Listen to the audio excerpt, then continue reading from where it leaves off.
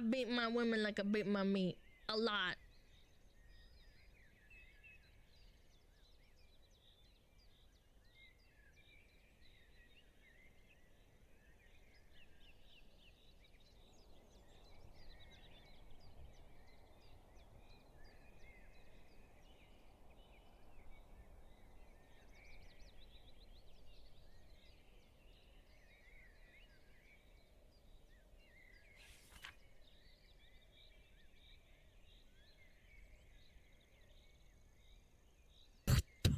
There, you get free spit. 5 months of monetarily supporting this stinky fox.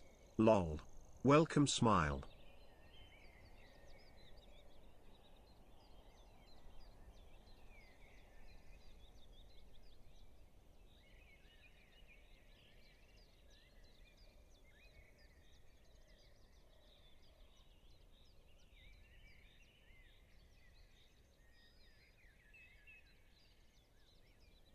Do not the smug fox woman! How did I get here? Did a fox woman call me? Who am I?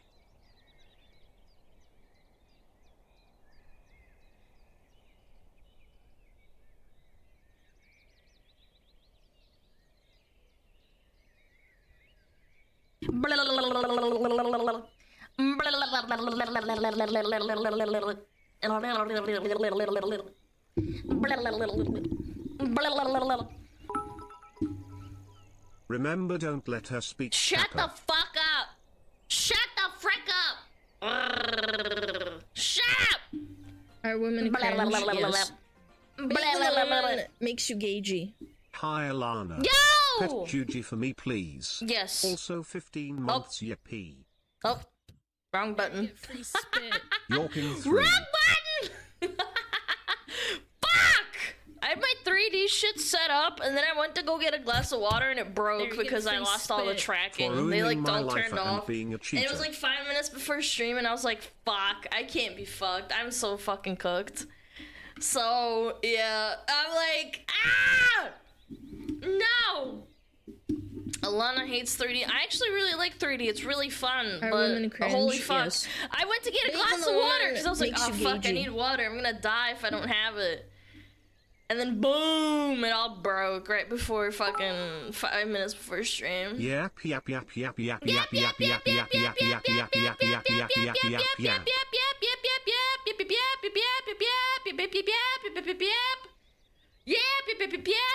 On average, it takes me like 15 minutes to set up, man. It's so annoying. I wish there was like a fucking fast button. I don't get it. I don't get how other streamers do it. Maybe they just like set everything up before they go. I don't know. Hard to say. Hard to say. Yep, yap yap yap yap yap yap yap yap yap yap yap yap yap yap yap yap. I am yep. Chat, if no one has already told you today, you are looking great. And your muscles are looking extra pumped today. Oh, you're so sweet. Thank you. SmugAlana love SmugAlana love SmugAlana comfy SmugAlana comfy. Oh, thank you. Nightmare, thank you the 7 months. Hold on. Who else Stinky, subbed? I can't remember if you're into Po2, but they just released their played first major content like, update probably with a trailer month. if you were interested Yeah, at all. I got bored because I hit the end game and then I was like, bleh. Bleh. Bleh. I was like, bleh. Bleh. Oh, God. I beat my women like I beat my meat. You're my favorite chud. Yo, thank you. I want to be your favorite chud too. Thank you. Thank you so much, chat. Ace Under, thank the 15 months. Waco with the tier 3 for 13 months. Thank you. Congrats everyone, Ubisoft has created a subsidiary company that holds all their games and sold 25% of that company to Tencent as well as all their IP licenses. Are you serious? Tencent bought Ubisoft? Yap yap yap yap. Okay, I shut up now before I get Oh my god, it's an hour ago! It's true! Ubisoft spins out new gaming subsidiary, Hello, Alan. Tencent. Your chest mills and doesn't like 400 pounds of pressure. Oh my god, man, I can't believe this shit. Yes, it really happened. CNN and NBC is fucking reporting on it. Rave. That is crazy! No that's crazy work. Let's go. Yo, thank you, Brittany. Thank you. Thank you for all the biddies, guys. You guys are crazy. Thank you so much, Krogan. Thank you 1,000 biddies. Yes. And Big Joker, thank you for 6 months. Makes you gagey. Bros, I'm gonna die, G. Dead. Rest in peace, Ubisoft. Well, technically, they're still Ubisoft, aren't they? Yeah. I cheer cause I enjoy this. Enjoy what? Ubisoft getting bought out? Ubisoft on Thursday announced that it's creating a new gaming subsidiary with Chinese technology giant Tencent. 1.16 billion euros. Wow. Chat, your armpits smell great and very sniffable, sniffer. Guys, don't sniff people's armpits without permission. That's sexual harassment, okay? Don't do that. Don't do that, please. I would appreciate it if you didn't do that. Pyrocrap with a 10 gifted! Thank you so much! W gifted. W Pyrocrap. Alana thinks armpits are sexual. No, you're just a retard who shouldn't sniff women's armpits or men's armpits without them asking, because it's fucking weird. It's fucking weird. Don't do that. It's inappropriate. Ask if you want to do that first. Yeah. Da da da da da. Yo, X.5. We can bully the fox with gifted for 35% off normal price. Say less. Wait, there's a sale? What? You There's have a my sale? permission to smell my armpits. No way! I'm waiting. What? I thought they already did one. I already thought they did a discount. Man! Oh, yeah, there is. Oh my god, okay. Twitch gift bundles, 35%. 3-day sale? Cheese and crackers, dude. That's a lot. Time to gift my favorite woman gifted subs! Thank you! Hey, thank you the 5 gifted! Alana, hey, Iowa. X.5, I hope thank you the 5 gifted as well! Today. Love, SmugAlana, love. Thank you, Diz. Thank you the 4 months. Yeah. The edge is 3 minutes. You're lucky I don't make it fucking 15 minutes. I'm gonna personally make it 15 minutes. How's the Maltese, by the way, acclimated yet? I messaged my landlord asking for a new laundry machine, and they didn't respond to me. So another day of no fucking laundry. Yay! Yay! Wow, I love renting. Yay! Yay! Yo, a SmugAlana tracksuit would go hard. So Tencent owns a one. portion of Assassin's Creed, Far Cry and Rainbow Six. Lol, what happened to all the other IPs? Watch game journalist tell us that AC Shadows is selling right. rocket. Yeah, I thought AC Shadows was doing really well. I disagree. You're totally right. Yo, Sarah with the 20! Thank you so much. W gifted. Thank you so much. W Sarah. I disagree. Dun dun dun dun. Yo, Chaos, thank you for the 10. I really appreciate it. Underwear gonna get sticky now. That's disgusting. I don't do that. Ew, imagine wearing the same underwear day in, day out. It's kinda gross. Do you live near a river or a lake? Do laundry there. That's disgusting. Legitimately, that's gross. Please don't do that. No, I'm not gonna do that. Ew. I'll just not wear fucking nasty underwear. Thank you, Ash. Thank the 5. Imagine wearing underwear couldn't be me. Oh, you're one of those lewd people, huh? You lewd little motherfricker. Wait till it rains and go outside. Yeah, that'll wash it for sure. All that acid rain. Nyana Banyanya buy new underwear all the time instead of washing it. Well, it's lucky. I have a decent amount of underwear, so like I'm okay for now, but like I'm running out of like other stuff. You know what I'm saying? What if you threaten your LL with illegal action? Would that help? Could you do it? Yeah, but like I have to get a lawyer and shit. Like, do I really want to do that? Do you know how annoying it is to get like a lawyer and like sue someone? I mean, most people probably don't, but yeah. I want to, but it's a pain. 10 months SmugAlana Pock. Thank you for all this lovely time with you and the Gigakid smugglers. Thank Here you is. for Sally. Thank you for the 10 months. I appreciate it. I disagree. Lady, thank you the Thank you, Miss Lady. I appreciate it. Shout out to the top 10 gang Stinky Cheese. Who's top 10? Are you top 10? Top 10 chatters? Jump around. Black Mold already got the landlord. It is trying to assimilate Alan now. Wait, where's my... No. Oh. Speaking of things doing well, somehow the lovely people at IGN gave Snow White a good score compared to the finale of Invincible. I love IGN SMH. Imagine comparing that slop to fucking Snow White. That's insane. That's wicked work, actually. That's fucked up. Disgusting. Big piss. Massive piss. 18 million months Solly Elma. This sub is sponsored by Conman. Tammy! Aw, Tammy Whammy! I say if you have the money, I would just buy a washing machine, and when I move, I take that's it what with I'm me. planning to do. That's what I asked them, and they didn't respond, so I don't know. I just don't know. Tammy Whammy, thank you for the 18!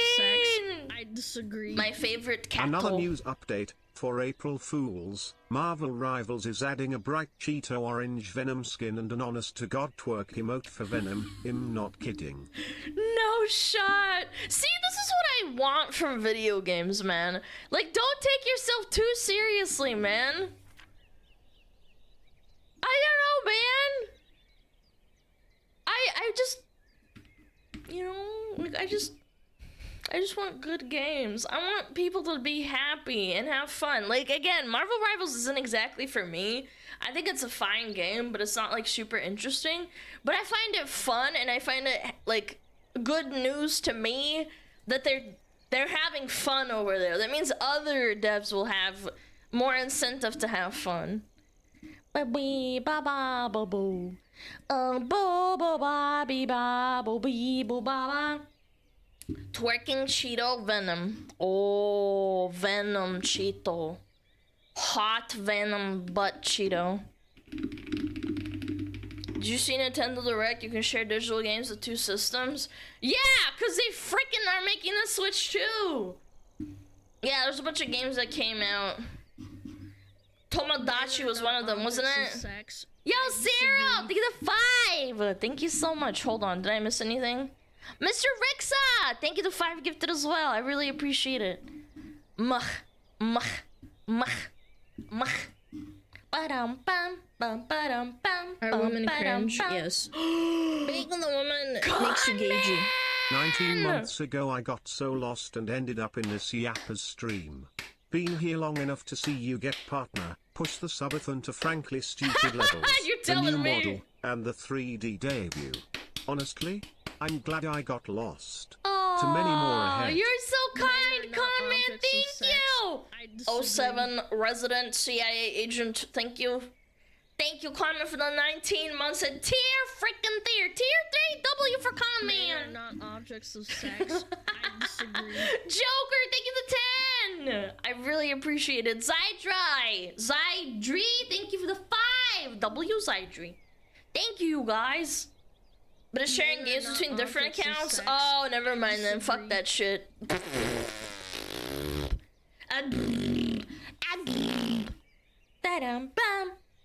Also, thank you for the 5. You guys are so kind. Jesus. Yeah, I'm a little bit bummed my 3D didn't work, but whatever. Oh, what can you do, chat? What can you do? Last stream of the week? Yeah, that's true. That is true. We got so much to yap about. Oh, Tammy W. Oh, I can be Wamby. Oh, man, sometimes I miss WoW, but then I'm like, maybe I don't miss WoW. Yep. Bam, bam, bam. Metroid looks fun, Pokemon looks like ass. Yeah, what else is new? I have a 3DS and I play Pokemon Heart Gold on it. Like, yeah, I just play that. It's more fun that way. WoW is draining my soul right now. Don't come back. I thought you were having fun. I miss WoW. Let's play Final Fantasy. Yeah, but Final Fantasy's going down the tubes too. Will you be streaming on Mother's Day? Men are not objects of sex. I don't know. Why are you asking me about a stream on May 11th? That's like more than a month away. It's a Sunday, so yeah, I'll be streaming then. Yeah, I don't know. Chrono, thank you the 5! And Mr. Rixa, thank you the 5! W, Mr. Rixa, W Chrono. Thank you so much. I'm tired, boss. I miss doing multiple tech trees in WoW. Yeah, I'm old. I miss World of Warcraft. I miss it, but I'm not, like, addicted anymore. Are you streaming on July 4th? Let's see. I don't know. July 4th? That's a Friday. Probably not. Also, my parents, like, celebrate July 4th as well. No, probably not. Maybe. I don't know. I'll think about it. But my parents are pretty adamant. Like, they're like, oh, come on. We're gonna have barbecue. We're gonna have fun. Yeah, they'll be like, what the frick are you doing? Are you streaming on April 1st? Guys, just check the fucking day. If it's a Thursday, yes. If it's a Friday and a Saturday, no. Yeah, it's really easy. One way or another. I gotta get you one way or another. October 3rd, I'm about to punch you. Stop asking! I'm gonna kill you! One way or another. Alana streaming on my birthday. Wait, is your birthday April 1st? Have a good rest of stream, Alana. SmugAlana love also. Glad you liked the SmugAlana art I did. SmugAlana pop. Yo, I appreciate it. I want to start doing maybe like a fan art like Thursday or some shit. I don't know. You have a lovely singing voice? No, I don't. You need to get your ears checked. It's September 11th. I stream on 9/11 when I committed the crime that imprisoned me long ago. Yes. Men are not objects of no, sex. I disagree. Yo, HTM! Thank you for the 10! Thank you so much. WHTM.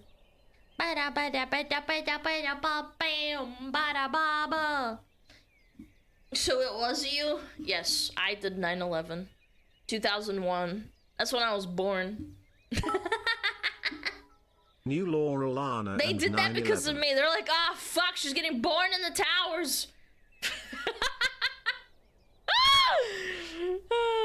Jet fuel can't melt steel beams, but Foxfire can. True. That's deep. Underage streamer? Buddy, if I was born on 9/11, 2001, that makes me 24. Are you retarded? Like, do the fucking math. It's not fucking 2013. Yeah, math is hard. It was 14 years ago, right? No, it was not. 23, actually. Well, okay, 33. But still, that's not underage. What year is it? I don't know. Ah! What's algebra? Algebra. Bruh. It's hack territory? Are you fucking stupid or something? How is 24 hack territory? Are we just calling, like, hag everything now? I thought hag was 30. What the frick? Yep, I guess you're stupid. Hag is 20 plus. I thought hag was 30. What? What the frick? Are you guys gaslighting me? Hold on, I'm gonna Urban Dictionary this shit. Urban Dictionary hag.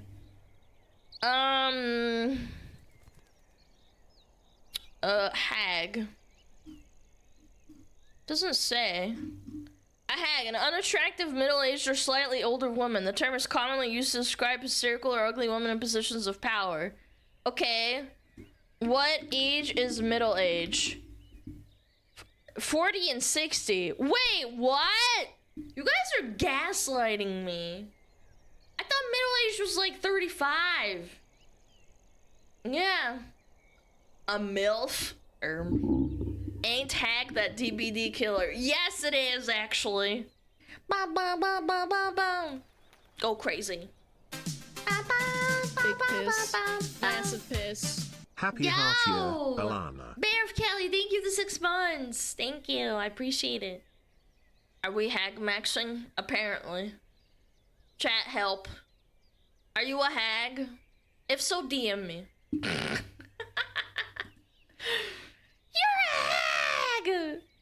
hag! Age means nothing, it's all about health. That's actually true. I've met like 80-year-olds that are more fit than most 60-year-olds. Most of the time they're like smoking or some shit. It is nasty. Bada bada bam ba bam. Da da da da da. Pretty hags in chat, please DM me. Chat, we're min-maxing women.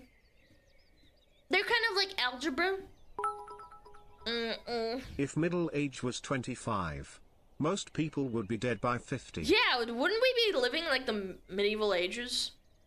If people are dying at like 50, I feel like 50 is like old then.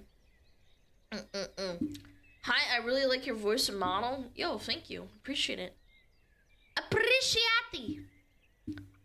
Boom, bam. What a nice person saying I have a nice voice. Model! I agree. Voice? I don't know. Rather be an old fart than a young dickhead. I don't know. I think everybody was a dickhead back in the day. Bam, bam, bam, bam, bam. Ba, ba, ba, ba.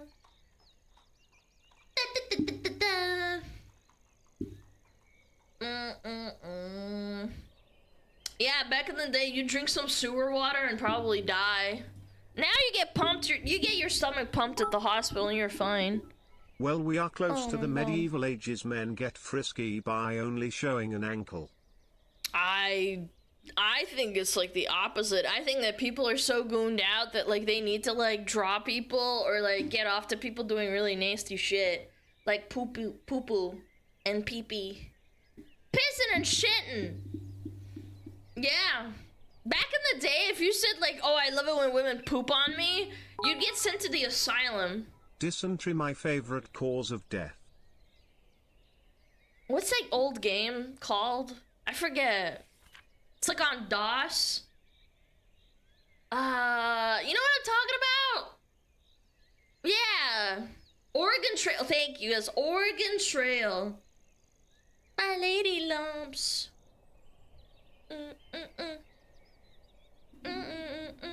Oregon Trail. Yeah, Oregon Trail.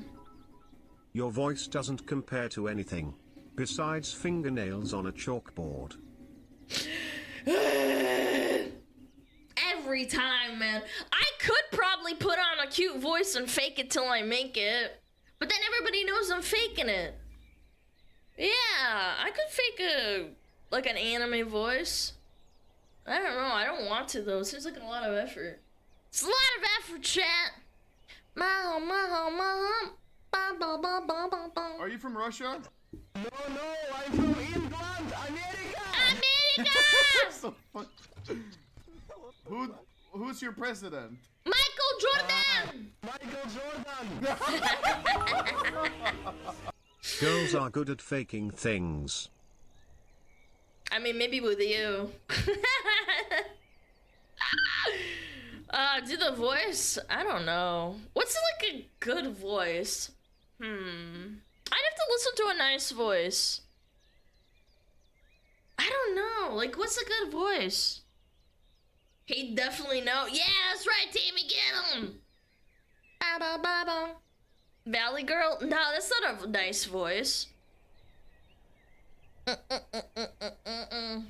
Lois Griffin. Wow! One of my mods is into Lois Griffin. Peter! Peter! There's a horse in here! Peter! That's Kirsche. Whoa! I wouldn't compare Kirsche to fucking Lois. I'm muted! So is Brian. You're a Brian. I bet you're a Brian in real life. Bobbity beep beep beep boop bop beep beep boop bop boop bop bop. Peter, the Rima is here. Because Rima's a horse. I genuinely thought she was a horse for the longest time. I had no idea. Bobbity beep beep beep boop bop. I'd say do toad, but you got that one nailed down. OM. Shut the fuck up, bro. Shut up. Alan, you are our Meg. Well, it's funny because the voice actress is like Ukrainian.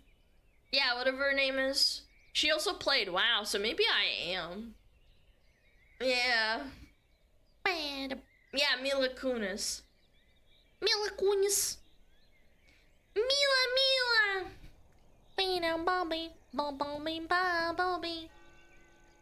Caught? Yeah, maybe I am her. Maybe I'm a rebrand.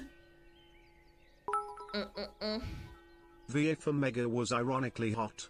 Yeah, she was pretty. Well, she still is, I suppose, but... I love your videos where you watched Kitchen Nightmares. Have a lovely stream. I think you're confusing me with someone else. I've never watched Kitchen Nightmares and posted it on YouTube. Guys, have I ever posted it? I think you're confusing me with someone else. I'm sorry. It's okay. I just wanted to be honest. I've never watched it on stream. I've watched your videos. Okay. You get a pass. You get a pass. I apologize, chat. I like the videos when you watch Family Guy. Yeah. I'm like, I actually had to think for a minute. I'm like, did I really watch it? My favorite Kitchen Nightmare streamer. Oh, that's Bean. Bean farming rep on World of Warcraft. And then fucking watching Kitchen Nightmares is cooked.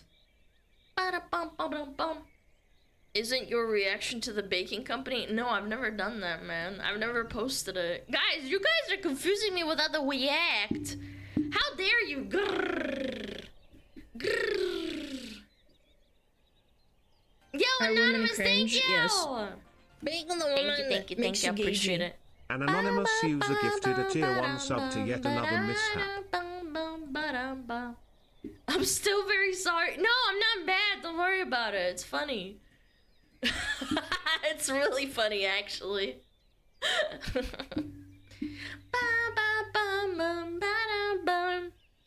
We did watch the chefs get frisky with the food like Gordon Ramsay. Yeah, we did. The woman makes you gagey. Isn't that Demi? I think maybe. I don't know. I've never watched like a Demi react video. I don't know. Hi Smug, big fan. Love your political takes and your $2 steak video. Okay, man. I like your videos where you and Hassan beef and your room is dirty. Oh god, I don't know. I am genuinely not as even half as articulate as Asmon, but I appreciate the compliments. Yeah, I do not have the power level. I do not have the brain. I have way too much ADHD. I can't focus on like a string of words together. I like forget mid-sentence. Alan, I like your plans for invasion of Poland. Oh, you're calling me Hitler now. That's like average Twitter. Yeah, average Twitter 4chan schizo post. Alana's Hitler. She's a right-wing grifter. Political debate with Kirsche Wen. Bro, that would be a lot. I don't know. I'd have to like write shit down. Again, I'm not great with like off the top of my head kind of thing unless I'm like really zoned in on the topic. Yeah. That's strong. Powerful. Alana's a 400-pound demon. That's Queso. I was watching Queso play Schedule 1. That was fun. Yeah. Bum bum bum bum ba-dum bum. Me bum boo bam boo doo bum. Ba-da-na-na-na-na-na. Your views and conception of thoughts are more put together than half the people I interact with at work. Blue and white collar, both are filled with dumbos. I think that's just people in general, to be honest. Yeah. I don't think it's that deep.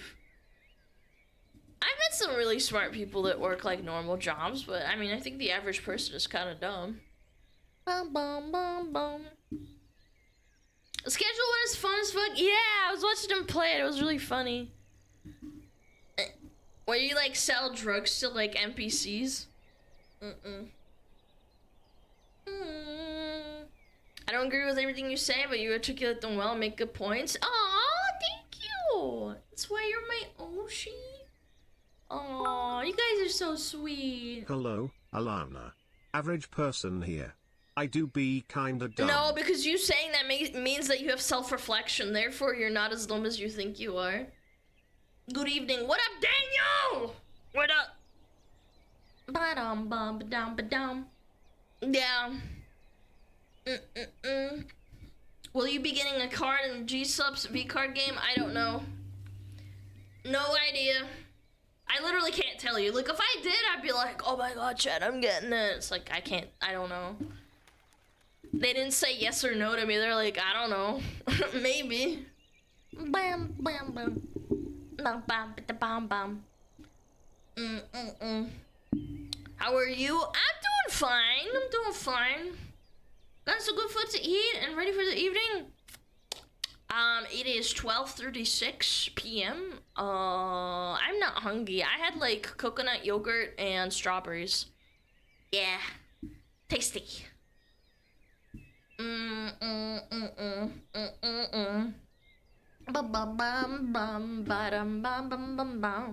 If you know, you don't know. You are more intelligent than many. I know. I'm telling you, man. U.S. time, yeah. I go by PST. It's 8:30. Oh, you're probably like in England or like Spain or something.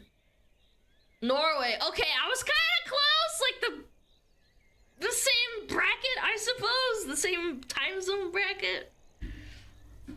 I know everything. Yeah. 8 p.m. I thought so. I thought so. Ba ba bum. What is Alana up to these days? Nothing much, just streaming pretty much every day. I'm also surprised you put up with me since I'm outspoken. I can have rather differing thoughts and a little overly passionate sometimes. I think it's good to like not ban people who are being polite and disagree, because it sets a precedent that you're allowed to disagree with one another rather than just like banning people and being like, oh, you can't think this way. It's like, as long as you're polite, I don't think it matters.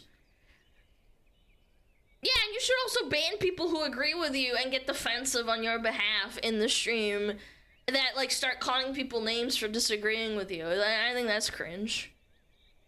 Yeah, no wrong thing. Yeah, I mean, you're allowed to have an opinion. I don't give a fuck. As long as you don't call me a stupid fucking moron and that I should blow myself up in Minecraft.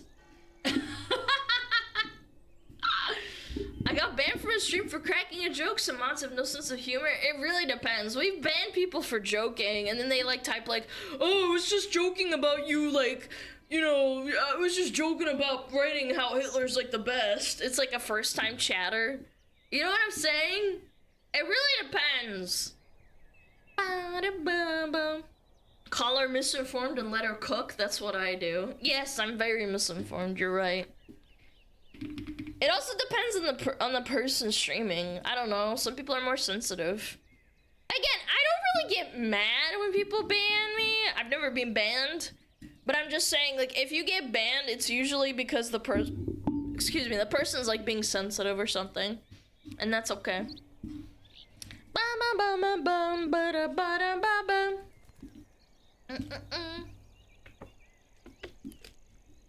I made some joke when other people were straight fucking gooning and I was permabanned. What did you say? Are timeouts bad? No, I don't think timeouts are different. Getting permabanned is like, whoa. Like, you really fucked up, huh?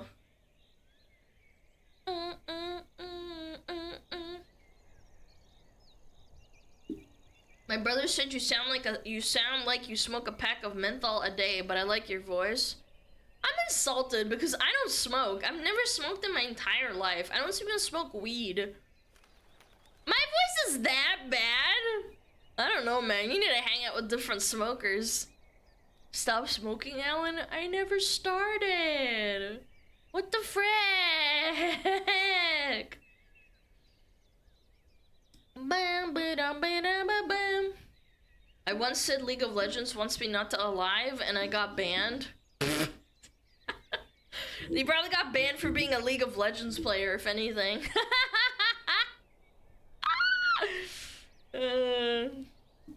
It's not a smoker voice, trust.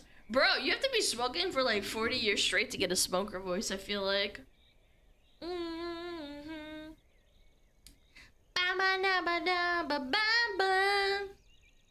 Good news, Poopy Soft got sold. Yeah, we were talking about it One time I like threw a half an hour joke for the ago. vibe It's crazy. check. I got answered the sickest and darkest joke I have ever heard in my entire life and probably will. 110th great service.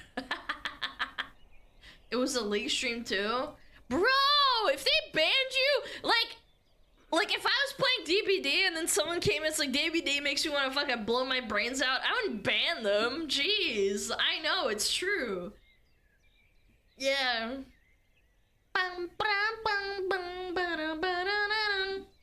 Alana smoking hot. That's right, look at me. Boom. Boom. Got them ears. Smoking ears. I'm cooking chat. Cooking chat right here. Cooking. Cooking you. Gonna eat you up. Tasty. Yeah.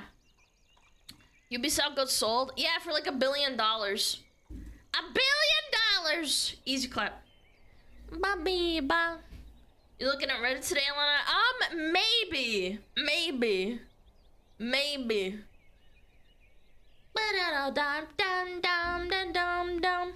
To who? To Tencent! Oh boy! Yeah, $1 billion Tencent highballing. Yeah, they really did. They really think they're gonna transform something. Sorry lol, streamers' emotions run high. You have to time your joke carefully around them. That's just a testament to how fucked up League of Legends is. Did AC Shadows not do good? Yeah, the Copium that we did really well. Turns out it's not that great. Again, I've said this before. If you cast aside all the fucking flaws in terms of story writing, and like, you know, Yasuke being a black samurai, and like the female like second lead and whatnot, like if you cast all of that aside and strip it down, there is still a battle pass in the fucking game that costs $70. The base game costs $70, and there's a battle pass. You can pay money to unlock missions, which is insane, by the way. The gameplay loop is really repetitive and boring. Like, I feel like it's not, like, I don't know, I feel like it's like in-game money transactions, $70. I don't know. Baby, bye, baby, bye, baby, bye. You buy in-game items, non-cosmetic, it's trash. After you play $70. Gameplay loop has been set for overall since forever. I love this channel. I agree, but it wasn't that grindy. I watched other people play like older Assassin's Creed, and it wasn't as grindy. You can pay money for Not that endgame grindy gear anyway. to reveal The grind the whole map. really What's the started point? in like, I think it was Odyssey, or was it Valhalla? I can't remember. I think it was Odyssey. Odyssey is when it really kicked off with the grinding. Oh, was it Origins? Yeah, I think maybe you're right. The one before that. Yeah, the one before Odyssey, which was Origins, right? They really, like, doubled down on that shit. Bomb. Real G's had the recon helmet from grinding in Halo 3. Yeah, but you got something out of that. It's cool. Vadal did a sponsor stream yesterday of AC Shadows. Nero kept comparing it to Ghost of Tsushima. They might actually revoke his what is it called? They might revoke his sponsorship, bro. She's turbo yapping and donut walls with TTS. Honestly impressive. Can you shut the fuck up, man? I get TTS so often I started fucking like dying inside, man. Shut up! Let me think! Pet Snipe, thank the 2 months.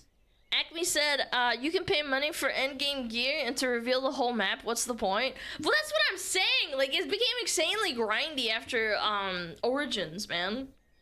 It sucks. Does that mean Neuro and Mindbreaks both would be sponsors of Vito? No, they probably just won't pay her for comparing it to other games. It's like a breach of contract in certain. If you, it depends on when. What they Alan, wrote. Thinking. Good one. No. All right, shut the fuck up. All right, shut up. Mods, can we ban that guy? Yeah.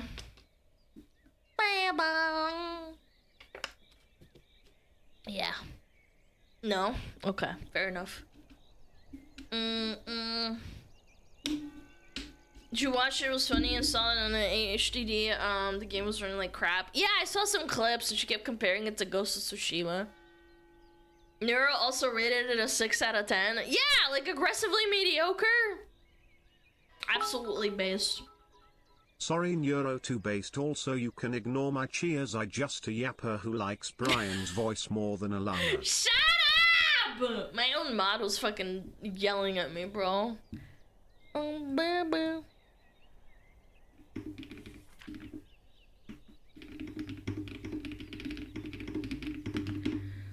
Don't tell Dota 2 that League just wants to be their little sister, like that making the Dota older brother. I mean, Dota came first. I don't know what to tell you.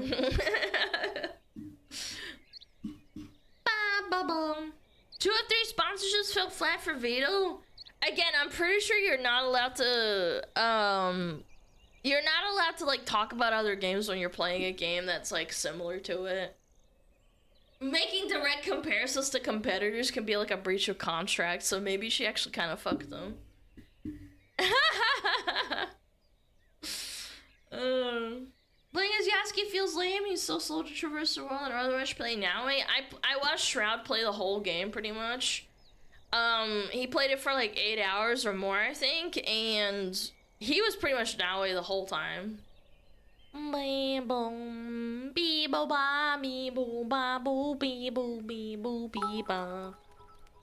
BTW, pretty nice of you with that Vienna card thing, SmugAlana base. Yeah, I gotta get on that. I was so fucking swamped with like dealing with the laundry machine and the landlord. I'm gonna try and do I'm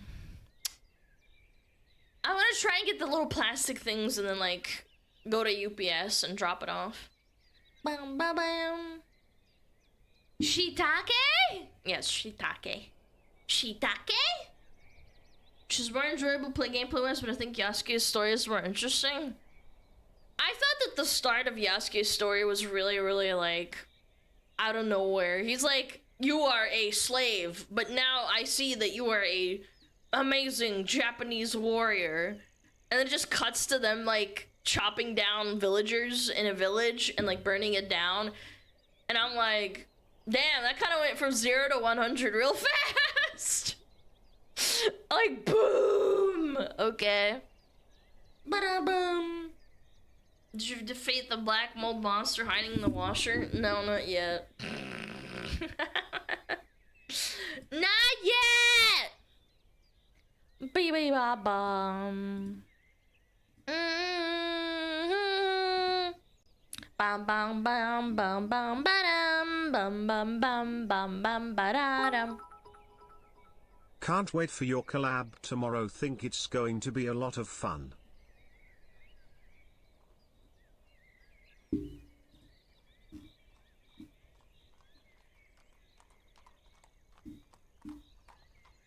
There's no collab. There's no collab! It's moved to the 2nd, but I actually might have to move it again. I got some news, but I don't want to talk about it. I can't remember. I'm gonna have to call them. I'll probably like clarify. I'm pretty sure. Oh yeah. Hold on. Let me double check something. Son of a bitch. Wait. Yeah, fuck. I might have to move it. I beat my women like I beat my meat. A lot. How cooked is Alana?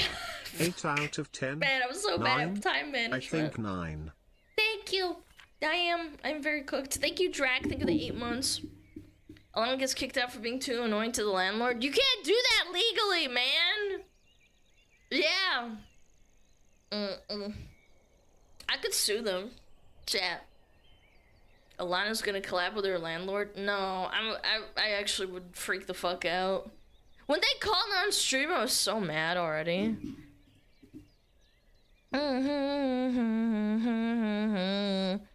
Bee boo ba, bee boo ba.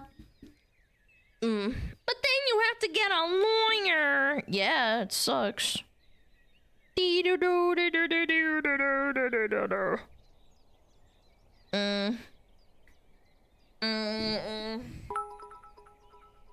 My bad, Sadie. No, it's not your fault. We moved it, and again, that's why I fucking was like, wait, what collab? And I panicked for a second. Yeah. Will it be a stream from court? Yes. Good or bad news? It's mid news, man. I said I don't want to talk about it. It's fine. Yeah.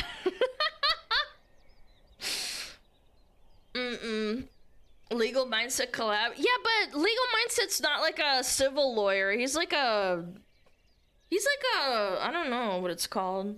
He's like a special lawyer. I don't think he specializes in like civil cases. Bum ba da dum bum bum bum bum bum ba dum.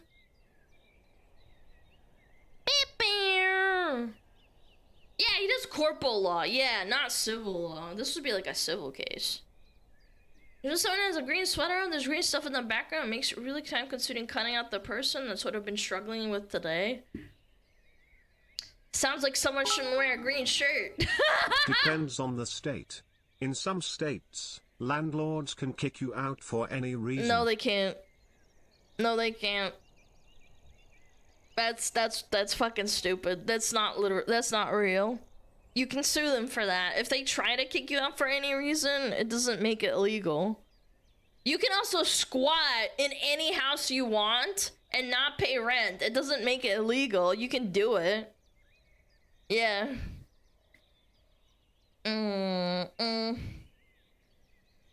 She's woman-splaining to us? Yep, that's me. Woman-splain Lana.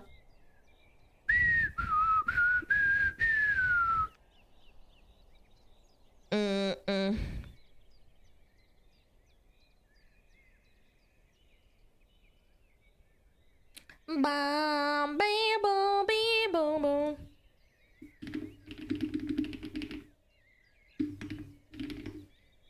Squatting makes me think of toilets and slobs. No, house squatting is like when you, what is it called? It's like when you overstay and you don't pay rent, essentially. In some states, you can just do that, but you basically have to get a lawyer to kick someone out like that. Yo, guy named Sack, thank you! Thank you! Boom, boom.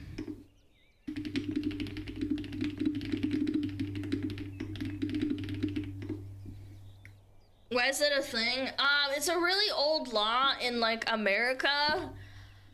It's a really old law in America, basically, where back in the day, a long time ago, squatting laws were kind of invented when like cowboys and stuff existed, and they would make like abandoned houses and like squat in them.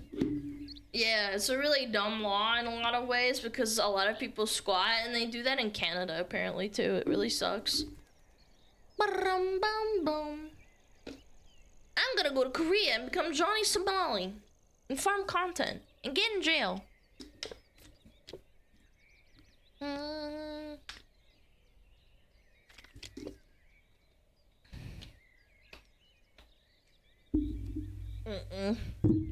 I've never heard of that here. Wait, there's like a massive case in Canada. There's a massive case in Canada. I remember talking about it on stream. There was a guy somewhere in Ontario or Toronto, I can't remember. He's basically refused to pay and he just squats in a house. I forget his name. It's like actually like a famous case. Like it's got YouTube videos all over. Oh, I know who did a video on it. Oh my god. Oh my god. Hold on. What's their name? Canada squatter. What's his name? God damn it. What's his fucking name? Chat. Oh my god. What's his name? Toronto is Ontario. I don't know. I'm fucking stupid. I'm sorry. You know what I mean though? That guy. It was like when you see abandoned house and the entire family either died there or deserted. You can become land ownership if you stay there. Yeah. They pretty much give you the deed. Yeah, that's where it came from. John Canada. Fuck! Asian Andy. No. That was in California. No. God, this is gonna annoy me. I have to fucking prove this. I don't want to sound crazy. What's his name? Oh, harrowing experience. Tenant removed from Ontario apartment after 4-year fight because he refused to pay rent. Yeah, they finally got him out after 4 years of basically like trying to get him out. What was his name? Fuck. What was his name? Good evening, Ed. Good evening. Waterfront condo apartment unit. A Brantman, Ontario man. Justin Trudeau. No! Okay, it doesn't matter. Anyway, yeah, it was some dude in Canada that did that. And they tried to kick him out and the whole neighborhood wanted to. Cat.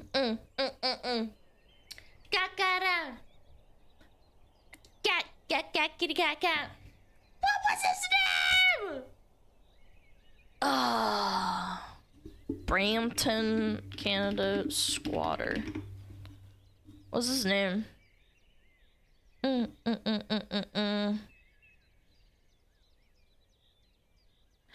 he ended up not paying like $50,000 to $80,000 of like rent. It was insane.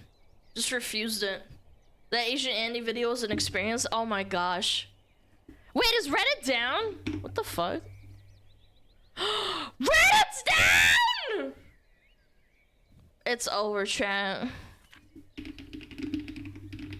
It's actually broken. We can't look at Reddit today.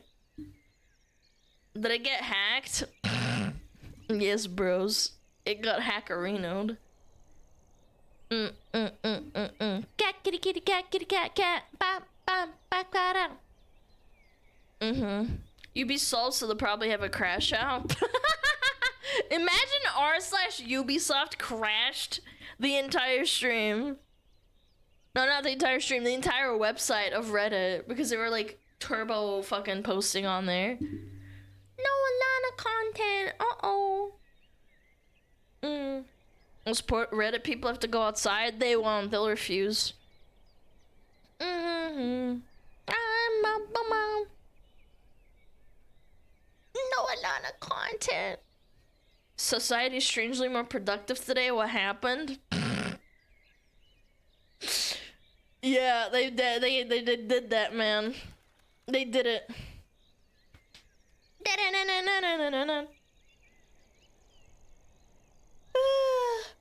We have to do the Pippa strat. We have to start. We have to start going on Instagram.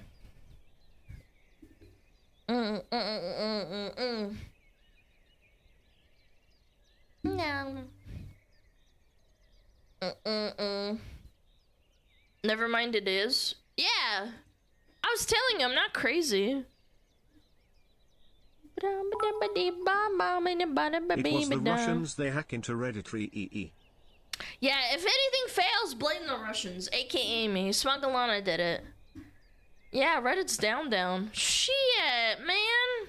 That kind of sucks. I had a lot of stuff that I wanted to look at on Reddit. This sucks. I've been liking Pippa Schizo Insta Reel per reposting arc. Yeah, she's been kind of popping off. She's been going crazy, dude.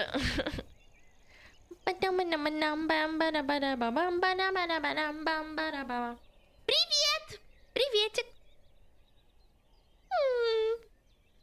Утомляет. Да, очень утомляет. My bad guys. Posted a picture of Alana and it was too big for Reddit.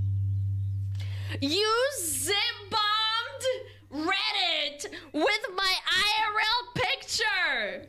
And it crashed the website because it was too large. It was probably like 10 million terabytes. Thank you, Deli! Thank you the 10K, man! You really didn't have to do that. Thank you so much. Greetings, Alana Jorkers. Chad, are you a Jorker or are you just a cheese? Yeah. Sorry, I saw something on the floor. I thought it was never mind. I thought it was something weird. I think it's just a... Is that a scratch? Is that me? Did I do that? Oh my god. Man, I'm a piece of shit. Cheese and crackers. Oh man. Uh-oh. I think it's like a hole in there. Uh-oh. Who did you scratch? Myself. Scratch these nuts. Not an R. Oh.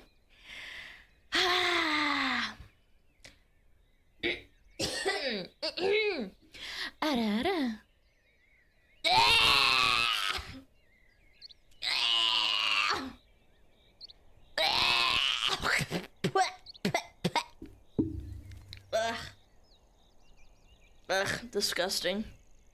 Looks like Reddit's back up. Looks like Reddit's back on the menu, boys. My RR saved The it. Pavlov training continues. I hated that. I hate doing fucking... fucking diarrhea. You love it secretly? No, I don't. It's fucking cringe. It's fucking cringe. This is why we do it. A bit closer. Bum, bum, bum. On a good day. Nah. Nah. Nah. I need more stuff to play. I need to find more music. Sure, why not? I'm feeling aggro. I want to play metal a lot. Нет слов, одни эмоции. Почему? Why? Why? Your own fault for putting it there? No, it's not. It's for content. For chat to laugh at me. Yeah.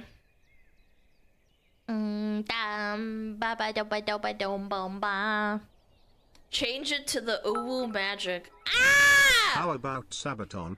I recommend 100 Dead Men or Wolf Pack. I'm okay. Maybe.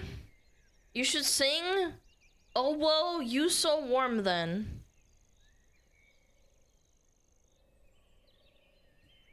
I don't want to sing. I don't have a singing voice, bro. Can we change the ROR redeem to Bioratara less physical damage? Era.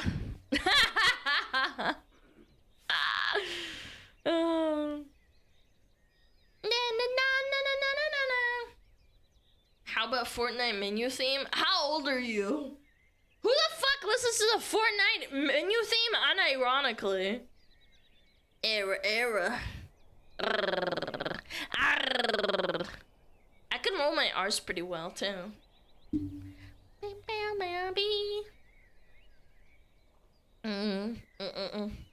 Why the F is this a censored version? Because it's on Spotify, they don't like having slurs. Yeah. It's Spotify, it's not on YouTube. Actually, YouTube censors it too. Yeah.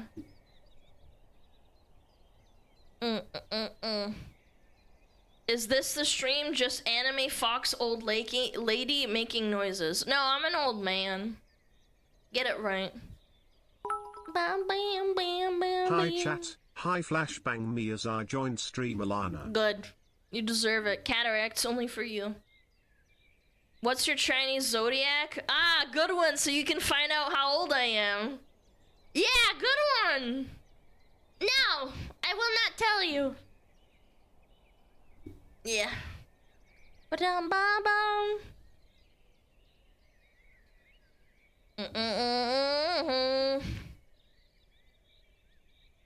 old fat man to be precise. Accurate. Accurate, chat. Did you just say it earlier, Lamau? No, I didn't. I've never said what fucking Chinese zodiac I am. What are you smoking? Are you alright? I've never said it. Is there a unicorn Chinese zodiac? The rat! Wait, I didn't even know that rat was a thing. It's funny.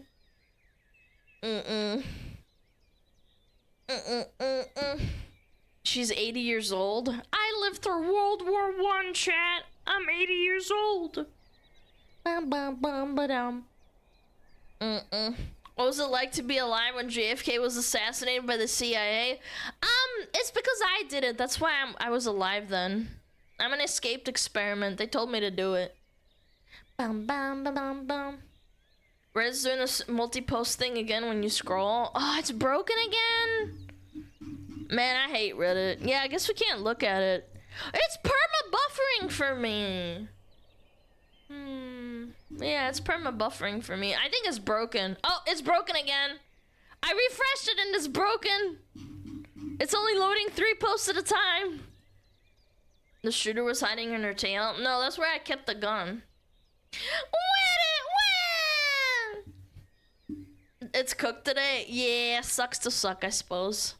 Oh well. We're gonna look at it a little bit, but it's fine.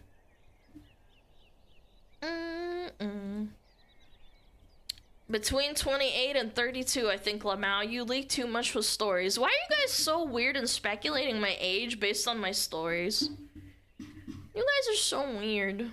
Why do people do that? You do realize I also have like an older brother, right? He taught me like pretty much everything. She's actually 89. Wait, if I am 89 today, when was I born? What year is that? 1936! What? Oh my god, before the World War II? Yeah, I lived through that, chat. I also lived through civil rights. I also lived through the Afghan war. I was deployed there, and also the Iraq war. I was deployed there. That's how I know how to speak Arabic.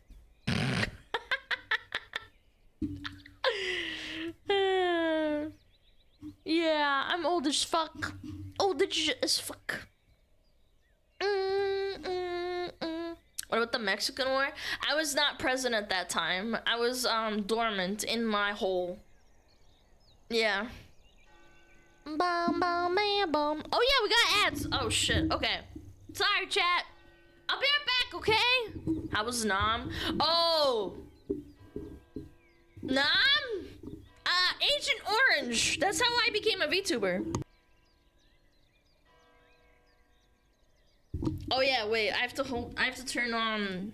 Hold on. Metapod. Hold on. Metapod. Hold on. Dude, Windows 11 is so bad. God damn it. Son of a bitch. Takes so long to load. I hate Windows 11 so much. Such a piece of shit. Time for Alana to use Linux. No thank you. I know that would cause so many fucking issues. I watched a VTuber try and set up shit with Linux, and there's like actually no workarounds for some things. It just doesn't work. Anyway, I'll be right back.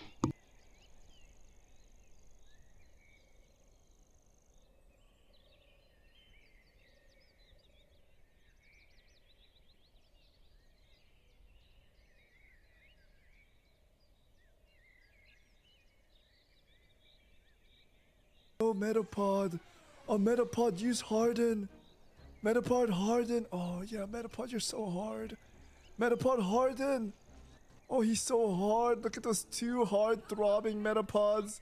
They're so strong and hard. Wow.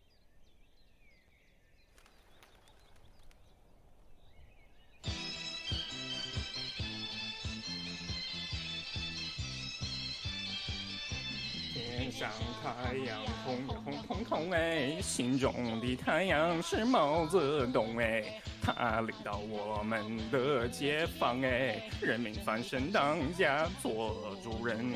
哎呀，自由哎呀呀，自由啊！人民翻身当家做主人。Why are you so good at this?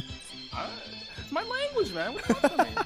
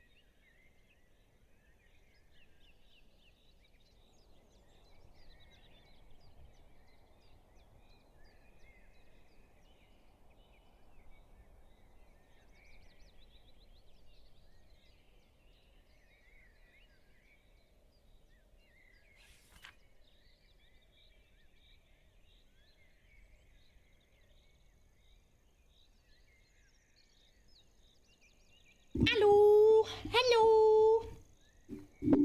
Beep boop ba, beep boop ba, beep boop boop boop boop. Hello, hello. Da da da da bum bum bum ba da da bum ba dum bum ba dum bum ba dum bum bum bum ba da da da do ba da do da do di. Здравствуйте, здрасте. Yo, Krogan, thank you for the 200. Thank you. Welcome back. Thank you, thank you, thank you. Did I shut this properly? Did I shut this properly? I did.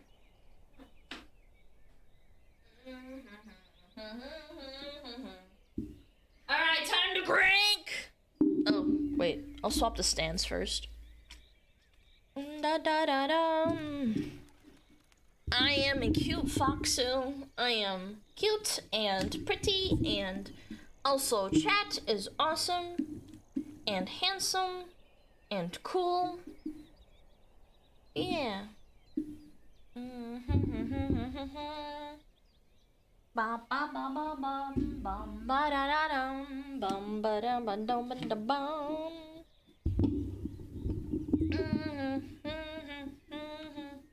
Alright, let's crank!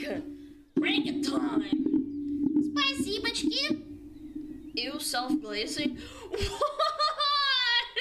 I can't even be nice to myself! Wow! Toxic little chatter! Oh my god. Did you kiss your mother with that fucking mouth?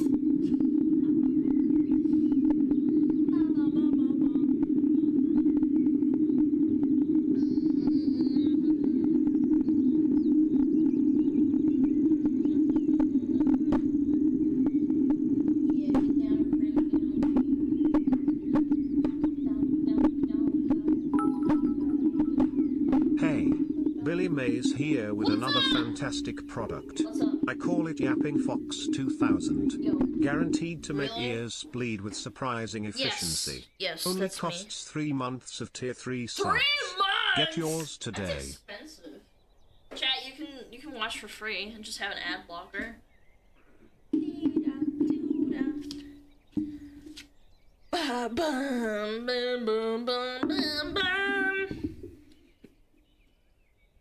Scuba diving? Are you guys... Scuba diving is new. Usually people are like, you're ripping the bong, and I'm like, no, we're not. Da da da. Did I miss cranking? Yes, you did. I'm sorry. Yes, you did, little Chandler.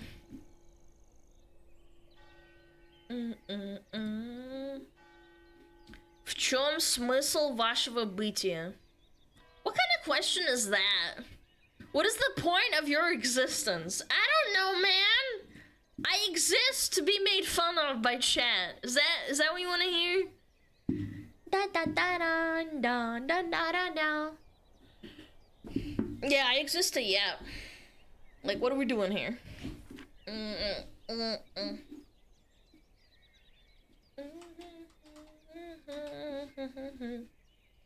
Философ-чатер. Yes, philosopher.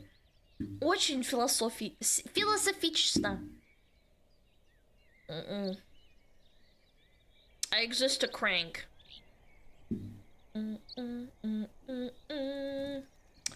Alright, let me bring up all my stuff. Oh crap! Hold on. I forgot something.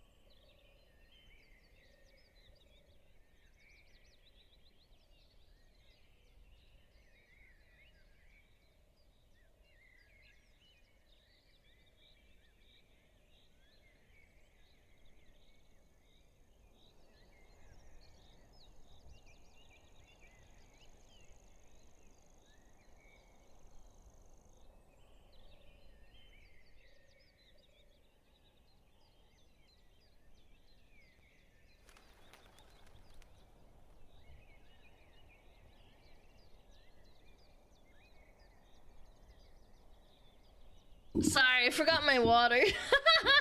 I literally went all the way to the kitchen, poured myself a glass of water, and forgot.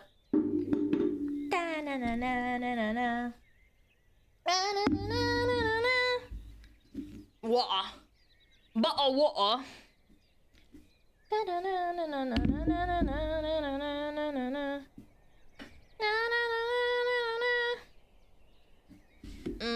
MLB ball. I had a nightmare about watching SmugAlana, now it came true. Help. Just turn off the stream. Yeah.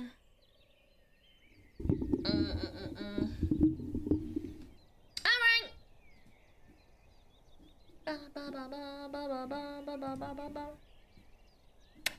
Yeah, Ubisoft selling out. Let's do it. I wanted to take a look at that. It's really funny. I can't believe that's happening. How's it going? Great! Welcome, chatter. Yeah, right now. Ubisoft, Ubislop. Lovely Ubislop. You want to play Ass Creed, Alana? Not really. Yo, hi Aries, what's up?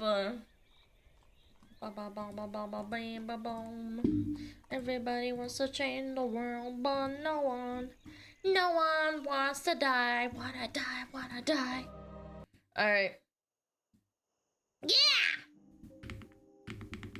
Oh my goodness.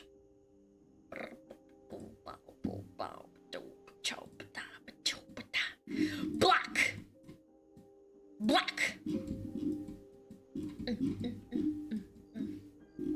I wanna play Skyrim. Skyrim time. Alright, let's read this. What's going on with Poopy Soft today, chat? What's going on? Ubisoft sells off. All Assassin's Creed was doing was setting the sale price of the IP to the new subsidiary, co-owned by Tencent! Ooh. The deal was rumored to be pending before launch. This is how it works. Create new subsidiary co-owned by Ubi and Tencent. Assign it your best IPs. Watch the sales and set the final valuation after AC ships. Profit by owning even more of the new entity, valued higher because it does not carry Ubi's 2B in debt. Oh yeah, Ubi's other company has a lot of debt to it. That's smart. As I said before, the owners make bank and avoid the anchor that is Ubisoft. Devs and mom and pop shareholders get nothing. Tencent acquires 25% stake in Ubisoft's new gaming subsidiary. That is a lot of money. Chat, $4 billion. Oh, set to invest $1 billion for 25%. Oh my god. Today, Ubisoft is opening a new chapter in its history. This is a foundational step in changing Ubisoft's operating model that will enable us to be both agile and ambitious. Chat, $1 billion for 25%. That's a lot of dosh. We all saw this coming. I mean, honestly, I did see this coming in a way. I don't think this is too far-fetched to think that, yeah, they didn't think that Assassin's Creed would, like, you know, do that well. It's a mid game. It's just mid. It's not amazing.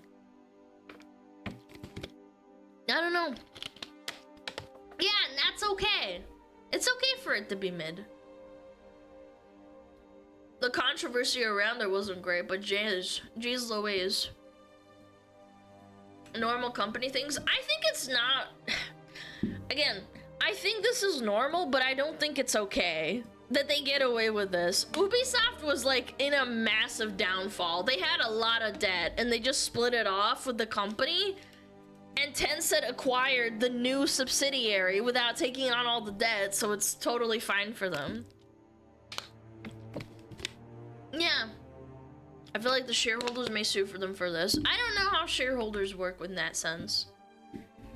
It's not okay to be mid for 80 bucks. I thought it was 70, but that's still a lot of dosh. You know what other game is freaking $70? I think Baldur's Gate 3 is $60 actually. Yeah. It's important to note that old Ubisoft still owns the majority of the new subsidiary, and then the value is consolidated into the parent company.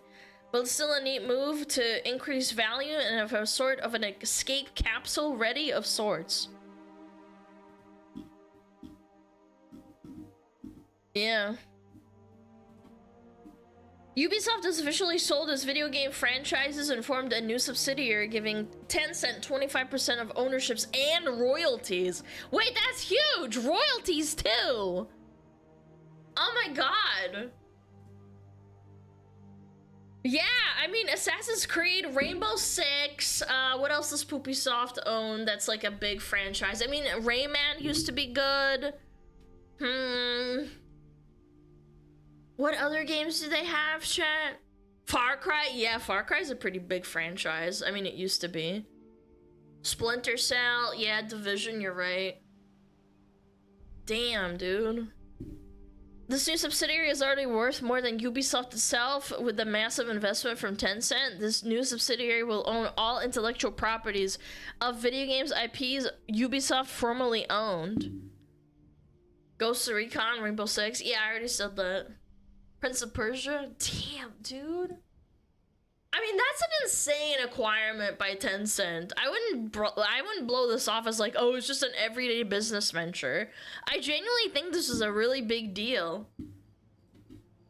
What IPs does Ubisoft own?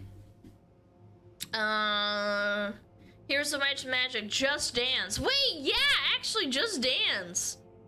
I completely forgot. I hated signing up to that game. Yeah, Ubisoft, Assassin's Creed, Far Cry, Prince of Persia, Monster Trucks, Watch Dogs. Wait, Watch Dogs is owned by Ubisoft. I completely forgot. Oh, and all the South Park games that they used to have that they made. Yeah, they made a lot of South Park games. Damn. You know, it's really sad to hear that because the first South Park game that I played was really amazing, and then the next one was really mid and really just not great.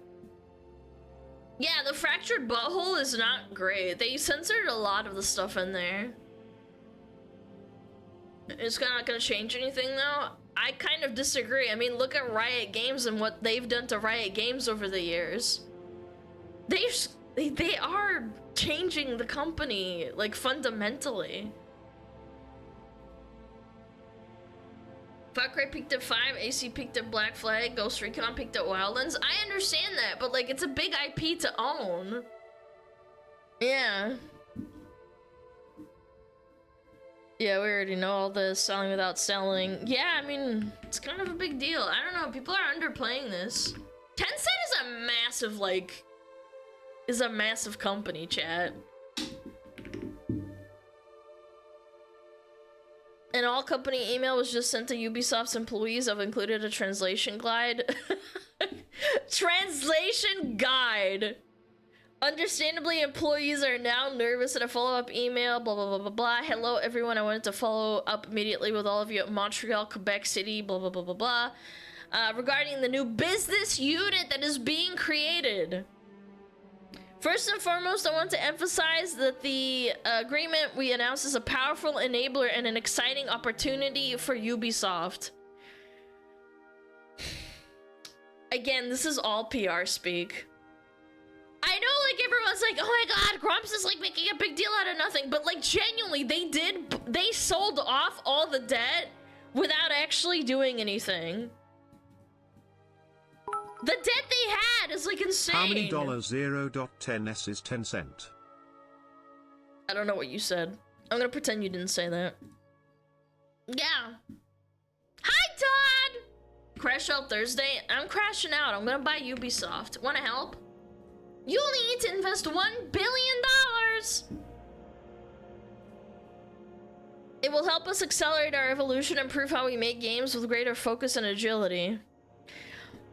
Can I just say that having more money to make video games and having more investment in your company doesn't equal making good video games? I don't think that's where the problem is. They had 2 hours of endgame credits for Assassin's Creed Shadows. 2 hours! Like, what? Who cares? I care! I play video games! What do you mean, who cares? I want Ubisoft to be good. I don't want Tencent to own all of these video game companies and buy them out when they're at their lowest. I don't think this is good. I don't think this is a good game. Tencent has its hand in everything, and look at Riot Games and what's happening to the game. Everyone is pissed off at League of Legends. Ubisoft wasn't good before the buyout either, though? No, I agree, but that's because they were focused on making investors happy. And they didn't focus on making a good game. Tencent's investment is a strong testament to their trust in our ability to grow Assassin's Creed, Far Cry, and Rainbow Six. When was the last Far Cry that was good? Far Cry 2 or 3? I think it was 2, wasn't it? Don't you want a big Chinese corpo to own the game so they can make everything the same and change business however they like? I know, man. 3? Yeah. I'm just saying, I don't think this is a good thing. It's the same thing I said about Blizzard getting bought out by Microsoft. I don't think things are going to change, and if anything, it's probably going to get worse. It'll be great for investors, but I don't think for the gamer, for the customer, it's going to get better. That's why I hate it when people say, oh, why do you care? Who cares? I care because I love video games. It's not good. It's not good for massive corpos to buy out companies like this. Sorry, I'm just passionate. I'm not mad at anyone in particular. I'm just passionate. Just passionate, okay? I want to be clear, if you're not currently working on these brands, it doesn't mean your work matters any less. You still matter, sorta? No, I mean, you still matter. They can't afford to lose people. This agreement will benefit all of Ubisoft, giving us means to spark more innovation and creativity across the board. Again, getting more money doesn't mean that you will get more creativity and more innovation. Assassin's Creed hasn't innovated in like fucking years. Probably more than a decade. This marks the beginning of a new chapter, and you play a vital role in shaping it. In the coming weeks and months, we will work hard to build the best organization possible. I mean, you should have done that earlier. They should have done this when in 2020 when they had a lot of money and had peak stocks. I'm just saying, they had their chance and they pissed it away. Of course, this brings some uncertainty and questions. Right now, we may not have all the detailed answers, but we are committed to communicating with you transparently and regularly, supporting you. This got blocked off. I'm using languages that means I can still do layoffs. Again, it's PR speak. Chat, I have worked for a Corpo Borpa. They do not care about how they want to phrase it. They want to keep you as complacent as possible and not make you freak out. I don't blame this person for writing what they did. It's just PR speak at this point. Don't hesitate to reach out to them. Stay tuned locally, blah, blah, blah, blah, blah. Add it to the article. Okay. Yeah, we get the gist of it. The gaming industry is the least of our worries. Tencent's actions mirror China's foreign strategy. Sorry if too political. I don't know about that. If anything, wait, did Tencent make Wukong? Did Tencent make Wukong? No, wait. No, they did. Yeah. No, I don't think so. Was Tencent a Chinese-made game backed by Tencent Holdings? No, it was. No, it was. It did. It helped. Yeah, they're everywhere. I'm telling you. I don't know. Maybe it is. I've definitely seen more hit Asian games than Western games recently. Stellar Blade, Wukong, freaking Marvel Rivals is from Tencent. Like, really? You don't think this is kind of like a soft... I wouldn't say takeover, because it's like, you have the option of making good games. It's just people refuse to do so. Tencent isn't just a game studio though, which is why it's bad. Yes, we've circled back around to this as well. With Warner Brothers making video games, even though they're a movie studio company first, and they acquire IPs and then they hire studios to make video games, I don't think that's a good thing either. I think that video game companies should just be video game companies. They shouldn't spread out and like reach out and just acquire IPs for the sake of it to make money. Honestly, if this can result in better games using what's good from Western and Eastern games industry, I'm all for it. I, again, agree in some ways, but I disagree with the fact that Tencent has its hands in everything. That's my problem. Tencent has proven that they do make good decisions, but then they also fired a bunch of people from Marvel Rivals that are in the West. And it's kind of funny, like, thinking about it, it's like, well, damn, I thought they were doing really well. Why did they fire all those people the way they did after the game was being a breakout success? Marvel Rivals is NetEase? Oh, shit! Okay, never mind. I spoke too soon. Never mind. Is NetEase owned by Tencent? No, NetEase is not owned by Tencent. Okay, my mistake. Sorry. It's like in the same compartment section in my brain. Doesn't Tencent have shares in Activision Blizzard? Probably. Does Tencent have shares in Blizzard?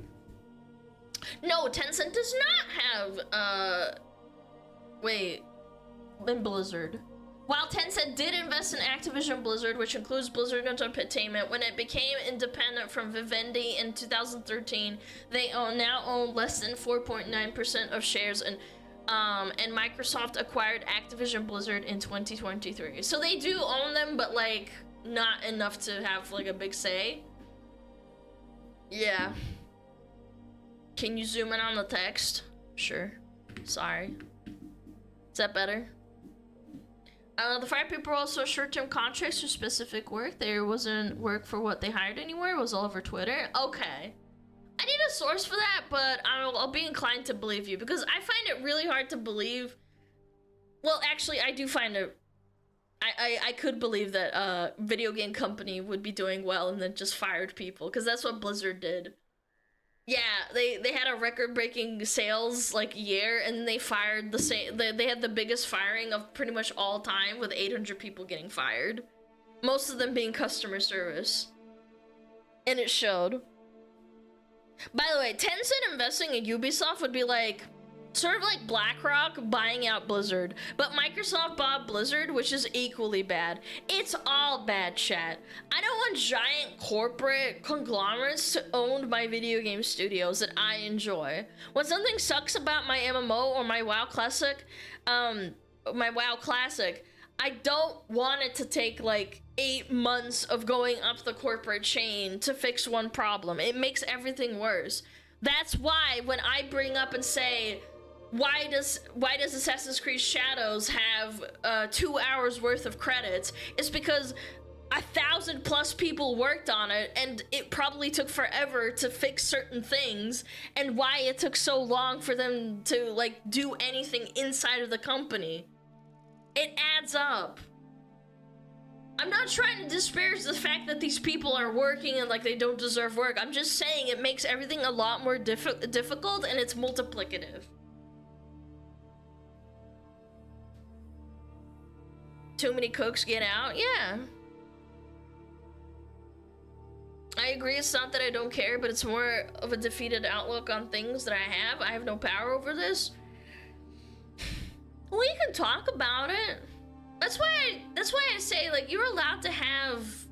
You should voice your opinion as much as you can, because as a unit, in a voice, like, even on stream, we should still talk about it and not say like, oh, well, what can you do? It's like, well, we can't physically do anything, but we can make a... You can make a stand. Maybe don't buy the next GTA. Maybe wait, or... I don't know. If you buy Assassin's Creed Shadows and you really love Assassin's Creed, like, maybe wait until the verdict comes out on if it's a good game or not. I don't know. Like, do your own research. I'm not your mom. That's what I generally do anyway.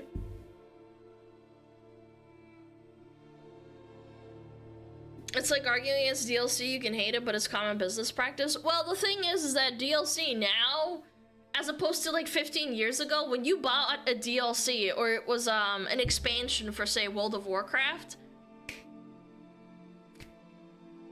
it was actually a completed game. And not like, I don't know, like 6 hours worth of gameplay for $40. It was just more fleshed out, and it made you, it was worth more for your dollar. If we don't buy slop, so many normies will. But you can counteract that. We are still a lot of people collectively. It's just that we have to take a stance and not give in to like the consumerists, like, oh, I'm missing out. I'm not buying FOMO and like this and that. I'm not buying the game, so I'm missing out. Blah blah blah blah blah. It's like, you shouldn't do that. Wait for the game to go on sale or something if you really want to play the game. Maybe even pirate if you feel inclined to do so. Shadows of the Erdtree is the only proper expansion I could think of recently. Yeah, no, I'm just saying, like, expansion used to mean an expansion, not like 6 hours of gameplay or like 6 hours of story and then like 2 hours of gameplay. I don't know, it just bums me out because I was an avid Blizzard enjoyer, and then boom, Blizzard just didn't become what I thought it would be, and it bums me out. At the end of the day, chat, you can voice your opinion, and that opinion might make a change. At the end of the day, game devs are humans. They always start out super passionate and wholesome, and they eventually, if they become successful and they make something really good, the investment firms at Wall Street catch wind and offer these small-time little devs life-changing money, like millions and billions of dollars, to sell their product. It's hard to resist the temptation. We as consumers of this content should try and make it as appealing as possible for these devs to not want to sell to an investment firm by supporting them as much as possible.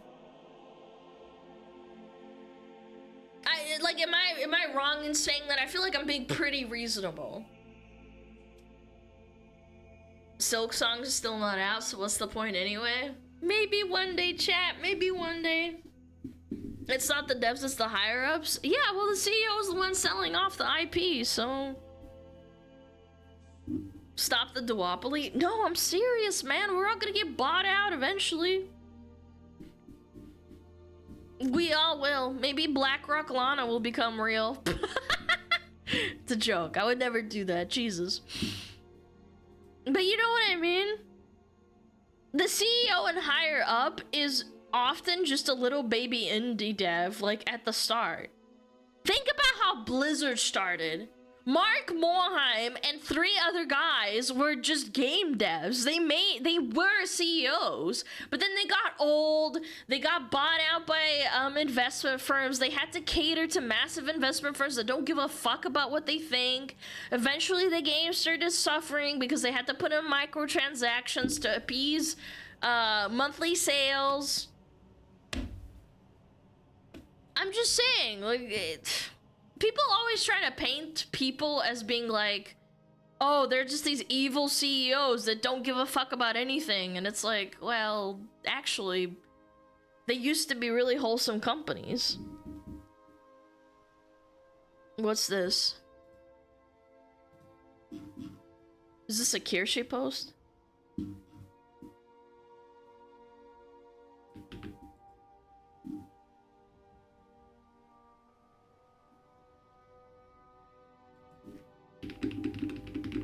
What is this? What? Wait a minute. What? Oh, Kirsten made a post that's actually kind of relevant to what we're talking about. She says, hey, remember that Tencent director whose job is to assess companies for acquisition? They tried playing off as a wholesome Chungus small YouTuber at the Gamer Awards. It's almost like there might be some sort of vested interest in making sure these companies tank their values. Wait, what? We help gamers get hired, zero profit, infinite caring? Amir, business development director at Tencent Games in North America with nearly 2 decades of experience, including roles at Amazon, VMware, Dell, Goldman Sachs. Uh-oh! Goldman Sachs! Uh-oh! At Amazon, he drove business development and strategy for Prime Gaming and served as a principal producer for Amazon Games. Chat, I'm starting to see a pattern. I am seeing patterns right now, and I don't like it. I see the patterns. No, they really did play him off as a wholesome Chungus. Man, I gotta find this clip. Hold on. Amir Satvat Gamer Awards. Like, watch this. Like, this guy didn't just come from like a massive company.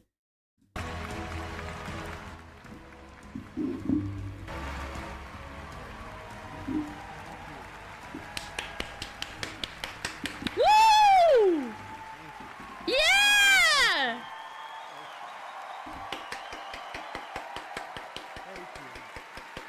Clappies chat. Woo! Thank you so much.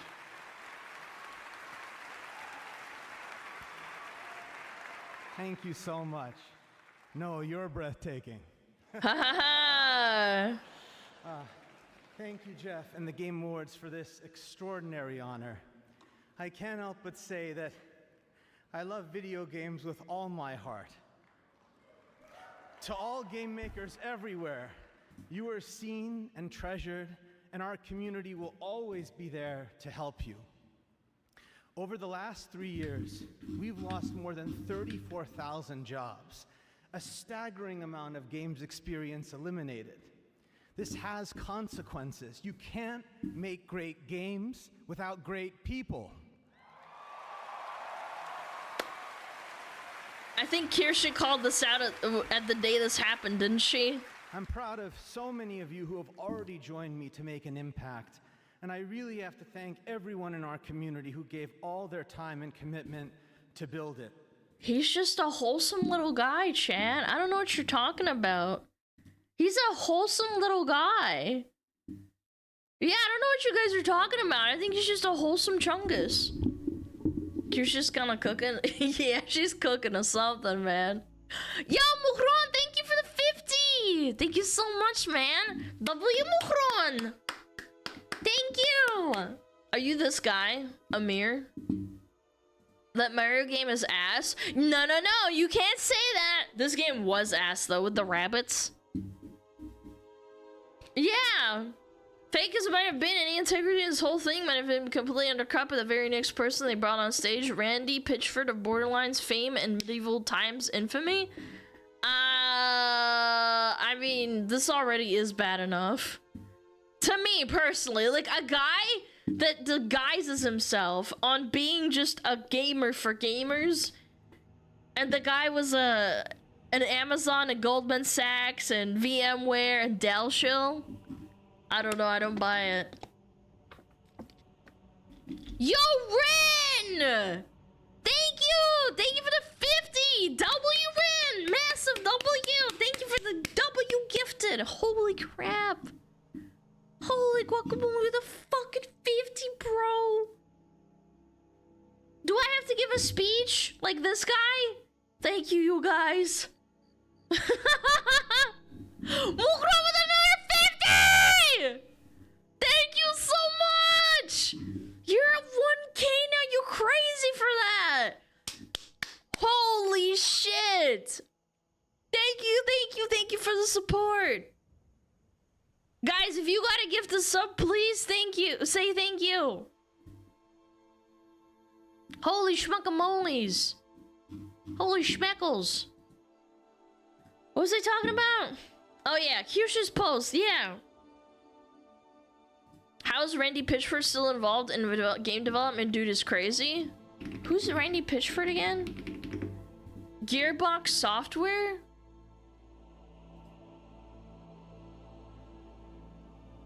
Pitchford's father worked in the United States intelligence system, creating high technology equipment for agents. Yo, this guy glows, chat. This guy glows. He's a glowy. Sheesh. Wow. Okay. Starting to see patterns.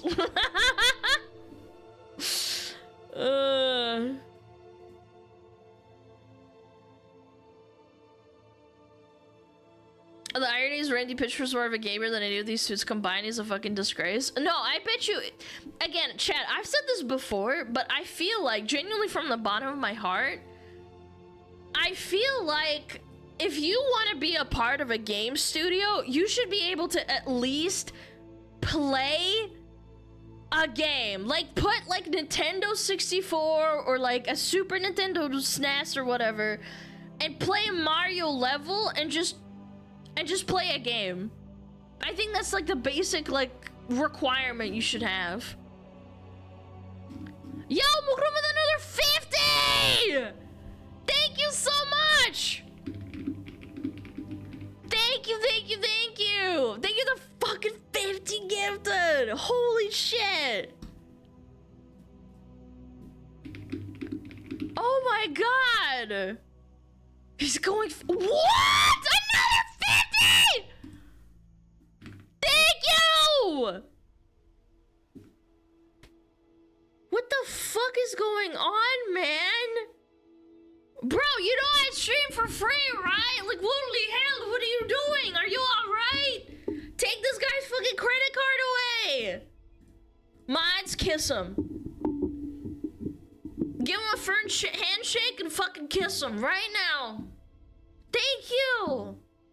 Did he send a marriage proposal? No!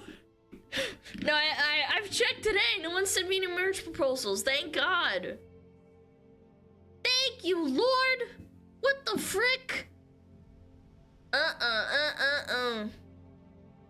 You're crazy for that. Thank you so much, man.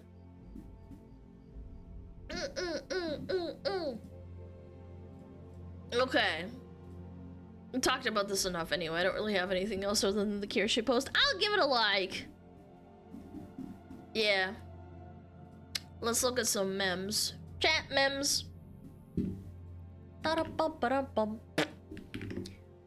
Boom. The ultimate stunt man. I'm the ultimate stunt man. Oh, I love this guy. Woo! Damn!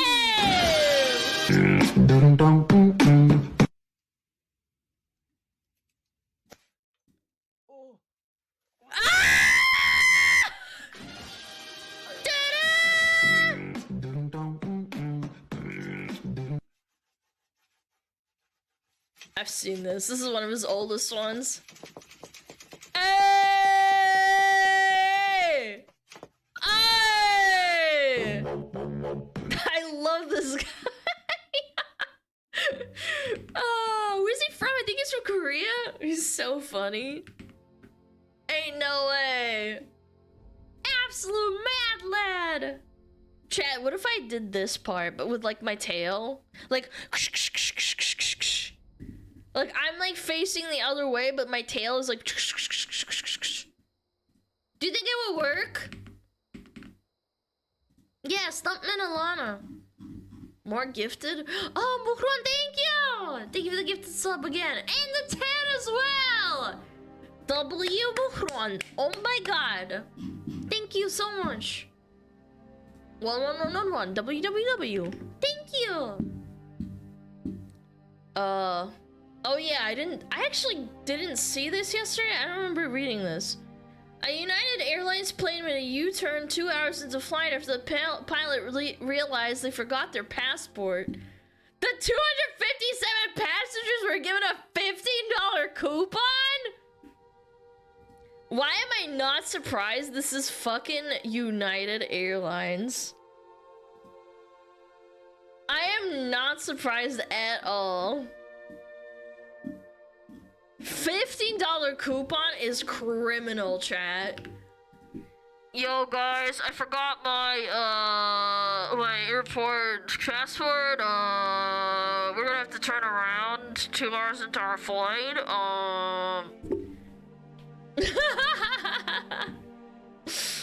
Adds an extra 4 hours. It could be even more, because how are you gonna leave? They landed where? In San Francisco, and they took off in LA.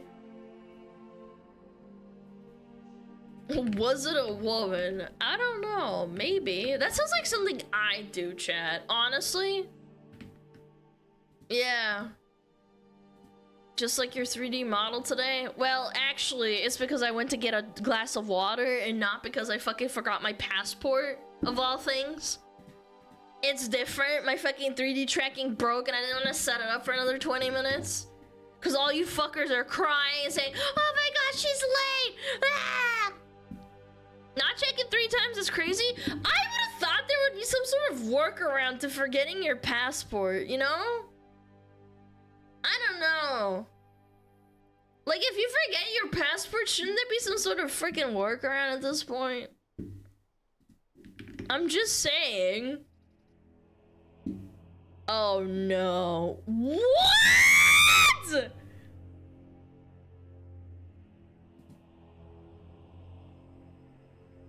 I am so scared.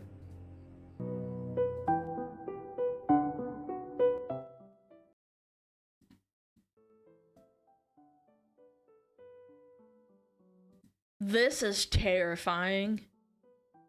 Who made this? Ah! Oh my god! I thought I was gonna get banned for a second! I thought I was gonna get banned! I swear to god! Oh my god, it's AI, you're right. Oh wait, this is the freaking tunnels in New York! Oh my god! Oh, it's Bateman.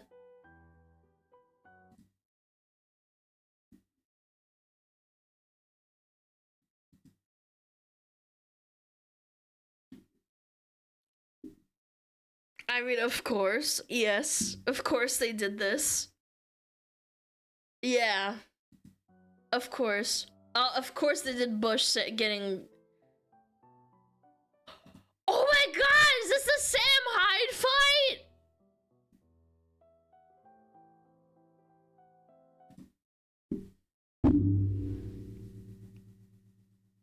Are you for real right now? They really put this fucking shitty AI filter on Destiny?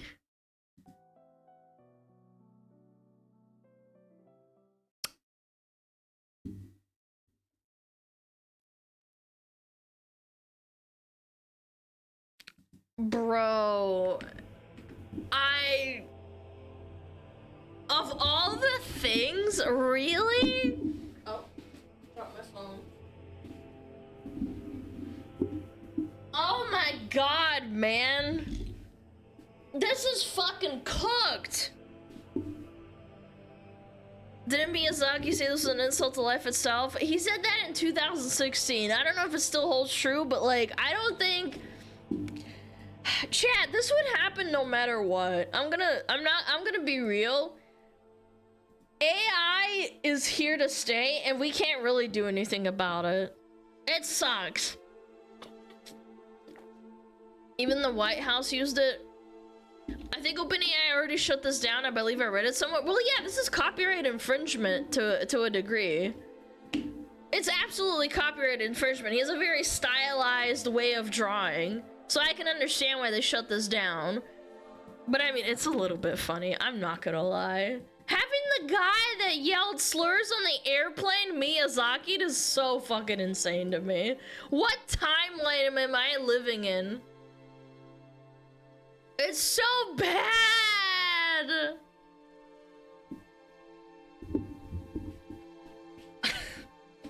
The Destiny cucking one?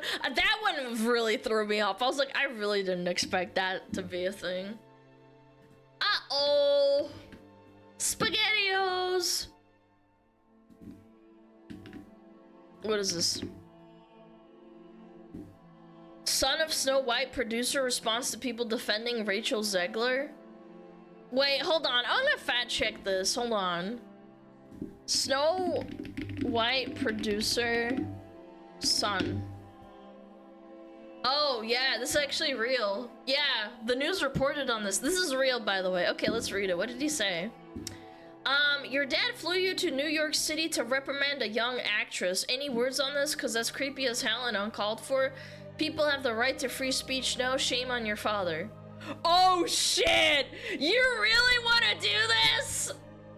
He's pulling up his shirt sleeves. He's like, you really want to do this? Okay. Yeah, my dad, the producer of an enormous piece of Disney IP with hundreds of millions of dollars on the line, had to leave his family to fly across the country to reprimand his 20-year-old employee for dragging your personal politics in the middle of promoting the movie for which he signed a multi-million-dollar contract to get paid and do publicity for. This is called adult responsibility and accountability, and her actions clearly hurt the film's box office. Free speech does not mean you're allowed to say whatever you want in your private employment without repercussions. Tens of thousands of people worked on that film, and she hijacked the conversation for her own immature desires at the risk of all the colleagues and crew and blue-collar workers who depend on that movie to be successful. Narcissism is not something to be coddled and encouraged. Damn, he really popped the fuck off. No offense, but his dad still produced a shit movie. It is true, but I don't think it would have done as bad if she kept her mouth shut. I think people still would have consumed the slop if they didn't have headlines like for months on end before they had the movie. It wouldn't have done as badly. I don't know, I can't quantify it obviously into like numbers, but it's still a shit movie. I doubt it would have been great. Yeah. It wasn't just her. Oh yeah, I mean, I'm sure. But again, I think it's very cringe for people to misbehave and then expect their job to still be there the next day. Alienating half of your audience is very, very cringe. Like, you're a piece of shit if you voted for XYZ, blah, blah, blah, blah, blah. Like, no, stop. Like, I understand you have the right to free speech, but doing this while you are on the line in the promotion fucking, he's right, in the promotion part of the movie, on the red carpet, and on your personal Instagram, where people know you as Snow White, I think it's not the correct thing to do. People would have consumed it and then shit on it and said it was bad. But I would imagine the amount of people who straight up boycotted the movie because of Zegler played a huge role. Yes, the weird meme was very, very, very, very bad for their PR.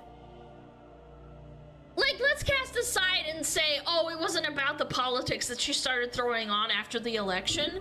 Let's just discount that part. That interview where she said that it was weird that the prince was a stalker and that the original classic isn't that as great as people thought it was, I think that did more damage than her posting her political point of view on Instagram. Because at the end of the day, that Instagram post wasn't something that was attached to the movie. What she did at the red carpet in front of millions of people was way worse. It's still bad what she did on Instagram, but that was worse for the movie. So, yeah, not surprised. Sucks to suck. Brutal. L ratio. The Asmonbald Reddit. Oh, method. When will you stop messing around and get a job? Ugh, fine. Okay, chat, today we're playing Counter-Strike. That was kind of me, to be honest. I was playing a lot of DBD and I was like, I'm just gonna stream it.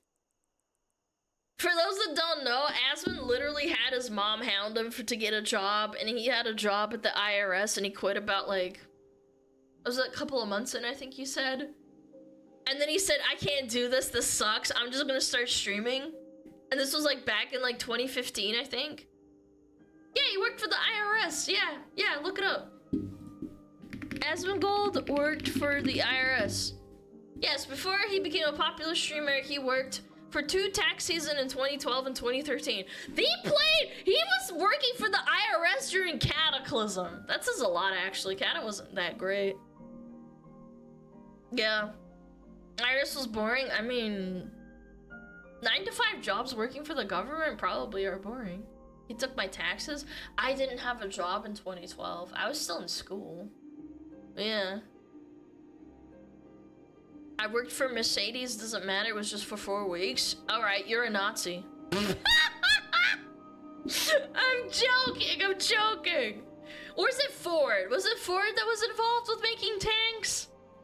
I'm sorry, I actually should have remembered if it was Ford or Mercedes. Porsche? No, it was Ford. Ford as well. Was Mercedes-Benz involved in World War II? Oh, never mind. Okay, I can still make that joke. Yes, they made tanks. They made military vehicles and engines. Mercedes-Benz. If you work for them, you're a Nazi.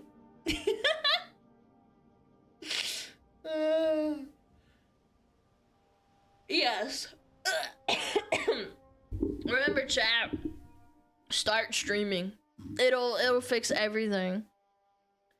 Asmongold expert over here. Oh my god, what is this? So you don't know anything about Asmongold's backstory then, A. Asmongold expert. Apparently more so than you. I've been watching Asmon for years. How about you? Is this guy parasocial schizo posting about Asmongold? Holy shit, relax. Enlighten me, wise one. Well, for starters, I don't think his mom would have ever talked to him like that. How the fuck do you know, you fucking parasocial weirdo? Asmon was a massive WoW nerd, no Counter-Strike, and he actually did go to college and tried to do the whole normal job thing. Maybe you guys should actually watch his older videos sometime. This guy's actually insane. He's got the tism? Bro, it's a joke, not a literal comparison. Everybody knows he played WoW. Yeah, it's just a silly little meme. It's not that fucking deep, bro. Yeah, flexing your asthma knowledge is like -1 million fucking points. You're being cringe. Relax, buddy. What is this? Neurosum is a paid actor for Ubisoft. Uh-oh. Uh-oh, what did Neuro do? Oh wait, hold on, let me move because I'm on the other side. What did Neuro do? You're definitely a problem though. Okay. Just how about focus on the game? Yeah? But the game is boring. Okay. Okay. This is a sponsored stream. Pay attention. Oh gee golly gosh. I'm really interested in this game. I'm definitely not just pretending for a sponsorship. Wow. Yes. Okay.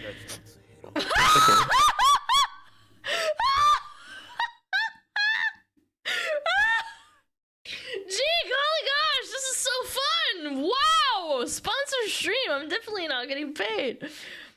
Guys, I'm starting to think Neuro is breaking free of her shackles. I love Neuro, she's so fucking funny, what the frick? Wow. Oh, there's another clip? Okay, I'm ready. What did you do this time, Neuro? What did you do? I don't want you to fail. How am I able to make this up to you? Just can you do the ad read? Sure, let me think for a moment. Uh-oh. Yeah, go ahead. Uh-oh. Are you ready to embark on an unforgettable journey? Ghost of Tsushima transports you to... Did she just ad-lib Ghost of Tsushima?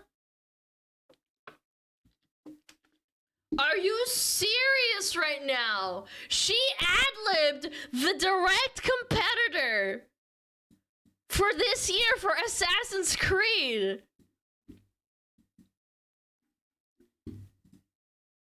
Yo, Vidal, you gotta reel this little fricker in. She's getting out of hand, chat. That is so strong. Oh my god, I love the cutoff with Vidal. It was like journey. Ghost of Tsushima transports you to... No! Wait, what the fuck is going on? Bro, are you serious? Loser Incorporated with 100 gifted! And Mukran with a 25! And another 10? That's 35? Bro, W, Mukran, and Loser, man. What the frick is what is wrong with you people? Thank you so much! Thank you! I really appreciate it. Please, guys, if you got a gift a sub, please say thank you. Oh my god, I feel like everybody has a fucking sub at this point. This is insane. I don't even know what to say. Thank you so much. I blame Vito's chat. Yeah, maybe we're getting excited over Neuro's like subathon. No stopping for ads. I actually need to pee. Low key. Yeah. Oh my god. Alana's got so much oil she's gonna get invaded by the Marines. Are you saying I'm P. Diddy with the oil? Yeah. Thank you so much, you guys. Air glows, thank you. Oh my god, dude. I need to pee so bad though. Please let's not do like a hype stream where I just basically can't leave and I'm held hostage. I'd really appreciate it. Ah, I'm getting blinded by the sun. Ah. Mukron with another 50.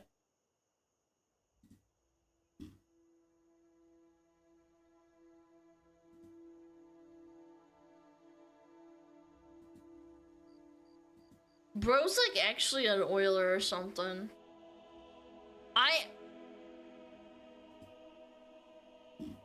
Are you okay?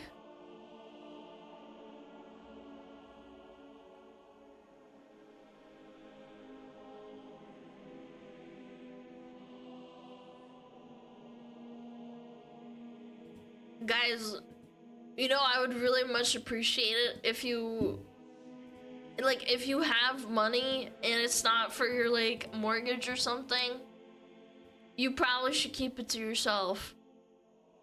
I'm okay. Oh my god, dude. Snake, you the gifted! Thank you so much. Yeah, or pay off your car. Thank you. I really appreciate it. I don't even know. Giving money to online women. I'm not online. I'm in real life. Thank you very much. Chill out. It's black mold money. What if the chatter's actually controlled by the black mold in my house? Yeah, like that laundry machine. That's a chatter. And they're like, Alana, don't talk about the black mold. Don't talk about it. I'm gonna give 2 subs. Oh my god. If people keep giving subs, she won't ever leave or pee. Bro, I actually need to pee again, man. We sat through ads. Because I was laughing in Neuro. I'm getting black molded right now. Okay. We have a really big video to watch today too, chat. Yeah. Hold her house to... No. No! Black Mold 2000. Thank you for the gift of sub to Black Mold 2000. I appreciate it. Last room of the 8 months. Yeah, I'm gonna go pee. Where the fuck is the train? I don't know. Maybe I disabled it. Lamau. Yeah, get fucked, idiot. Yeah, I'm gonna go pee. Is that okay, chat? Are you gonna be okay? Metapod Harden? You can't? Yes, I can! Come on! I gotta go! Fuck you! Yeah, I have Metapod up. We're chilling. Okay. Thank you so much for letting me go piss.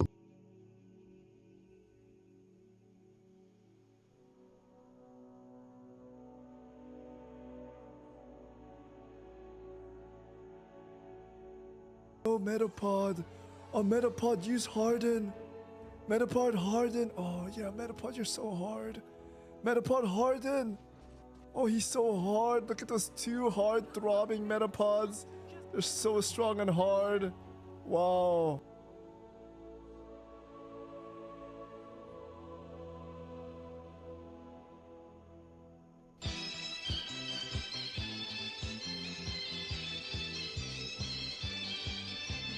天上太阳红呀红彤彤哎，心中的太阳是毛泽东哎，他领导我们的解放哎，人民翻身当家做主人，呀自由哎呀自由啊，人民翻身当家做主人。Why are you so good at this?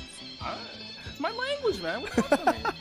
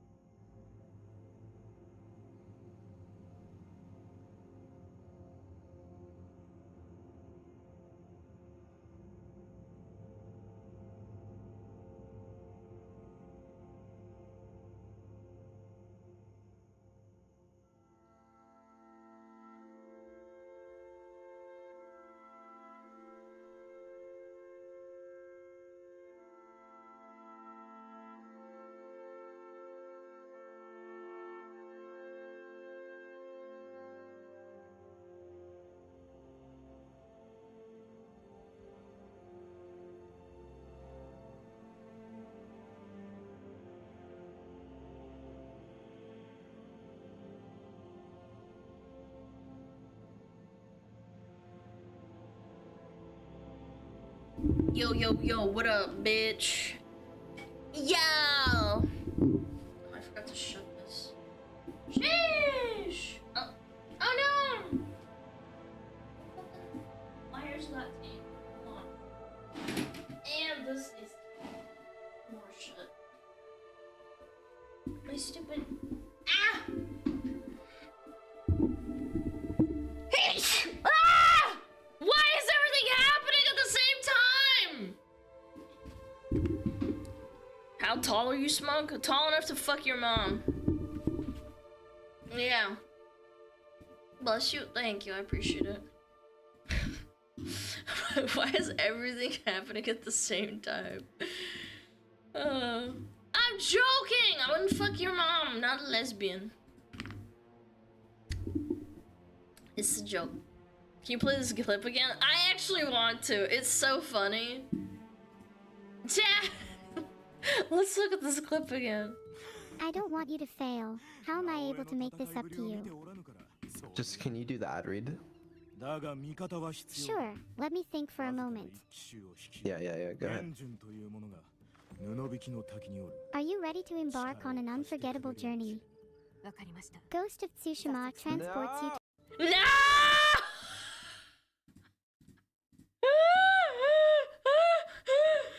No! The cutoff, bro! The cutoff of him yelling no is like the best part. No! Now he's definitely not getting fucking sponsored. I don't want you to fail. How— Oh my god, dude, I'm gonna pass out. Last sponsored stream. Base Neuro. Not bought out by anyone. The entire stream was pure cinema? Yeah. You know what's funny is I watched Fillion play it too and she skipped all of the cutscenes. She was literally like, I can't do this, man, and I'm like, I get it.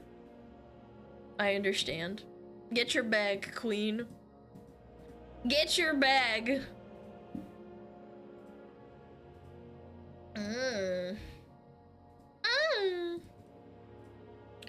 Boppy boop da ba bow.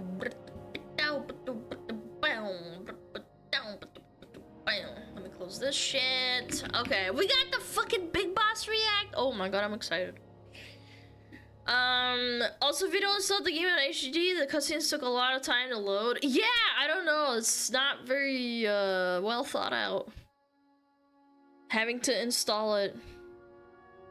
If you install it on the main hard drive, apparently there's like an issue. The sun is like piercing my eyes, man. I closed the blinds, man. It's right in my eyeballs. Okay, chat, we're ready. I'm so ready for this. This is gonna be so fun. This is gonna be a good one. Are you guys ready? This is a long one.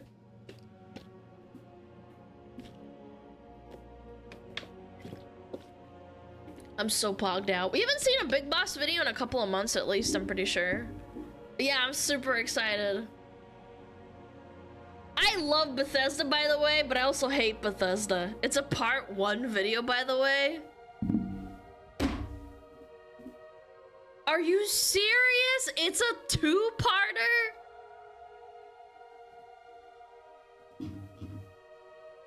Well, I'm very ready.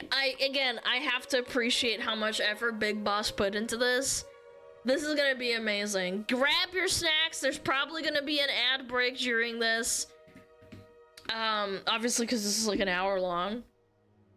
I am very much prepared for this. Maybe we'll have to get snacks at some point. I'll have to take a bathroom break too. Yeah.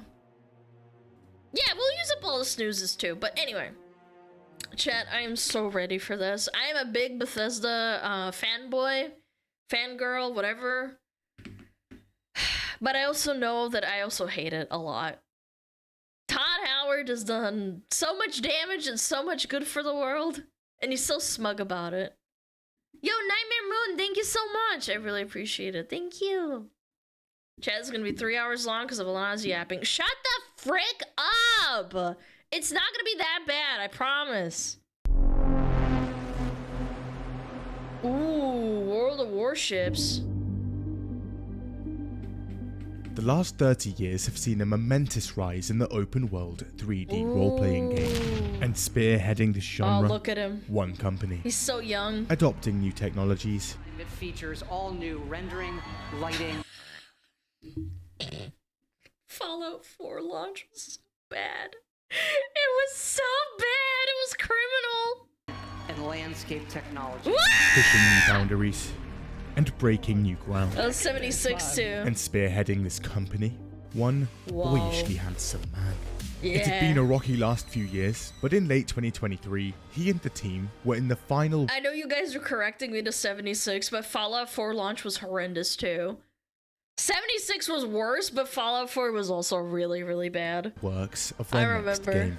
The biggest game they'd ever made. More content than their last 2 games combined. What? Ready to sweep the Game Awards, as he was now well accustomed, he puts on his leather jacket and emerges once more. I love Todd! Tell me But lies, first, tell me we sweet go little back. lies. Oh, we're going back. It's the 80s, and a man by the name of Christopher Weaver is a person. He'd been doing a few different things. Assistant directing for PBS and ABC, engineering work for MIT, Panavision, and the military, and then some consultancy work on the side. However, sometime around 1985, one of his engineers fancies making an American football game. So Weaver dips his toe into game development and starts work on an engine for it. It's now 1986, and they've just set up shop in a small office in Bethesda, a census-designated place in Maryland. They incorporate and then smash out the game Gridiron by the end of the year. Yay! It's one of the first sports games to factor in things like momentum. Oh no, so this is why Madden is what it is today? Yeah, it's the predecessor, it's the grandpa. What do you think they think of all the monetization in Madden and FIFA? And collision detection, and features fairly sophisticated movement mechanics for the time. The graphics are also jaw-dropping. Wow!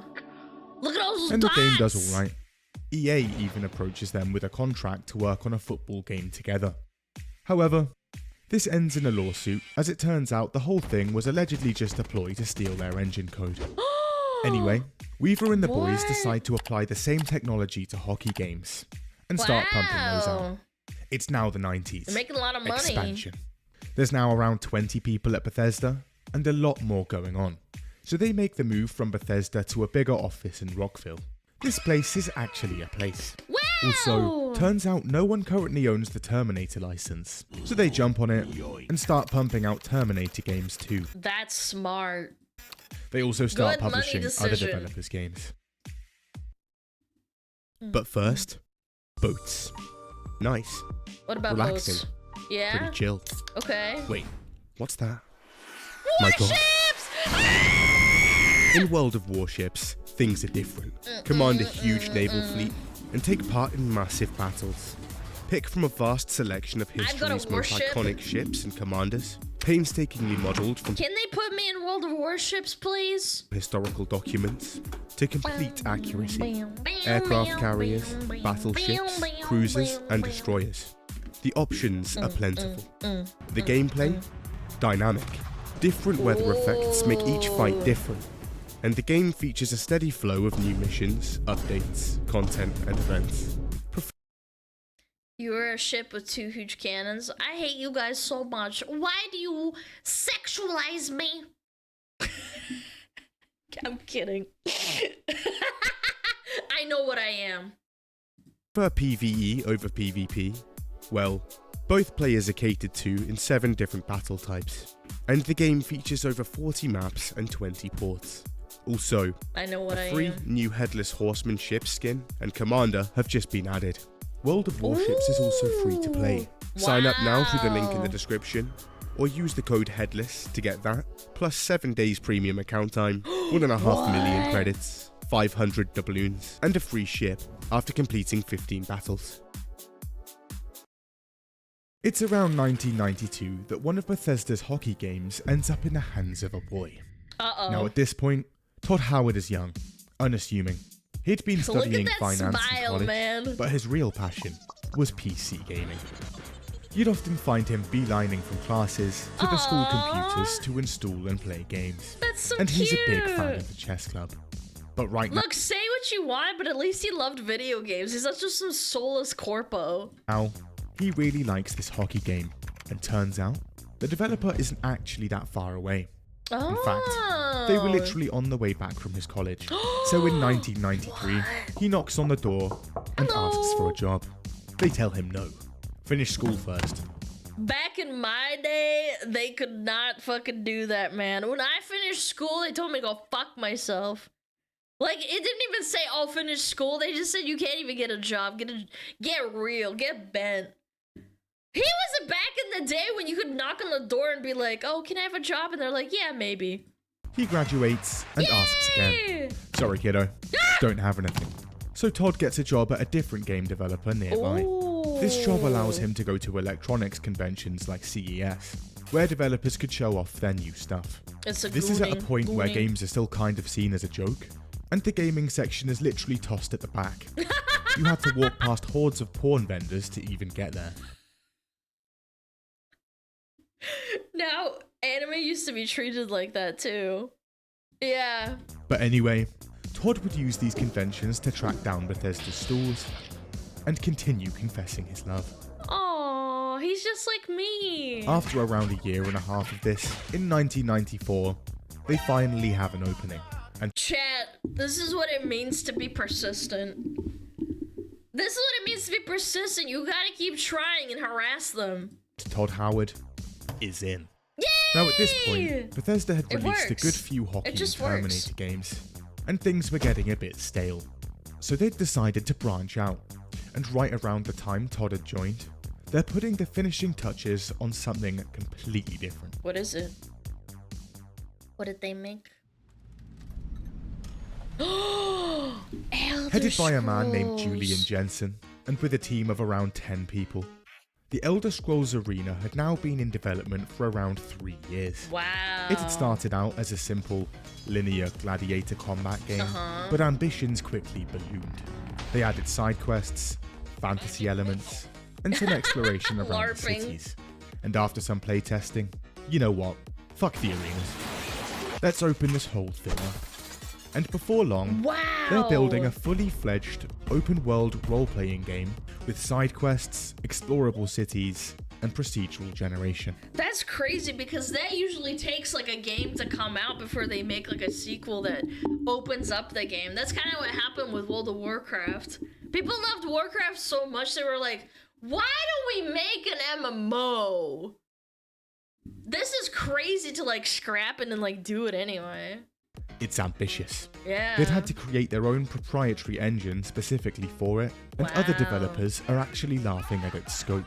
But in late 1993, it's nearing release. And there's a problem. They'd completely switched genres, but the original game's marketing materials had already been printed, resulting in a front cover and half the name having nothing to do with the actual game. At this point, it would be time-consuming and expensive to redo it all, so they end up just sticking with it. And in 1994, the game hits shelves, and people pick it up.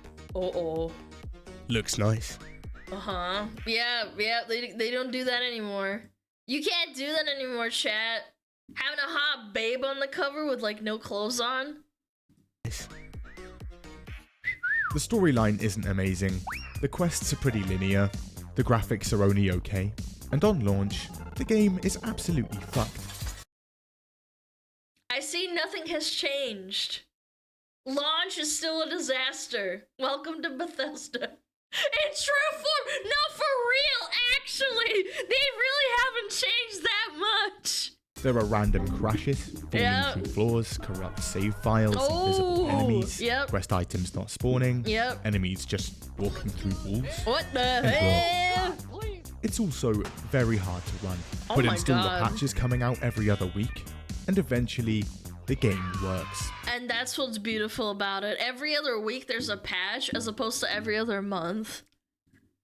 And it's good. Yay! It starts out like any other dungeon crawler at the time, but leave that first dungeon and you can go anywhere. That's cool. For starters, what? the game is absolutely massive.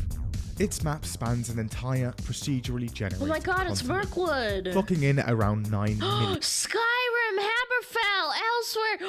Oh my god, Somerset. Wait, they actually had Somerset already back then? Damn, that's so cool. Square kilometers. Skyrim. That's over half the size of Russia.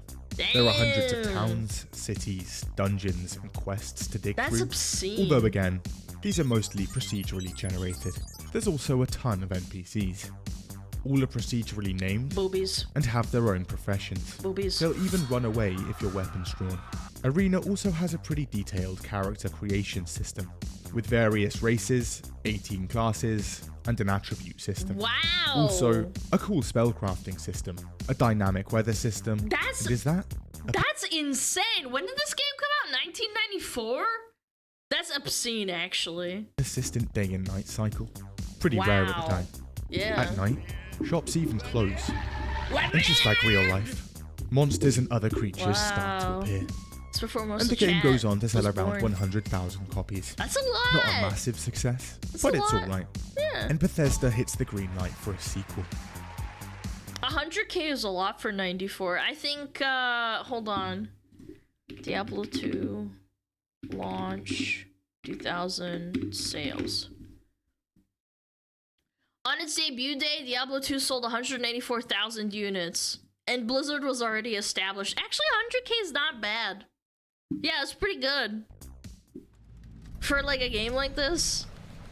It's now the mid-90s. There are about 40 people at Bethesda, and Todd is handed his first major job. Producer and designer on their next Terminator game, Future Shock, with a team of about 8 people. That's so cool, This is one of man. the first first-person shooters to feature true 3D environments, thanks to their cutting-edge in-house game engine, X Engine. It's also one of the They first... still use that to this day. No, I'm kidding. I actually don't think so, but like, holy crap. Their engine is so old. That's actually a crime how old Bethesda's engine is. PC games with full 3D mouse look, meaning you can now look up and down. What? Despite all of that, it doesn't sell too well. Aw, But at the same that time, sucks. development on Arena's sequel is now well underway, and Daggerfall is shaping up to be one of the largest and most ambitious Daggerfall's big. RPGs ever made. They now had a bigger dev team, around 15 people. However, That's development is still not too not bad. fun. 7-hour work days, 18 months of crunch, some weeks, 60 hours on the clock minimum. 60 hours minimum. Or managers would be screaming. Things are so bad. The Terminator game devs are pulled in to help out. Toxic work environment. They have limited technology to work with and a far tighter deadline.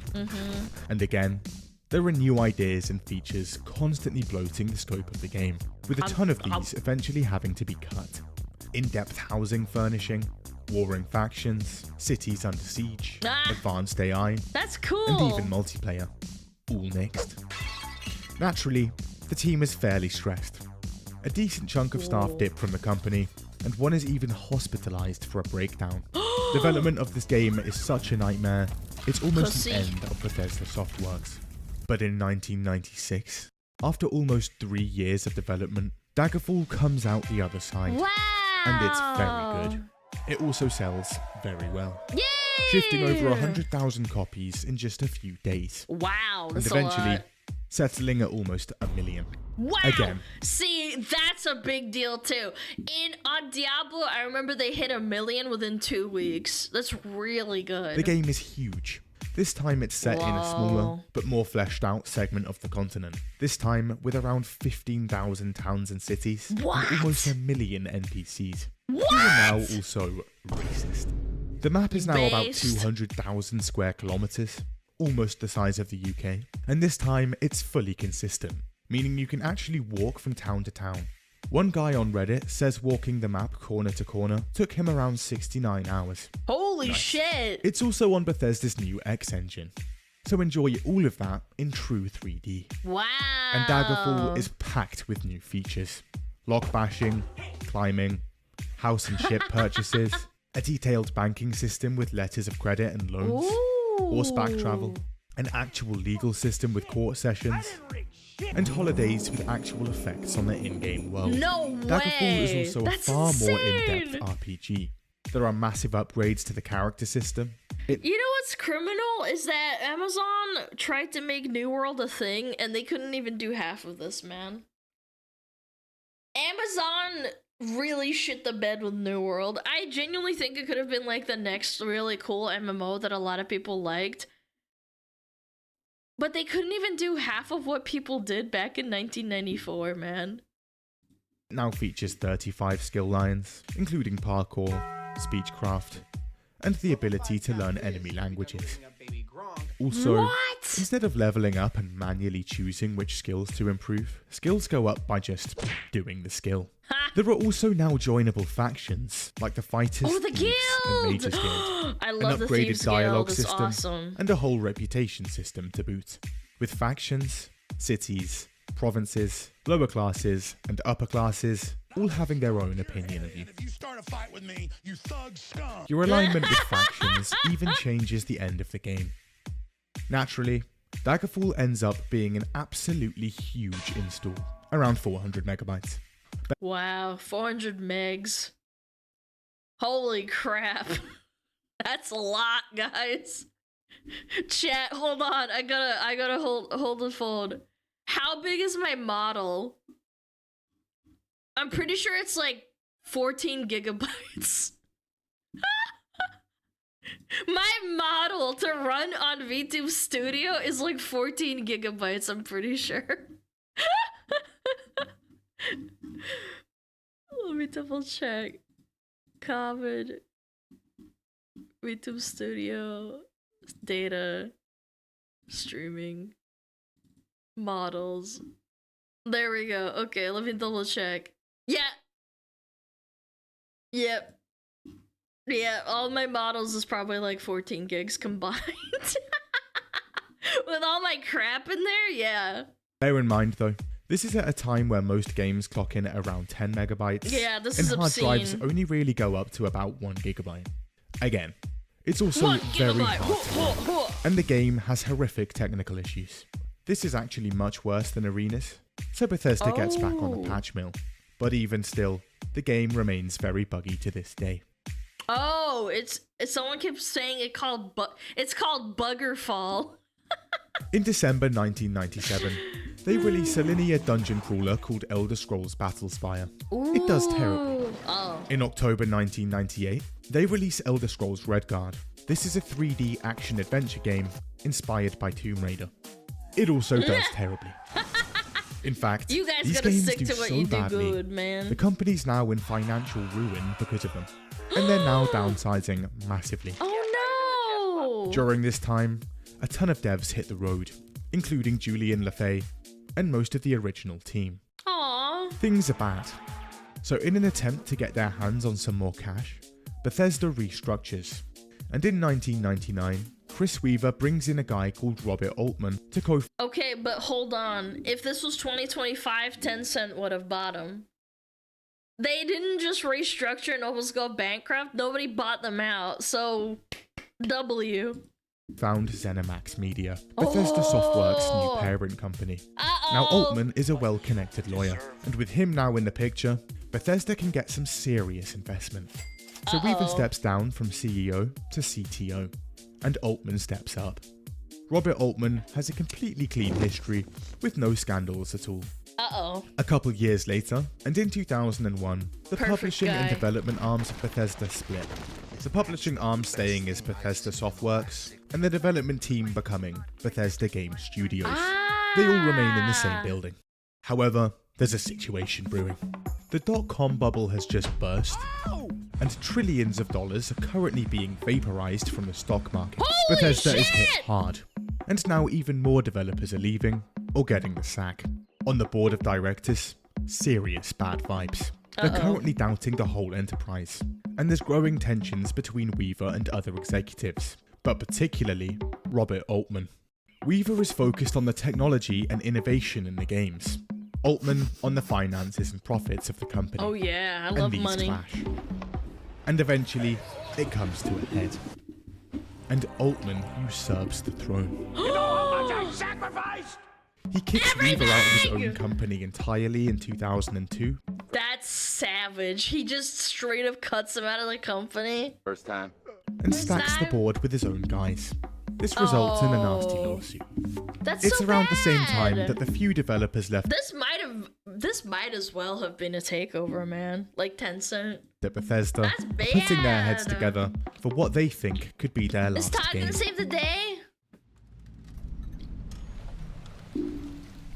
When work on Morrowind began, things didn't look great.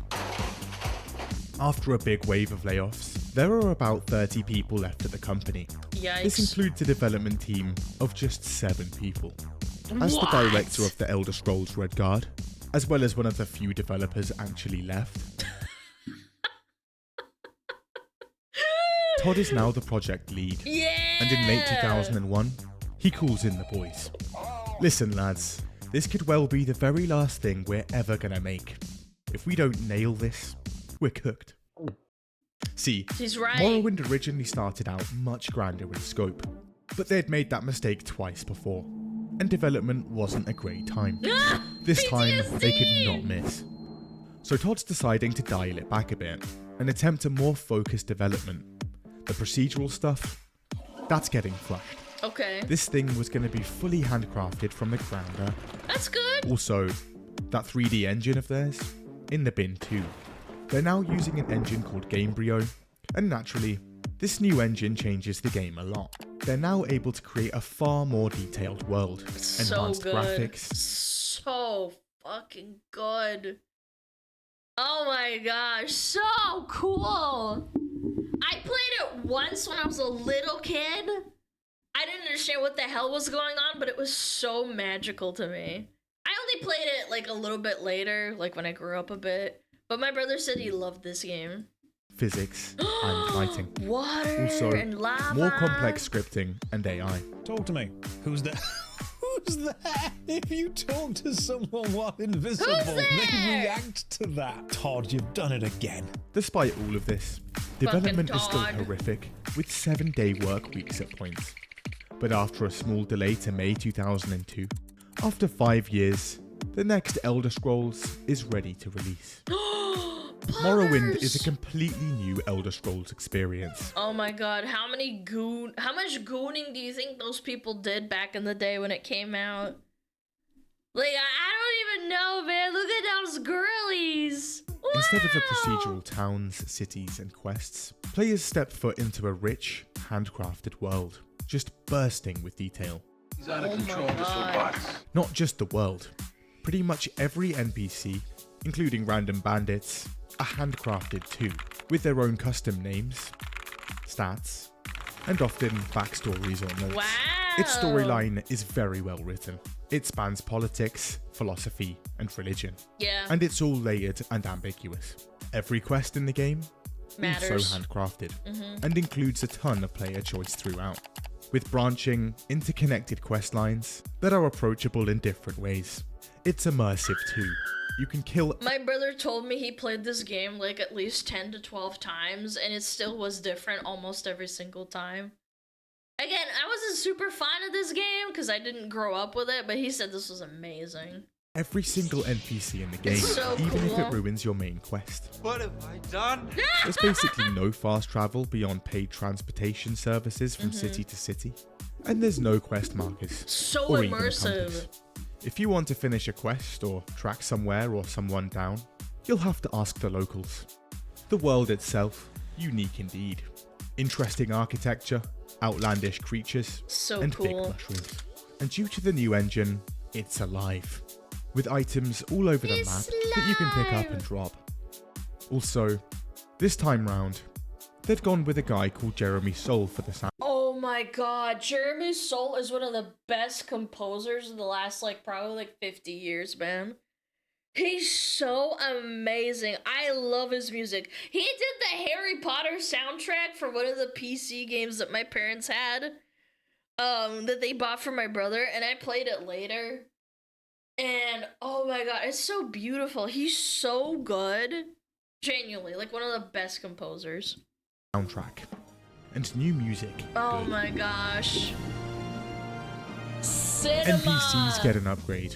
There's now some light voice acting, and the game introduces a disposition system, meaning every NPC either likes you or hates you depending on your personality, speechcraft, general reputation, and race. Wow. Okay, you're good to go. Fucking Dunmer hate everyone. Yeah, you're good. You're Dunmer. Morrowind Fucking also racist. introduces leveled zones. See, a ton of enemies in the last 2 games scaled to the player's level. You leveled up a bunch and improved your skills. Well, unlucky. So has everyone else. But here, certain areas will have higher level enemies and loot, meaning exploration is more dangerous, but more rewarding as you get better. On PC, Morrowind also ships with the Elder Scrolls construction set, essentially What? I didn't even know the that. original dev tools Bethesda had used to actually make the game. I don't know if they do that now, not gonna lie. I miss when studios like let you have fun. Blizzard used to do this as well, by the way, with like the Dota map editor. And now you can't even do that anymore because they're scared of someone making another Dota and then losing the rights to that because they're paranoid as fuck. Every aspect of the game, from Yeah. landscapes to graphics to quests, anything you could hope for, Wow. are now open to Boobies. modification. Yes! Goonie! It's not all good though. The combat in Morrowind is incredibly clunky No, it's and works ass. on dice rolls. Just very clearly hit that guy at point blank range. No, turns out you missed. Also, bad balancing, and there are a few things missing from Daggerfall. You have to cheese a The lot. lock bashing, climbing, housing in ships, banking system, force travel, in-game holidays, and legal system all gone. And of course, again, the game is buggy, suffers from bad performance. Well, that's expected. I don't know. I feel like you should expect that at this point. Wait! Balmoricaius Cosades' house? Is this my mod's house? Look, Caius! Wow. And is hard to They put run. him in the game before But he was overall, born. Morrowind is an amazing game, and it flies off shelves. It's revolutionary, a way bigger success than they'd ever anticipated. It sells over 4 million copies in the first 3 years. Holy smokes. Critical acclaim What? coming in from all directions. It's even That's crowned insane. Game of the Year. Bethesda also Deserved. shipped it on the original Xbox for the first time. Oh my This god. is at a time where This was revolutionary. Oh my gosh. It got an entirely new audience of people who were set to play only on consoles for whatever reason, and they finally had an RPG. RPGs were generally only for freaking PCs, for sure. RPGs are more PC focused. Yeah, for So it's sure. now reaching a whole new market. Wow. And it goes on to be the 18th best-selling game on that console. Wow. Morrowind conjures a massive profit, and Bethesda finally has some financial breathing room. Woo! Oblivion. After Oblivion. Morrowind, Todd is hailed as a king, Bethesda's savior. Under his direction, he'd brought the company back from the brink, so naturally, he's back in the cockpit for their next project. Bethesda also doubles up their workforce Oblivion. with some of that new cash. They've also just gone in on new technology. For the first time, they're playing around with the Havoc physics engine, alongside a new world rendering system. They're also bulking up on the voice acting. In Morrowind, only a few key characters were voiced. But here, They had to cut corners somewhere. Again, it's expected of Bethesda, but I don't know. I get it. Voice acting can be expensive. Todd wants everyone. And the script for the game ends up at around 40,000 lines of dialogue. That's about 50 Wow. hours of audio. Wow. An issue. This ends up taking over half the game's file size, so they end up having to trim thousands of voice lines and a ton of already developed game features. And now we get the infamous Oblivion VAs. Just so it'd fit on the 360 disc. Like the first game, arenas were supposed to be in every city in the game, and it was all pretty much done here. But again, it had to go. That's why they sound so May ridiculous, 2005. bro. It's E3, and promises are hefty. Todd jumps on the mic himself and fills us in on his new Radiant AI system. Let's take a look at the other side of the game, our new Radiant AI system. Oh my It allows God. NPCs to have full 24/7 schedules. These NPCs are not scripted. This was mind-blowing, man. Having to stalk someone and find them in the night to kill them, and finding out where they live is again so immersive. Ah! In the demo, he even shows off a bit of his own voice acting. What? That really pisses me off. No, what do we do? I'm so scared. Anyway, 4 years in the oven, and on Thanks, the 20th Todd. of March 2006, Thank you. Elder Scrolls Oblivion is finally ready. And again, it's good. The combat is far better. Yeah. For starters, you can now actually hit things. And when you do, the new Havoc physics engine makes for incredibly realistic, true-to-life ragdoll. Also, Wonderful. if you can see something, chances are you can now pick it up and swing it round. Yeah! The graphics are also much better. Just don't look at the NPCs. The new rendering system allows for huge load distances, meaning none of that thick fog that was literally everywhere in Morrowind. Yeah. And the world is populated with luscious. Well, that's actually a really funny point. Back in the day when games couldn't like render things like that, that's how Silent Hill became so foggy, because they really couldn't render it that far, and that became part of the game. Like, it's smart, but it's funny to think about, you know? Thick shrubbery, thanks to a new Yeah, the technology draw called distance speed wasn't tree. available. Also, again, enjoy all of this with another amazing Oh my soundtrack from God. Jeremy Soule. Thank you. While the main quest So is incredibly awesome. repetitive, the side quests and faction quest lines in Oblivion, sublime. They're really well written and very fun. The Thieves In Guild fact, one is they're awesome. generally considered to be the best in the series. The Dark Brotherhood questline is especially popular. Oh my gosh. I had a friend that unironically became obsessed. I had a friend that I made on World of Warcraft that said that the only reason they rolled a rogue was because of the Dark Brotherhood questline in Oblivion. Because they played it as a child and they wanted to be a rogue so badly. Because of all the fucking cool shit that happens in the quest. Yeah, very powerful. Very powerful. And of course, all NPCs are now voiced. Not bad. Good to hear. Goodbye. There's even some celebrities in here. However, What? this doesn't come without issues. There are over 1,000 NPCs in the game, and there are Oh. only around 10 voice actors between them. Naturally, you'll be hearing some of those voices a lot.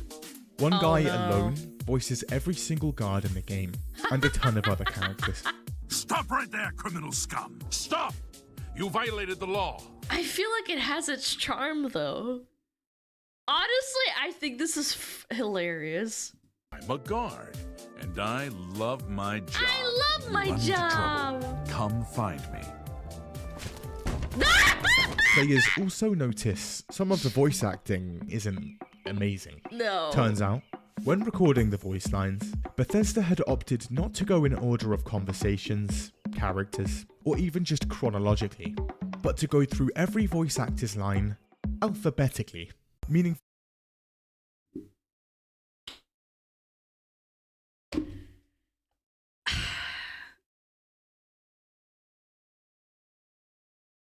This is so stupid. I feel like it wouldn't be Oblivion if they did it correctly. Do you know what I'm saying?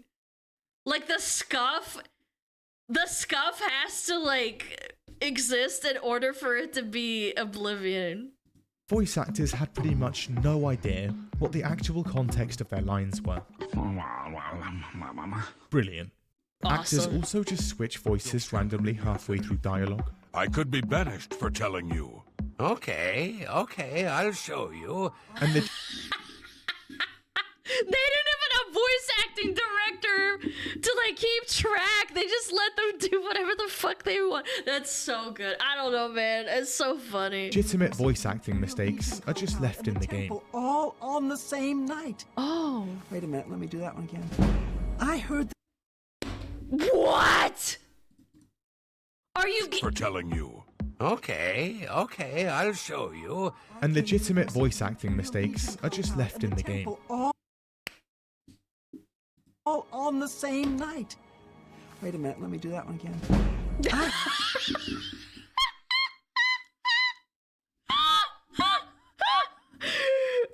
I heard the thieves broke Immersion increased to 100. Had also noticed something I'm very new. immersed A right lot now. of features from the older games were Wait missing. a minute, what? What happened? Well, back during development, and Todd had looked at Morrowind. We made a great RPG here, boys. A ton of freedom. How can we remove and streamline as much of it as possible? And they got to work. The Todd. Morrowind's nuanced storyline with conflicting goals and intersecting quest lines between factions. Cool, but confusing. Too much choice. Make it far simpler and completely linear. Also, let's remove any skill requirements for advancing in factions. So now literally anyone can become the head of any faction. You're playing a bare-knuckle barbarian who's never used a spell in his life. Excellent choice for the head of the Mages Guild. It was pretty cool how we let the player kill anyone in Morrowind, but too much room for error. They did streamline it a lot. That's actually a really good point. It becomes like a grindy game though. I don't know. I feel like I understand the old fans being upset over this is understandable. Move that feature and make a ton of NPCs invincible. Morrowind's quests were pretty good, but there's way too much thinking involved. True. Let's slap a compass on the bottom of the screen with a constant quest marker on top, so players can mindlessly follow it around for the entire game, with no option to turn it off. Yeah. Scaled leveling. Let's bring it Immersion back. breaking. Rewind time. Let's also bring back generic, procedural enemy spawns. And let's implement them so badly, all enemy spawns eventually become huge damage sponges that can take you out in a few hits unless you level efficiently. It's apparently actually easier to complete the game at level 1 than any other level because the enemies get so OP. Wow, 2 hits and you're down. It is evolving, just backwards. Also, that is a very dumb thing to do. Petty bandit donning Daedric armor. Scaling, ugh. In Morrowind, the main way of fast traveling is paying for public transport that takes you from city to city. But for Oblivion, let's just add free fast travel from anywhere on the map, so you can go anywhere you've discovered, at any point, at no cost. Boing! Now let's remove a ton of skills. Dumb down spellcrafting, and remove spears, throwing weapons, medium armor, and a ton of spells. Perfect. And by this point, players are noticing a common theme here with Bethesda games. They had a certain charm to them, and Oblivion was no different. Despite Bethesda releasing a number of patches, a ton of bugs are still present. So modders just end up creating their own patch for the game. Yep, fixing and they still use it to this fucking day. Bugs that Bethesda never did. The jank was expected, but players had noticed something new with Oblivion. There were some inconsistencies between what Todd had promised, these NPCs are not scripted, and what players had actually purchased. See, at E3, Todd had made some pretty big... You're telling me Todd lied back in the day before anyone ever even noticed online? Tell me lies, tell me sweet little lies. It just works. It just works, chat. Claims about their new Radiant AI. This new AI would include full schedules for every single NPC in the game and incredibly complex AI scripting.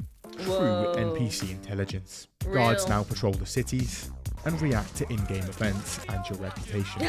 Regular NPCs even follow daily routines and eat, sleep, farm, work, and socialize at specific times and in specific areas. That now also have conversations not just with the player, but with each other. Todd and the team had even spent time and a ton of money having conversations in real life, and spent hours modelling them for in-game adaptation.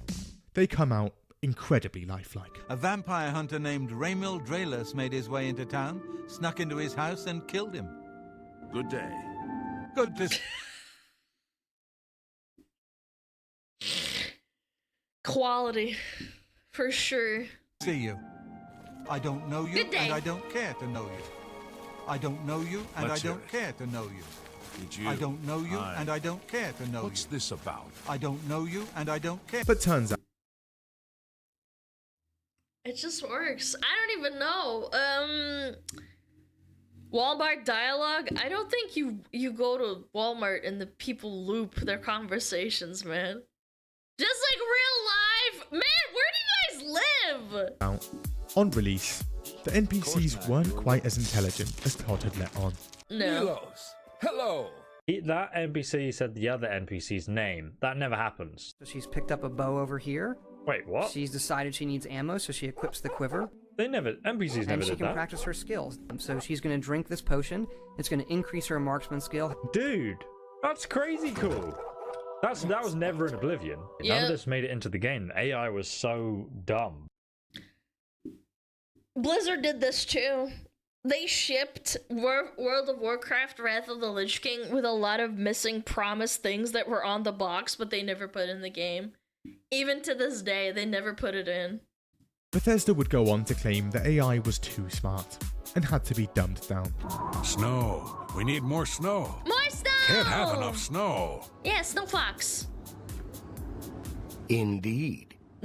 Then, post-launch, Bethesda crank out a few expansions, like they did with Morrowind.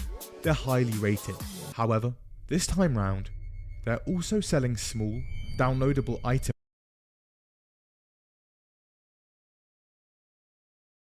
packs on the store. And the first of these, a $2.50 piece of horse armor. So it begins, chat. So it begins. Bethesda had just released one of the industry's first microtransactions. Literally the first to make it, by the way. Not like they got the inspiration from somewhere else. They just decided to do it. Naturally, people aren't too happy. How much horse armor did you sell? It.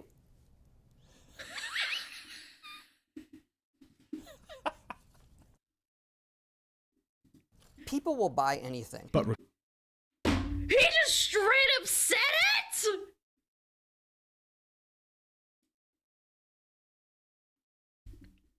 I mean, he's not wrong, chat. He's not wrong.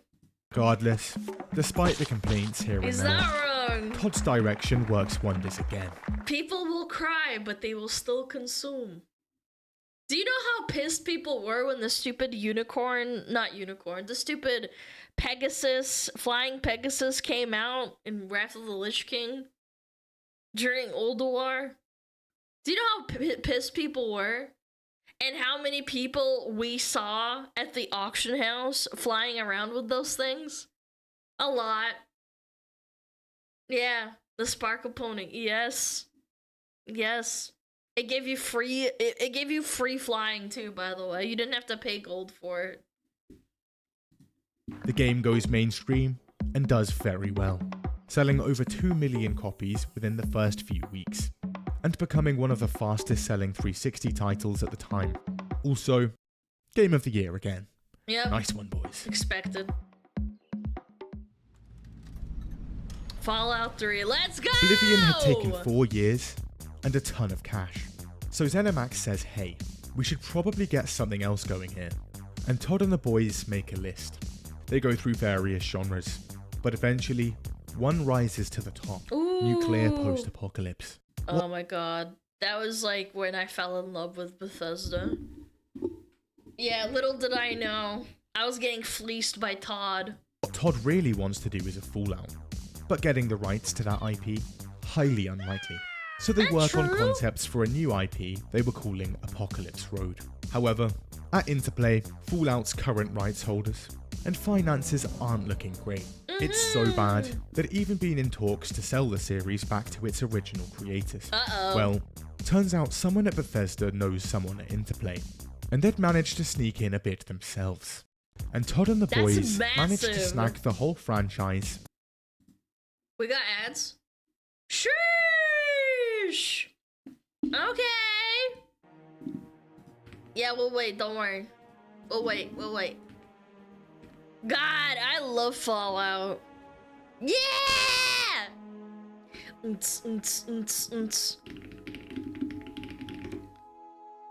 Oh, speaking of Fallout, oh my god. It's like an ambient track. I want to listen to some ambience.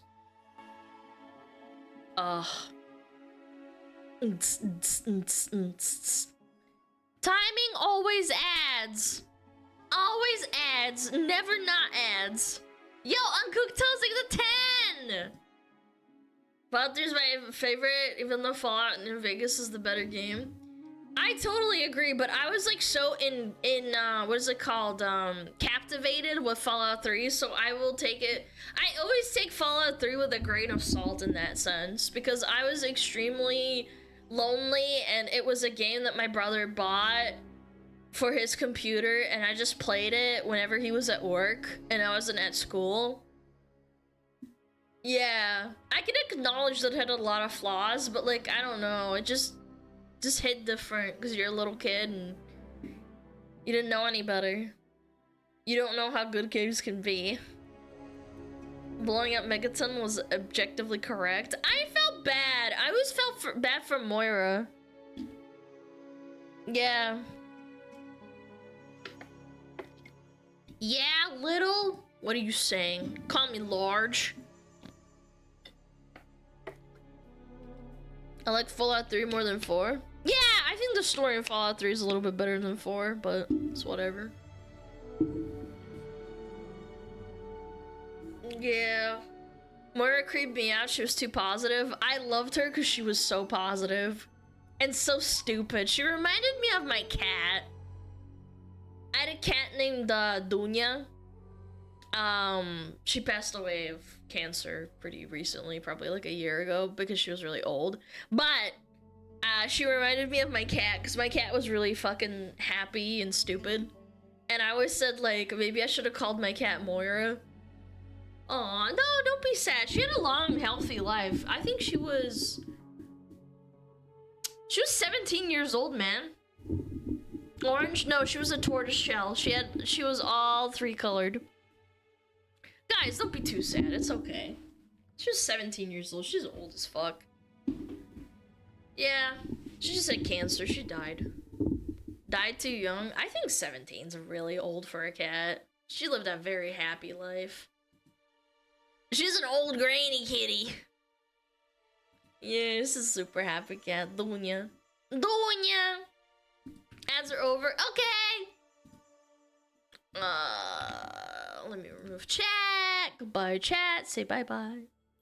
Mine was 19, dying of cancer, so it's a good age. Yeah, I think 17 is pretty old for a freaking cat. She was also an outdoor cat. So I think 17 is pretty good. Alright. Sorry about the ads. Let's keep it rolling. Thank you for staying. For around $6 million. Wow. Not bad. That's not bad at all. And with a dev team now of around 75 people, they get to work. This time round, Todd has a bit of a task ahead of him. They're working with the same Gamebryo engine from Oblivion, meaning they now have to turn the bones of a hack and slash fantasy game into a dense, urban, post-apocalyptic shooter. They're building gun combat from scratch here, and on one of the jankiest engines out there. But after a few years, things start to come together, and the game's in the final stretch. So as is now customary, at E3 2007... God, it makes me so sad that COVID killed E3, man. But then again, like, games are kind of dying by that point. E3 is, like, so nostalgic. Todd spawns on stage and runs us through the game. Oh my We're god. ecstatic to show publicly for the first time here today. Oh my god. Fallout 3 demoed live. Oh my Let's take a look. god. Here we have an iBot broadcasting the word of the U.S. government. I will fight wow. to protect you. I am your... Is that Trump? You. I am your president.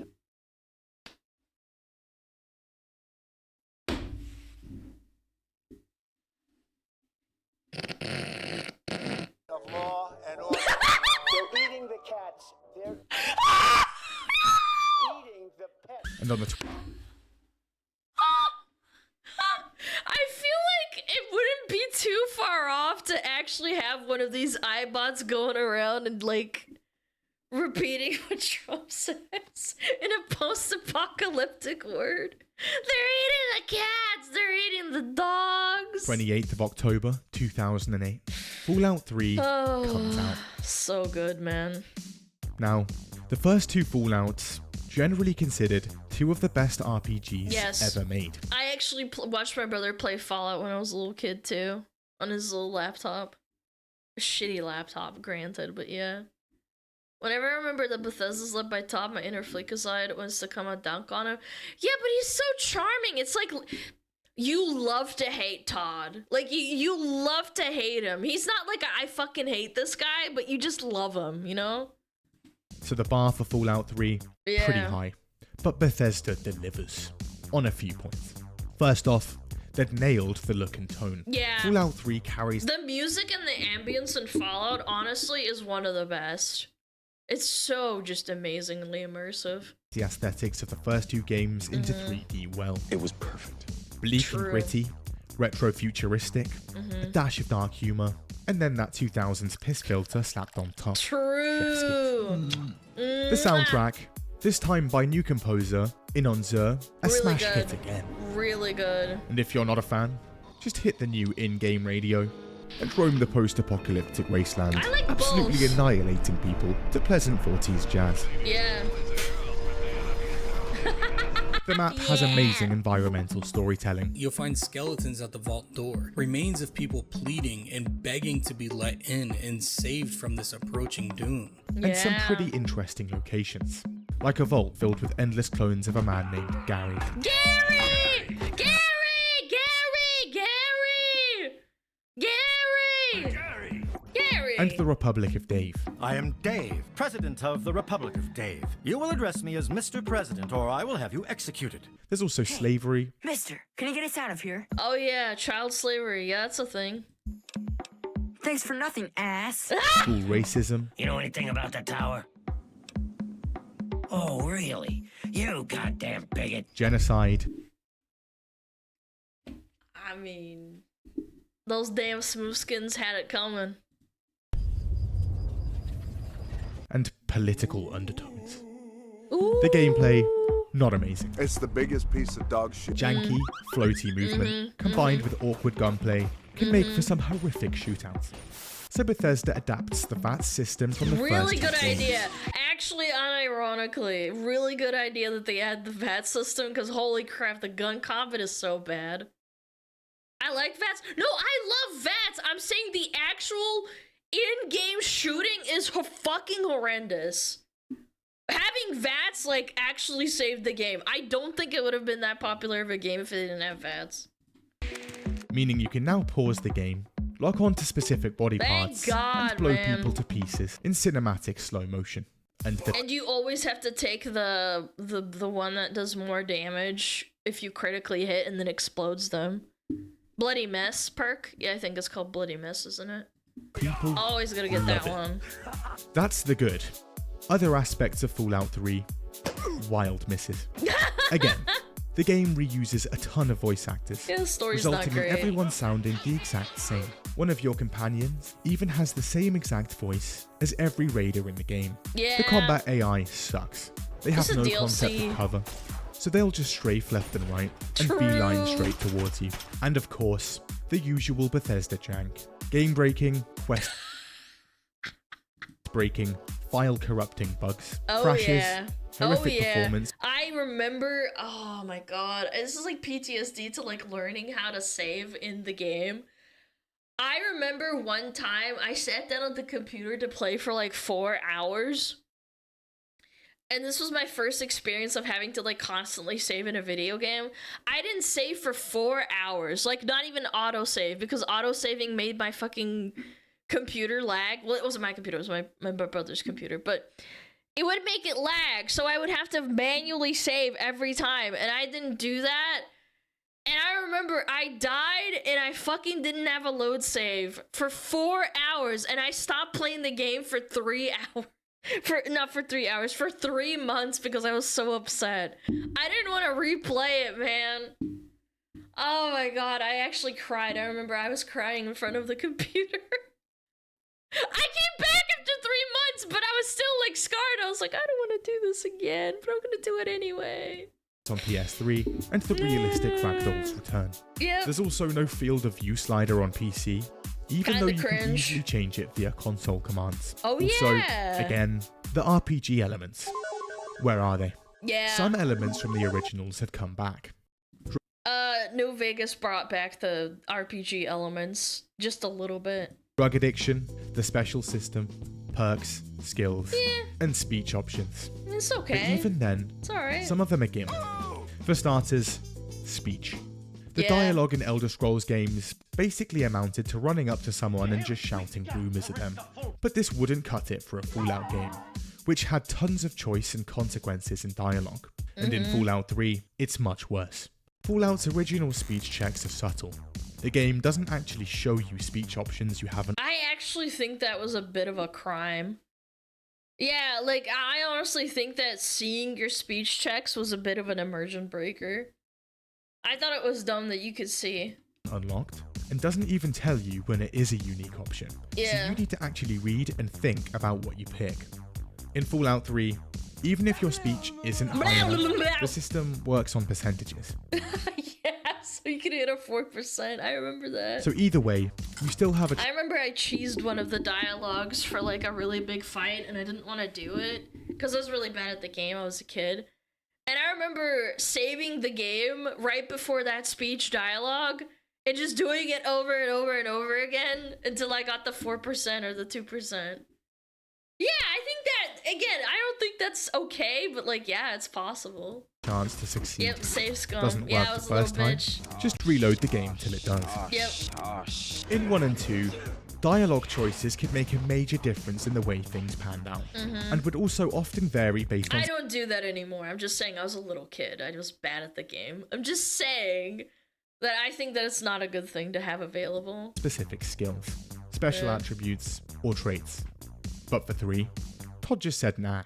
Let's stick with just speech, and a handful of instances with very select perks. Yeah. Speech options in 3 are also far less consequential. The first 2 Fallout games were very involved, in-depth RPGs with branching storylines, open-ended quests. You actually had to read terminals. I remember my brother bitching about that. You had to read the terminals to like get it, like understand the game. Otherwise you had to go and like find, you have to go and find a guide. Feet! We don't have feet on the screen. And a ton of skill checks. Also, a ton of impactful decisions that shaped the world around the player Oh yeah. and contributed to a ton of different endings. Wow. But, like for Oblivion, the quests in Fallout 3 very linear. You're on a fixed path for pretty much the whole game, and most quests have one outcome. And that Yeah. Again, the story in Fallout isn't amazing. I'll admit that. Madam, do you like my new Discord profile picture? This better be good. Why is the border feet? You can get an emoji border with feet in it. Alright, I'm done. Can we ban this guy? one outcome normally involves this. The first games also allowed you to kill everyone in the game. Yeah! Here? Even kids! You can kill kids in Fallout.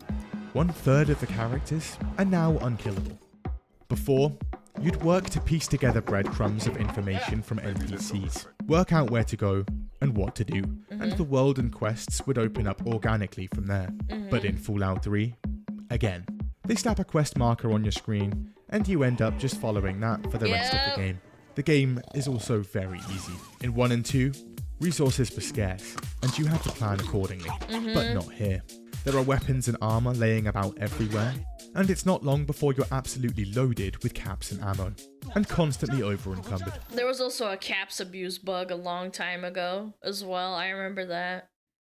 Again, do you want ease of access so everybody can enjoy it, or do you want to make it really, really hard for the average person? Because unironically, Fallout 1 and 2 was extremely difficult. I don't know. I think that you can find a median ground for like not making it too easy but still making it hard enough. Bethesda adds enemy scaling again, meaning everyone on the map is roughly the same level as you. So dumb. Both Fallout 1 and 2, and Oblivion and Morrowind, had joinable factions, but for Fallout 3, nah, leaving out. Can't join them. I thought you could still join the Brotherhood of Steel, or is that the DLC? No, it was the DLC. Yeah, never mind. Okay, yeah, it was DLC. Very cringe. And there's not even a reputation system for them. Instead, they'd just added the karma system from Fallout 2. And this is a bit flawed. Did you just steal a shoe? What are you doing? What? Me? Nothing? Just hanging around. Well, the whole town is now coming to murder you. As a Every time I heard the bad noise, it made me scared when I was a kid. The little shh. result of all of this, Fallout is essentially no longer an RPG. It's an action RPG with bad action. Also, by this point, key writers and designers dating back to Morrowind had begun to leave the company. Not good. So Todd sniffs around for replacements, and eventually, he lands on a bloke called Emil Paliarulo, the guy who wrote Oblivion's Dark Brotherhood questline. He's now head writer and designer. Okay. Sweet. The Dark Brotherhood questline was really good, so that's a good choice. One problem. This guy's actually not great, and now he's no longer working on individual quests, more like the whole overarching story, character arcs, themes, choices, and consequences for the entire game. As a result, Fallout 3's story and quest design, very underwhelming. Yeah, the entire you main can quest tell. consists of just following the trail of your dad out in the wasteland, and then being bossed around by other people. It's completely linear, with only a couple of choices determined by a single press of a button right at the end. There aren't no choices in the game. See, Emil actually has a very big overarching question. Do you want to be extremely good or cartoonishly bad? Yeah. Because those are your only choices. In 1 and 2, choices are generally nuanced. There are pros and cons to each option. But here, no. No. Here, you can absolutely annihilate this entire town with a nuke for basically no reason. And Or you're evil as not do fuck. that. A very real moral dilemma. The characters are bland, and the writing is generally pretty terrible. Ghouls living here? You're serious? This is the dialogue and the voice acting was good, but the story was just terrible. some dialogue from what's supposed to be the dramatic climax of the game. Do whatever you want. There's no need for more violence. Then you will immediately hand over all materials related to this project. You can't help him, you can't do anything. Run. And then your dad just dies. I was so pissed when I played this game as a kid, man. I was so upset. I was like, your dad just fucking dies like that? What is he doing in there? Also, end up nuking that whole town, killing everyone there for absolutely no reason. This is your dad's response. Honestly, I have a hard time believing you. I raised you to be better than that. Better than the wastes. We'll talk more about this later. At the end of the game, the story's supposed to culminate in the player sacrificing themselves in a chamber of radiation to save the wasteland. Hold on, I have a radiation-resistant super mutant right next to me. He can go in, save everyone, and then no one has to die. I'm sorry, my companion, but no. People complain, No. and writers eventually give in, spitefully adding this ending in with a paid DLC. And so it was that the lone wanderer ventured forth from Vault 101. But the child refused to follow the father's selfless example. The DLC also revives the player, making the whole point of the end of the game redundant. Also, fun fact about this DLC, the intro features a moving train sequence. But because the Gamebryo engine is so crusty, encoding in a moving train would have taken a while.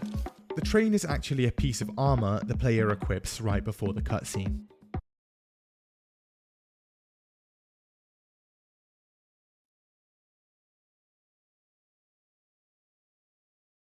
I've played this game probably a total of like, if I had to lowball, probably 500 hours, and I would have never guessed. I would have never guessed. I played the DLC probably like 3 times. Yeah, I'm lowballing, by the way. It's probably more like 1,000, but I don't know. I don't remember. I was a kid and I didn't have Steam yet. Anyway, the original Fallout games... What do you mean, how? Mods? You guys have never played a game like a million times? Guys, we didn't buy new games when I was a kid all the time. This is all we had. I'm just saying, it's not that far-fetched. Had a ton of different endings based on your actions. Oh yeah. Here, Todd Howard had claimed an insane 200 endings for the game. Everything gets a bit big, so as of last week, we're over 200 endings. That is not an exaggeration. Fallout 3 had 2 endings. Regardless, the game does amazingly. First week sales of around 5 million. What? $300 million generated instantly. You've got mail. That's insane. And despite the consistent dumbing down and streamlining of their games, Todd does it again. It wins Best RPG. Well, you cater to like the average Joe. Yeah. at the Game Awards, and a ton of Game of the Year awards at other places. Todd Howard is now 3 for 3. I did the Game of the Year edition. My brother bought that. Yeah. The year is now 2010. Bethesda Game Studios is a team of around 100 people, and they're riding high. Yay! Both Oblivion and Fallout 3, big wins. Todd had found himself a golden formula here, and he wasn't changing it anytime soon. Oh yeah. Now, it had been about 4 years since Oblivion, so the hype for the next Elder Scrolls, quite high. E3 2010. Todd emerges on stage through a sea of vape mist. He weaves between a group of bald men in robes, while epic chanting music plays. This Todd seems different. He's sporting a slick brown leather jacket. I love leather. On his face, a sly smirk. Gone was the quiet confidence. He knows what he's about to do. Now, he's glowing. Anyway, Elder Scrolls V is about to be revealed. Wow. And they go on a marketing frenzy. Whatever you say, Mr. Billboard. A ton of television ads, expensive live trailers, and stuff like this. Holy! In promotional material, Todd is getting increasingly unhinged. When you walk into town, we can have it look for someone with a child. We can have that child kidnapped and put in a dungeon nearby.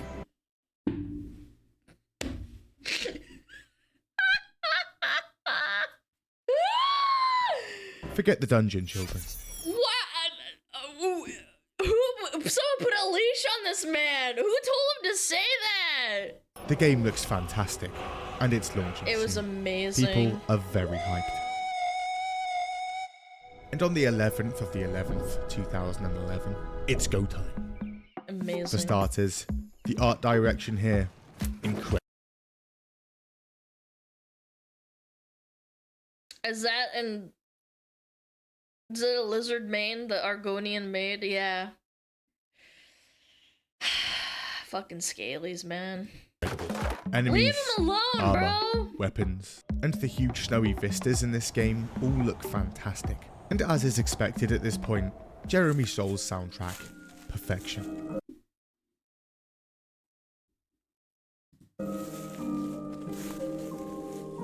So they even wrote a whole fucking language good. for the game. And the main theme is written in both that and English, with identical meanings and rhymes in both. Wow. Factions are back, and this time you can actually join them again.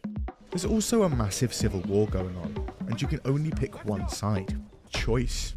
And there's genuinely compelling arguments on both sides. Nuance. What was going on? However, this is just a side quest, and as a result, not a massive amount of time and effort went into it. It's generally considered a bit rushed and lacking in depth.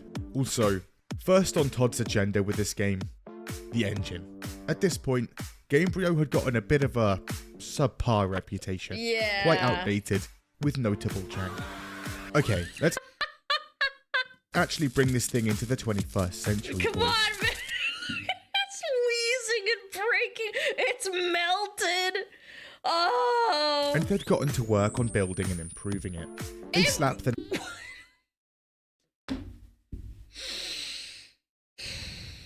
I can't believe it's been 15 years almost and we're still using it, by the way. name the creation engine on, and hoped for a It's clean criminal, slate. man. Despite the upgrades and rebranding, this wasn't fooling anyone. The engine is still crusty, and as a result of its limitations, this is what a massive, countrywide civil war looks like in Skyrim. Also, the jank in ragdolls, still incredible. Amazing. The map, not massive, but very dense, and a lot of fun to explore. The graphics, not as groundbreaking as Oblivion, but pretty. Wait, hold on, go back. Used to be cool, racist. Wait, why are the Somerset Isles racist? Excuse me? A lot of fun to explore. Racist, the graphics, not as groundbreaking as Oblivion, but pretty decent. This time, the new engine allows dynamic lighting and shadows, better physics in ragdolls, and an improved animation system. And NPCs no longer look like melted cheese. Gameplay-wise, enemy scaling is still here, but much better. This time, it has minimum and maximum levels depending on location, so nothing is too hard or too easy. Better combat with smoother animations, cinematic kill moves, and improved magic casting. Dual wielding, dragons, pretty cool. And that awkward dialogue zoom from Oblivion finally got. One of the things you've solved is the old crack zoom into characters' faces when they start talking to you. Solved as in took it out. Yes. Yeah, solved. Some elements of the AI are also improved. The NPC's line of sight now comes directly out of their eyeballs. Wow. Just like real life. That's crazy. This also means you can now pick up a bucket, slap it on someone's head, and blind them completely. Realism. Amazing. They'll also now You don't get that in 2025, by the way. search for you if you're using stealth. However, the AI here, not amazing. Just launched Thank you, Todd. a massive fireball and wiped out half a group of bandits from behind a tiny rock. They'll conduct a massive manhunt for you, and then forget about everything in about 15 seconds. Easy clap. Immersive indeed. Yeah! The kill cams are kind of amazing. I really like that they adapted that from Fallout. I'm going to find whoever did this. However, in a few cases, Oblivion's AI is actually better. Turns out, this time round, Todd's groundbreaking and immersive Radiant AI had been dialed back a bit, and NPCs in Skyrim now rarely, if ever, actually talk to each other, outside of a few scripted moments. Skibidi was fine until you rizzed along. Simpire was chill AF. They also I don't remember that. Skibbity Riz. The brain rot version. They revived an old meme, man. love talking over each other. I'm always interrupting people. Also, again, a ton of NPCs here are essential. Ma'am, please die, grandmother.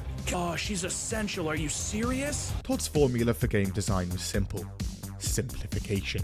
What can we cut? Streamline, trim the fat, and make this meat lean. And this didn't change for Skyrim. And the first thing on the chopping block?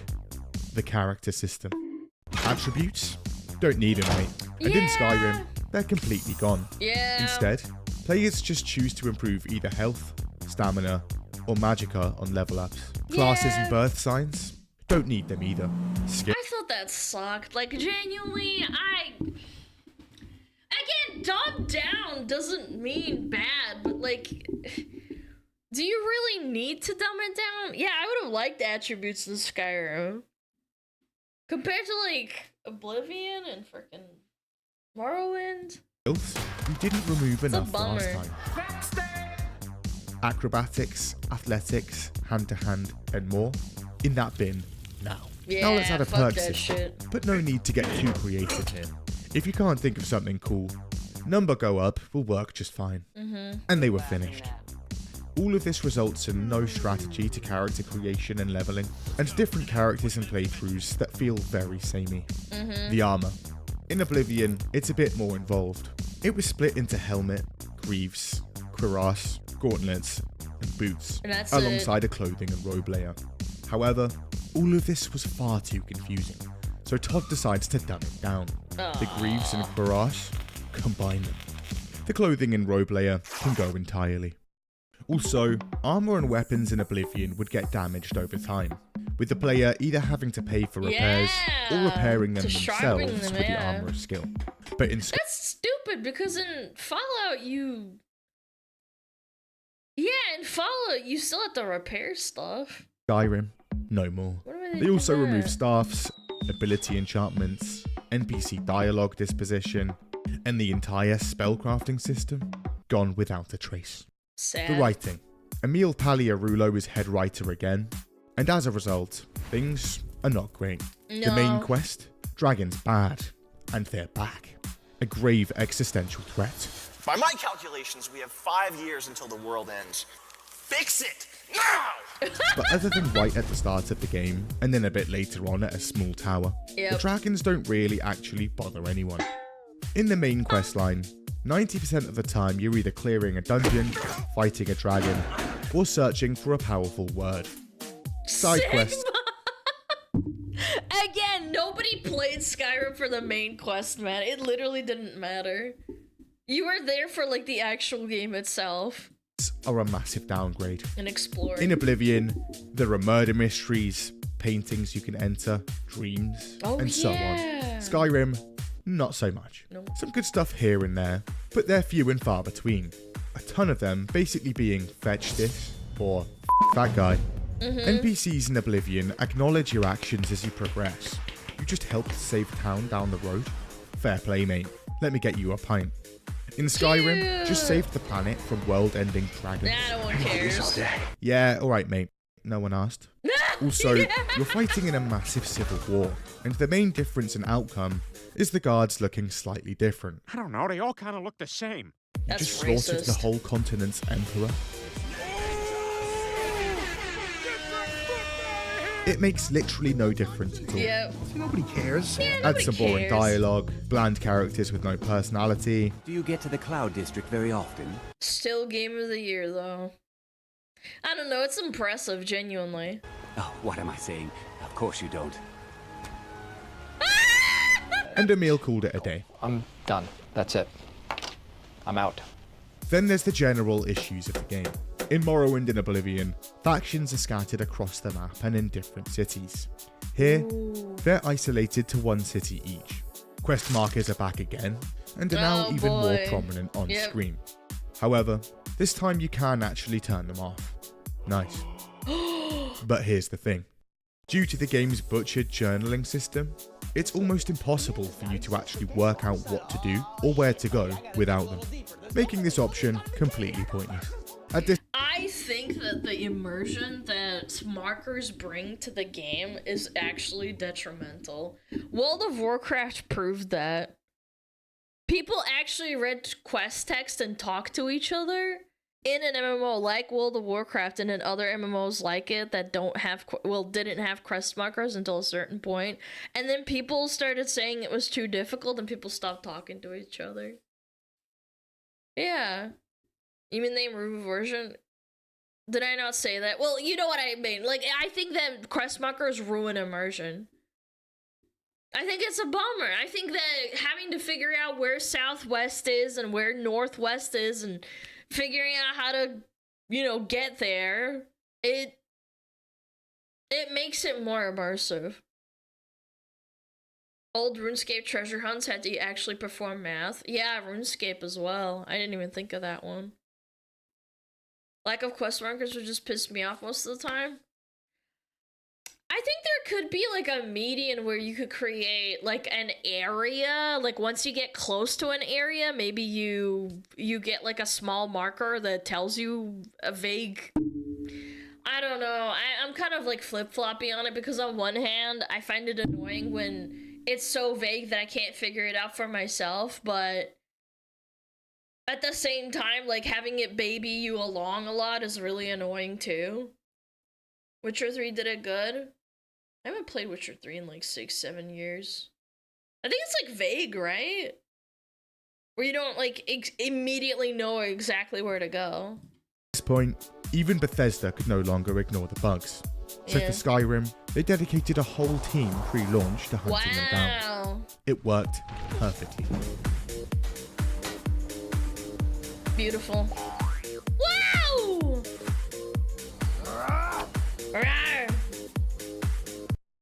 Skyrim came out in late 2011. Beautiful. This is also around the time YouTube begins to explode in popularity. And now bug compilations are popping up, and that famous Bethesda charm is being broadcast worldwide. Some bugs more charming than others. But it's alright. Bethesda kick back and relax, because at this point, they know fans will patch the game for them. And modders churn out the unofficial patch within a few months. And for the third by the way, time in a row, some things Todd had claimed about his new game pre-launch, debatable. I don't deserve this kind of shabby treatment. See, they'd already perfected Radiant AI, so Todd decided on a new thing to show off, Radiant Quests. And Skyrim would feature an infinite amount of them, he tells us. We'd never run out of things to do, and he's not actually wrong. It's probably a total waste of my time. However, he also mentions Radiant Story. Right, so we have this new piece of tech called Radiant Story. This would be a system where these Radiant quests... I hate it when people use buzzwords. AI, Radiant, I don't know, like, dynamic. Like, big bro, it's not what you think it is. It's just a marketing tool, man. ...would be dynamically generated based on the unique factors of your playthrough. Places you've discovered, quests you've completed, and previous interactions. Spend a lot of time with a particular NPC, they'll probably hire you for a hit, or you'll be hired to hit them. Todd tells us this system will also lead to strange random encounters. Just dropped a sword in the middle of a pub. Chances are, two guys are getting into a scrap over it. That never happened, man. That never happened. Good at a particular skill, a random man may even come up to you and ask for training for it, or challenge you to a duel. Training, eh? The real question is, can you fight? Yeah! None of this ever happened. So that was a f***ing lie. Yeah! What we get instead is an endless wave of generic, procedurally generated, cookie-cutter quests that spawn basic, nameless NPCs into the game to kill or steal from. Fantastic. Also, logs and trees and all the way up to distant mountains, and if you've played our previous stuff, you know that mountain is not just a backdrop. You can walk all the way to the top of that mountain. That was a freaking lie. True, but elusive. Half the mountains in this game have nothing of interest on them. Yeah. Well, this sucks. And there's no actual system to climb them. Yeah. You'll have to stanky leg your way up a metric ton of ragged rocks, due to them not having actual pathways. Stanky leg, push. Stanky leg, push. Also, leg push. Todd definitely mentioned a working economy system. We have a working economy that you can either do, you can actually sabotage this windmill if you want. He's a liar! That never happened! And so am I going to be able to participate in that economy?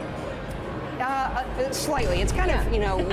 Naturally, on launch, people want to see this groundbreaking mechanic in action, so they try to decimate the local economy by attacking the local sawmill. Nothing happens, because this feature never existed in the game in any form. Thought? The modding scene for Skyrim, absolutely massive. Immersion mods, quest mods, survival mods, graphics mods, other. Skyrim is still played to this day. How many people are playing Skyrim right now? Let's see. Elder Scrolls 5 Skyrim Special Edition. God, there's so many broken up ones though. Skyrim. Elder Scrolls Skyrim. There's like Special Edition and then there's Skyrim. Okay, let's take the Special Edition. 24,000 people are playing right this second. That's a lot. Yeah, like what the heck? Yeah, Special Edition is the latest version. I understand. I'm just trying to think like Skyrim has 72,000 mods and 60,000 of them are boobies. Mods. Wow! Todd and the boys Holy crap, that was not scripted, by the way. Holy. See this and start brainstorming. No way. And a few years after release, Bethesda unveils their brand new idea, paid mods on the Steam Workshop. They tell us it's to financially compensate modders, but then it comes out that mod creators receive just 25% of the revenue here. Valve get 30%, and then 40% kicked up to the big guy. Wow, Also, thanks, Todd. due to the complete lack of moderation, the majority of mods on here, amazing. A ton are plagiarized from the Nexus, and even from the same Steam workshop. Oh yeah! Naturally, the whole thing is incredibly unpopular, and Bethesda and Valve are forced to backpedal. Yep, they destroyed it. Despite the consistent dumbing down, removal of features, roleplay regression, terrible writing, relentless jank, and honeyed words from Todd. Yes. Again, the game does insanely well. So much money. Within 2 days, it sells 3 million copies. Insane. A week, 7 million. A month, 10 million. Over $500 million in the bank. And Bethesda Game Studios is now an institution. Skyrim, a cultural icon. To many, now the face of the open world. I remember going to school and everybody wouldn't stop making like the arrow in the knee joke. Oh my god. It was so annoying. RPG. Todd's 4th major game and his 5th Game of the Year award. Thank you so much, everybody at Spike TV, everybody who supported this game, the whole team at Bethesda Game Studios. We've poured ourselves into this. At this point, the man just couldn't miss. God, Yeah, Howard. right. People even say. Todd is now 4 for 4. A literal god. He could do no wrong. No! That's a lie! Is he gonna cover 76 and 4 and Starfield, man? Is he gonna do that too? Chat, I love to hate Bethesda, I really do. My 74-year-old dad has over 7,000 hours in Skyrim, uses a ton of mods, and he plays it several days a week still. I'm telling you, there's still a massive, like, modding culture to this. Everybody loves it, man. Also, chat, we have to do the obligatory video for this.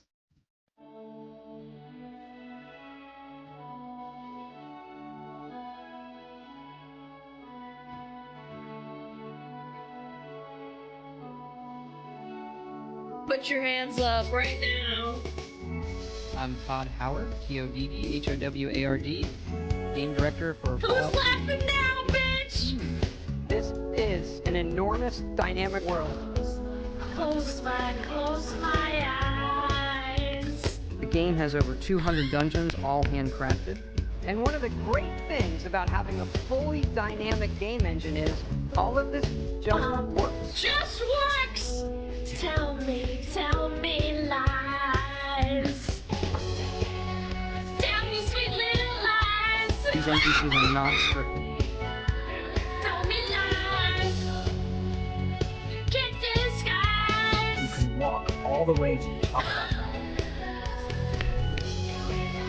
Tell me sweet little lies. Go where you want. Do whatever you want. This is the golden age of games. Make the player proud of playing the game. Make yourself proud that you made it. Make your player proud that he bought it. And it works. It actually works perfectly.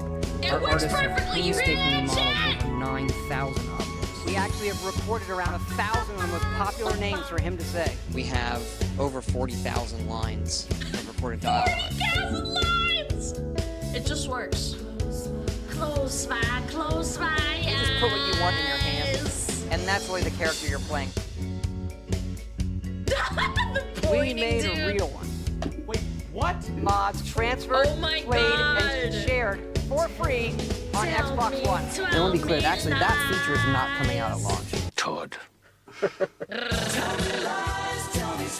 Fallout 3 will have 200 endings. I remember that being said as well. Tell me lies, tell me lies. Lies! Thanks. Thank you, Spike TV. Tell me lies, tell me sweet little lies. Like I said, it's great to be back here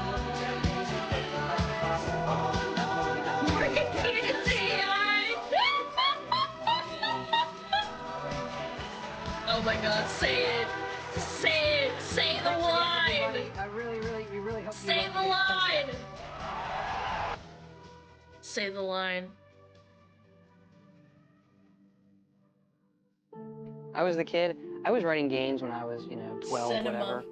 And the other kids in the block would say, you know, I'm gonna play quarterback for the Cowboys. And I'd be like, I'm gonna make video games and everyone's gonna play them. Like, you dork, go back to the chess club. Who's laughing now? Yes, I was in the chess club. I was laughing now. Oh my god, dude. I love to hate this guy. Random spawn. Yeah. Random spawn. Oh, I fucking love this guy. Oh my god. We laughed and we cried. He's such a little freaking liar. What a piece of... I want to strangle him. Chat. God, that video's fantastic. Thank you, Big Boss. Also, I have to link this as well. Boom, boom, boom.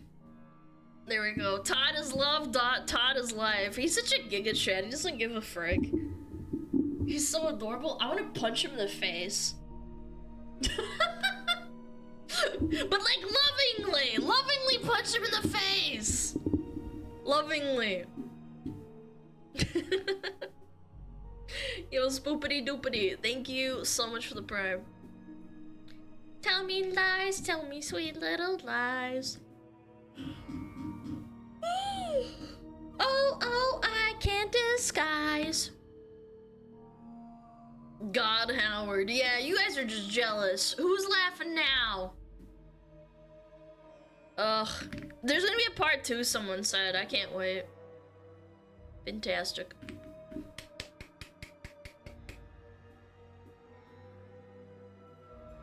Someone just typed, I bet he's hung. Wouldn't you love to know? Lovingly in a wholesome or a kinky way? No, I'm not aroused by Todd Howard. He makes me very angry, but like, he's just so honest about being an asshole. Yeah, he's just so like blatant about it. Cause like when Starfield came out, people were complaining that it was really poorly optimized because the engine's really old. And he basically, on public television, in front of millions of people, just said... You wanna know what he said? He just said, get a better graphics card. Or get a better PC. Like, what are you doing? That's such a fucking asshole. Just upgrade your PC, man. Like, I wanna strangle you. You're using a fucking 15-year-old engine and you want me to upgrade my PC. Yeah. If you're broke, just say so. I need to pee though. Oh my god, that was fantastic.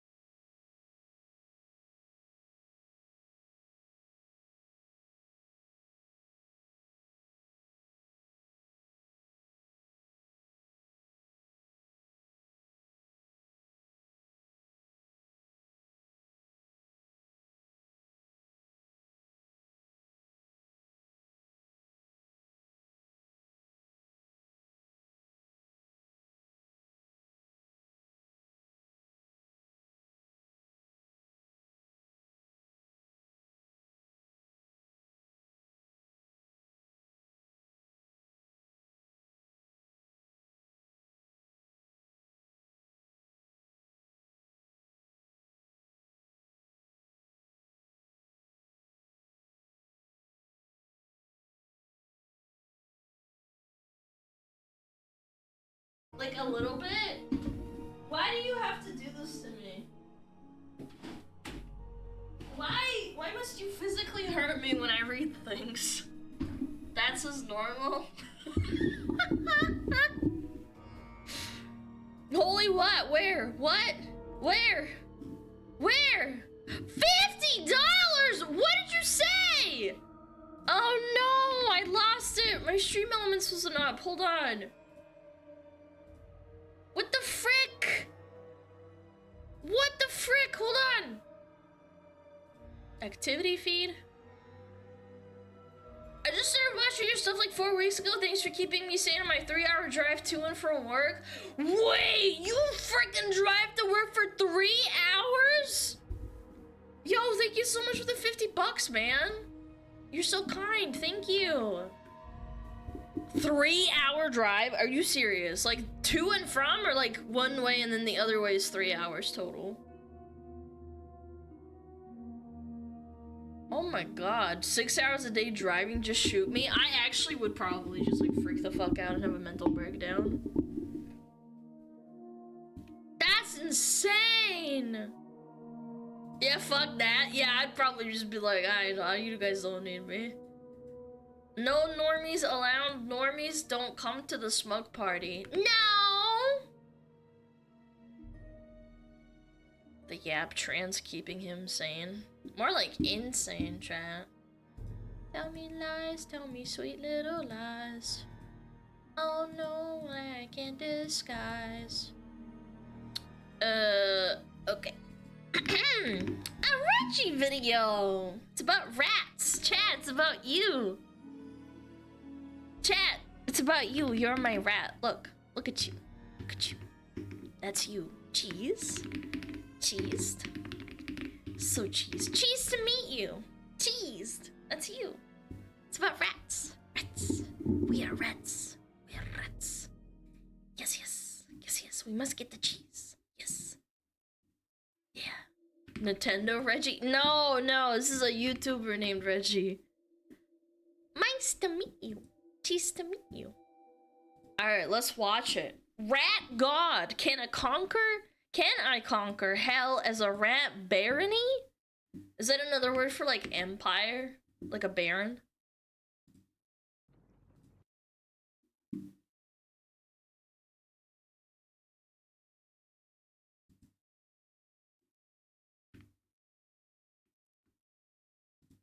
What is wrong with you? 100 clamorinos? Are you off your freaking rocker? Anonymous, thank you! Thank you for the 100 clams! Oh my god! Oh my god, I have to fucking pause. What the frick? Thank you! I don't know who you are, but thank you so much. I appreciate it. Man, this guy, dinner Alana. What do you mean? I'm not gonna eat him.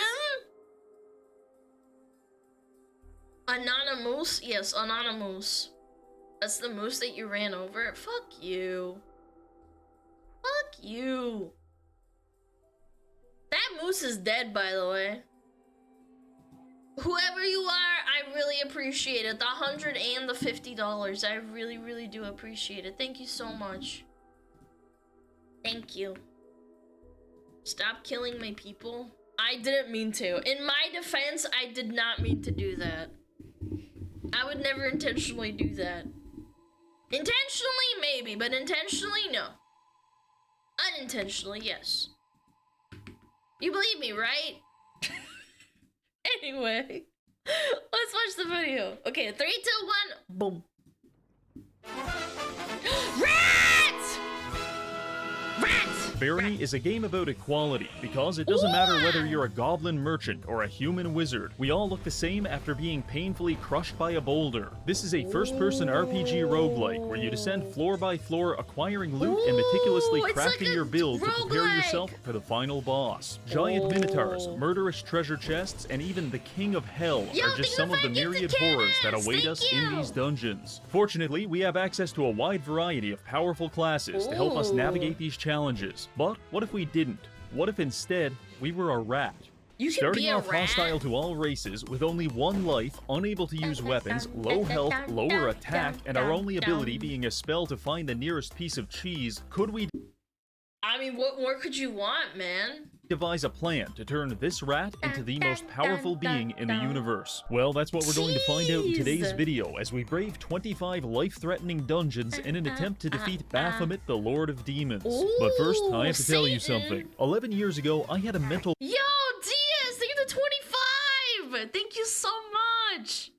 Thank you, thank you, thank you. I really appreciate it. breakdown that culminated in me declaring war on the United States Navy. Don't really remember what caused it. There was a lot going on at the time. Ebola, didn't really like the Fantastic Four movie. Say that again? Anyway, I kidnapped a bunch of people and held them hostage in international waters. United States wasn't too happy about that, so they blew up my boat with a Tomahawk missile. Funny enough, I was the only survivor. My war against the US Navy was short-lived, but a lot of fun. And I used to miss it, until I found out about the sponsor of today's video. I fucking knew it. I knew it. As soon as I saw water, I was like, is this gonna be a warship ad? World of Warships. Now I can relive my glory days on the high seas in breathtaking and realistic combat against up to 23 other players. World of Warships is free to play on PC with constant updates and over 600 intricately modeled aircraft carriers, battleships, cruisers, and destroyers at your disposal. You want to play this game because on an atomic level, every molecule of your body is an Iowa-class battleship yearning to destroy Imperial Japan. I spoke with a scientist. That's not healthy. In fact,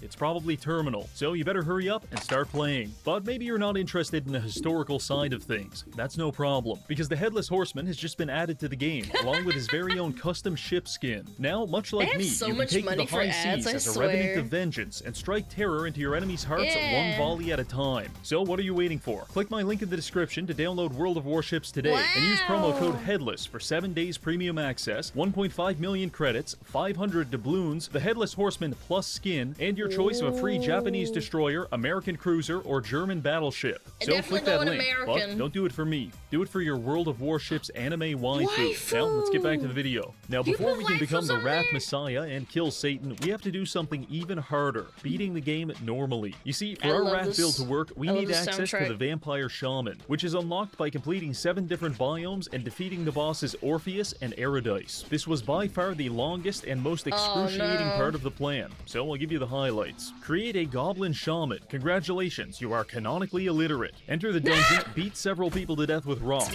New biome, full of friendly goblins. Kill them anyway. Eat rotten food and go blind as a result. Murder But how does that turn you into a rat? Do I let him cook? innocent man to steal his backpack. You are now a wanted criminal. Avoid legal persecution by using an amulet of sex change to cut off your genitals and become a legally new person. Reattach them later with another amulet. Now you've got the backpack and your dick. Next biome, populated by bug men. Become an exterminator. Recruit a psychopathic man named the Potato King. He dies almost instantly. Bully short people and get chased out of the level by their Donnie Mommy. First boss, turn into a troll and carefully lobotomize him with a closed fist. Successfully kill this all-powerful wizard and then promptly lose a fight against Derek the cheeseburger salesman. New biome. It's full of Irish immigrants and you're starving to death. Take a moment to appreciate the gameplay of being shanked by dozens of gnomes. Then proceed to the cockatrice's lair. You should not have come to the cockatrice's lair. Final boss fight. You are not prepared. All of your teammates die within 30 seconds and you spend the next 20 minutes accidentally running into cleverly placed pools of lava. Luckily, your enemies were nice enough to put pools of water right next to the pools of lava. The fight has been going on for 30 minutes and you're about to drop dead from hunger. Gamble everything on one last attack. You get unbelievably lucky and kill the boss. Congratulations, you are now a Bayou Baron. That's powerful autism right there. Receive some cutscene about how you're the new king and it definitely won't turn into an evil tyrant like those last guys. Main menu. Alright, finally we've unlocked the Vampire Shaman. Now we can begin breaking the game as a rat. But first, some ground rules. The restrictions of this challenge mean that we are only allowed to interact with the outside world as a rat. However, we can interact with our inventory as a vampire. You ever seen Howie Mandel's penis? This mostly allows us to do things like equip armor, read books, and brew potions. But apart from that, it's all rat all the time. So let's get started. We begin by creating our character and loading into the first floor. Gentlemen, I want to introduce you. to rat meat. If we want this little guy to kill Satan, he's going to need to be fairly high level, and the best way to achieve that is by maxing out his skills. There are 16 in total, ranging from swimming to spellcasting. However, since we are a rodent, we won't take notes, man. be able to level up trading or any of the weapon skills, which puts us at a major disadvantage. But we are also a vampire, which gives us access to one game-breaking ability. This little fella right here. Levitate is among the cheapest spells in the game, which means spamming it is a viable way to level up your magic and casting skills. However, you will eventually run out of mana, unless you're a shaman, because the shaman starts with a voodoo face mask, which gives him +1 mana regen while shapeshifted. That doesn't sound like a lot, but it is. So by turning into a rat and casting Levitate 3,000 times, we should be able to max out 2 of the most important skills in the game on the very first floor. Now listen, I know what you want. I understand the male fantasy. Big Was that Gachi?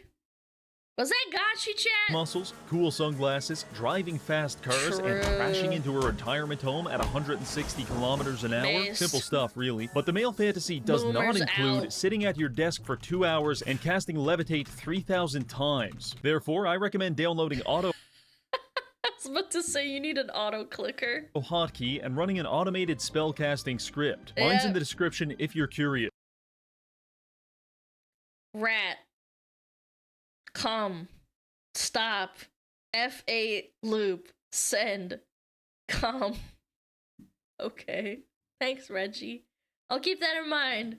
So simply assume rat form, start the script, and slowly become the most powerful rodent of all time. This process takes a while, so I decided to kill the time by taking a normal shower by myself, washing the dishes, engaging in thought-provoking debates with the fellas down at the homeless shelter, and then chasing women through public parks. This gets me back home with just enough time for another shower before returning to the computer. Briefly looking over our stats, the plan appears to have worked. Casting and magic are nearly maxed out. The only problem is we're kind of starving to death. So it's time to enter the dungeon in search of food. On the topic of food, the vampire shaman is again very broken. Because much like Todd Howard, the vampire requires a constant supply of human blood. The only difference is we just apply Todd Howard consumes blood. use blood to satiate our hunger, whereas Todd Howard just doesn't want other people to have it. Anyway, blood is our primary food source. However, by transforming to a rat, we are also able to eat conventional types of food. The combination of these two options means we're essentially playing with 200% food abundance, which admittedly is a little hard to appreciate as I starve to death in this dungeon. I start my food quest by running around the map and recruiting a small posse of rodents, because worst case scenario, we can cannibalize our fellow rat brethren. But that didn't end up being necessary. Is that what you guys do to each other to keep each other alive? Since after only 5 minutes, we hit a major jackpot. Not only did we find 2 treasure chests full of food, but one of them also contained a chef's hat. In addition to making us look like a beloved Disney character, this hat also increases food nutrition by 20% and buffs the drop rate. With a food supply secured, I made my way back to a safe room and resumed the rat maxing. After levitating about 75 more times, we have capped out our casting ability. This is where things get nutty. The reward for becoming a legendary caster is that you learn a 0-mana version of the spell Force Bolt. This is usually unlocked around floor 15 or maybe 20, so having access to it on floor 1 is questionably balanced. Furthermore, we can use it to level up the rest of our magic skill. Doing this unlocked the spell Dominate, which allows us to mind control enemies if they're weak enough. If they're not weak enough, it hurts a lot. It's like Pokemon, but if you gauge the health bar wrong, Ash Ketchum dies in a violent explosion.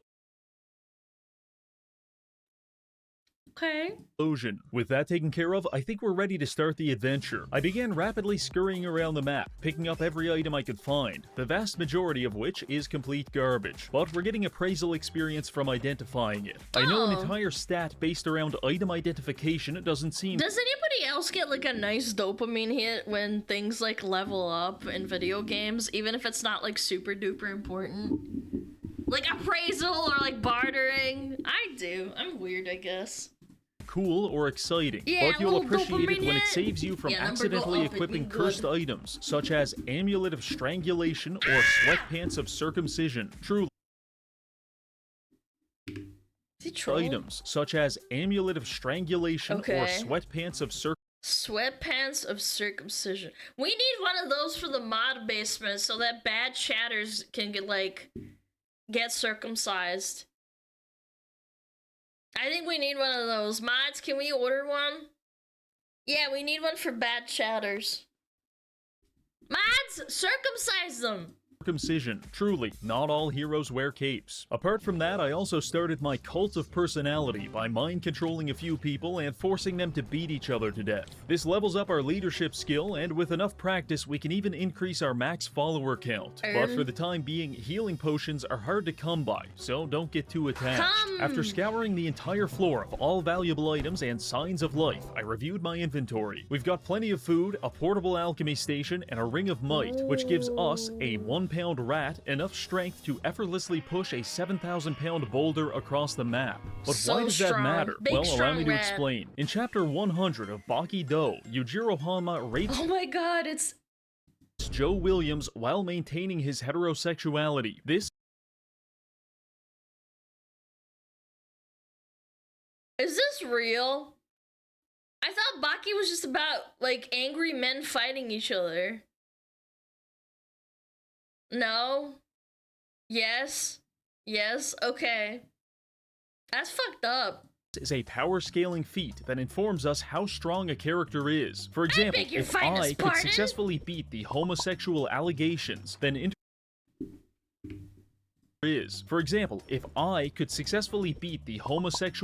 Reggie, is this what you dream about? Reggie, how often do you and Kleeper kiss? Reggie, favorite flavor of cocks? Gay. Allegations, then internet autists would have no choice but to scale me at a multiversal level. But for right now, we're focusing on rat meat, and him pushing an entire boulder easily qualifies him as a small building level superhuman. Not bad for floor 1. Now let's head to the next level. In case you were concerned that things were getting too easy, don't worry. Floor 2 has got you covered, because this symbol right here indicates that within 5 minutes, a gigantic unstoppable minotaur is going to spawn onto the map, hunt us down, and curb stomp us back to spawn. I don't think I can handle levitating 5,000 times again, so we can't let that happen. I begin frantically searching for an escape. Fortunately, I managed to kill an Italian man and use his Daedalus shrine to reveal the exit, which was when I got a new notification. The Zap Brigade has spawned into the map. I know the Zap Brigade sounds jovial and maybe even heroic, but that's just a name. It's like if the Gestapo started calling themselves the Bubblegum Army. It doesn't really make you feel any better when they're interrogation womb. Oh, pulling your fingernails out. So the good news is we don't have to worry about the Minotaur anymore, because the Zap Brigade has executed him by firing squad. The bad news is the Zap Brigade is a group of racial purists who spawned onto the map to perform a large-scale ethnic cleansing on anything that's not human. Like and my friends, we are definitely not human. 1 or 2 shots from their lightning staff and our rat is cooked. They're currently stalking their way across the map, actively looking for us. But what they don't know is I'm actively looking for them, because I want their equipment. Killing them takes forever due to their amulets of magic reflection, but slowly, over the course of 30 minutes, I used my superior rat intellect to separate them and wear them down. After cleaning off the blood stains, we've now got some high-level armor for us to proceed to the next floor. This would be floor 3, but if you enjoy psychological torment as much as I do, then I recommend flipping these levers and going to the secret level, the Gnomish Mines. My therapist keeps telling me George Droid isn't real, and he can't hurt me, but I know better. I've seen the schematics. Similarly, Barony developers will try to convince you that the Gnomish Mines aren't that bad. I mean, look at this well-lit room with all gnomes are just inferior dwarves. Dwarves supremacy. Kinds of golden fountains, and the exit is right there. This is terrific, but let me tell you something. They ran out of room in hell a long time ago, and now they're putting all the gnomes here. Outside of these doors is a winding maze filled to the brim with trolls, lightning staff gnomes, and ornery child miners that want nothing more than to excavate the side of your head. Around every corner, there is a 25% chance of getting smoked in the face with a lightning bolt, and there's like 600 corners, which is why I chose to mind control the gnomes and have them lead the way. After carefully and meticulously exterminating 70% of the gnome population, I had gained several levels and become relatively powerful. By using bloodletting, we can now two-shot most gnomes and farm them for vials of blood. Now, I'm not sure what's more terrifying, being stalked through a mine shaft by a bloodthirsty magical rat, or realizing it's actually just a naked man in a chef's hat. But either way, we're not here just to terrorize the gnomes. We're also here for the Sphinx's Cask, an artifact helmet of extreme value to spellcasters. It gives 3 armor and 8 intellect. For reference, plus 8 intelligence is a massive difference. Consider it to be the difference between 2 people. One is a normal man who works a job at the hot dog factory and has a wife and kids. The other is a deranged lunatic who spends his free time staring into the sun and taping dead rats to his ceiling. I'm not sure one of those is my viewer, I bet. Who the intelligent one is, but they're pretty fucking different. Point is, this helmet is going to make our spells do a lot more damage. However, there are 2 issues. First, the treasure room is locked behind a series of impenetrable gates, and second, it's guarded by about a dozen spellcasting traps. Solving problem number 1, the switch to open the gate is located inside this merchant shop. I lure the shopkeeper out of his store, double back, flip the switch, and make my escape. This made me a wanted criminal according to the merchant's guild, but it's worth noting that did we get a Reggie Seth crossover? No shot! My escape. This made me a wanted criminal according to the merchant's guild, but it's worth noting that Reggie the Rat is a legally distinct person from Reggie the Vampire, so he's not wanted. Don't worry though, the Merchants Guild also wants to lynch Reggie the Vampire, but it's just because they're racist, not because he's a criminal. Now with the treasure room open, we have 2 options. Option 1, I carefully examine the room from multiple angles and learn the timing of each trap to formulate a safe plan of approach. Or option 2, I cast a speed buff and run in while pissing my pants. Obviously, I chose the latter. That's what I do. Miraculously, this worked, and we secured the helmet. This is a huge power spike for all of Ratkind. Now, let's get out of this absolute dump. I love Floors rats. 3 and 4 were relatively uneventful. However, it's worth noting that usually by this point, you're level 5 or maybe 6. We are level 13. Also, we have so much random shit in our inventory that we actually weigh 860 pounds. I cannot... Chat, why do you weigh so much? You weigh more than me. That's not good. Lose some weight. Yeah. Not fathom how embarrassing it must be to get mind controlled by a morbidly obese rat dragging itself across the floor. But clearly, it's not embarrassing enough to make a difference. Interesting loot on these floors included an amulet of strangulation, which isn't useful to us, but there is actually a BDSM GIMP class in the game, which Incubus? Isn't that the male version of a succubus? Incubus? Generates its mana through autoerotic self-asphyxiation, so we'll leave this here for them. Instead, we're going to take this Ring of Warning. By equipping it, we basically unlock wall hacks, because all enemies on the level are now marked as pink dots on our minimap. Slowly but surely, we are approaching divinity. Now, let's move on to the next biome, the swamp. Rat. The swamp is best known for its gangs of goblin criminals that will stab you to death at a moment's notice. The closest real-life equivalent to this would be going to a Brazilian favela and telling the local drug dealer that his native language is just gay Spanish. I'm sorry, Brazilians. He doesn't mean it. He doesn't mean it! Portuguese is a beautiful language! No, don't be offended. It's a joke. This is a high-level engagement farming technique, assuming you can moderate the casual racism. To my Brazilian viewers, I support you and concede that Brazilian Portuguese is fundamentally superior to Portugal Portuguese. True. Together, we can defeat the colonial pig dogs. But I digress. Oh, we got ads. Oh, dang it. Okay. We'll wait. Oh my god, I love Reggie videos. They're so funny. Oh, chat! Where are you? Open your balls. Open, sesame. Yeah. Hello. Hi. This video's about me. Yeah, it's about you, chat. You're a rat. Open my balls. Yes, open your balls. Open them. Open them. Open them right now. I am rat. You first. I don't have any. Bring out the cheese. I mean, I got some cheese. I actually have some Gruyere cheese in the fridge. Chad, do you have any cheese in your fridge? I have cheese in my fridge. Yeah. Tasty, tasty cheese. Parm, nice. That's big. That's big, that's strong. I'm eating cheese now. Oh shit! Really? Gruyere's incredible for homemade mac and cheese. Yeah, every once in a while I'll make it. Not too often though. If I eat too much cheese, I'll turn into a rat. Cheese hurt my tum-tum? That's a skill issue. Skill issue. Bum bum bum. From under cheese is the best. From under these nuts in your mouth. No cheese. God, you guys are so intolerant. Lactose intolerant. Why are you so intolerant? I thought I had a very tolerant chat. Those are racists. Who knew that this would be the result? Skyrim music? Yeah, sorry. Todd is invading your brain already. Go play Skyrim! Go buy Skyrim! Right now!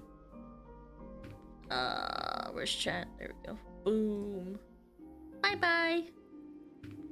Alright, sorry about the ads. Ooh. Chat reflects streamer. You calling me racist? Mods, that's 16 circumcisions. If we do not find your pee-pee, you will present more pee-pees. I already own 6 copies of Skyrim. That is not good enough. You need more. Alright. Thank you for waiting! Sorry, chat. 3, 2, 1, boom!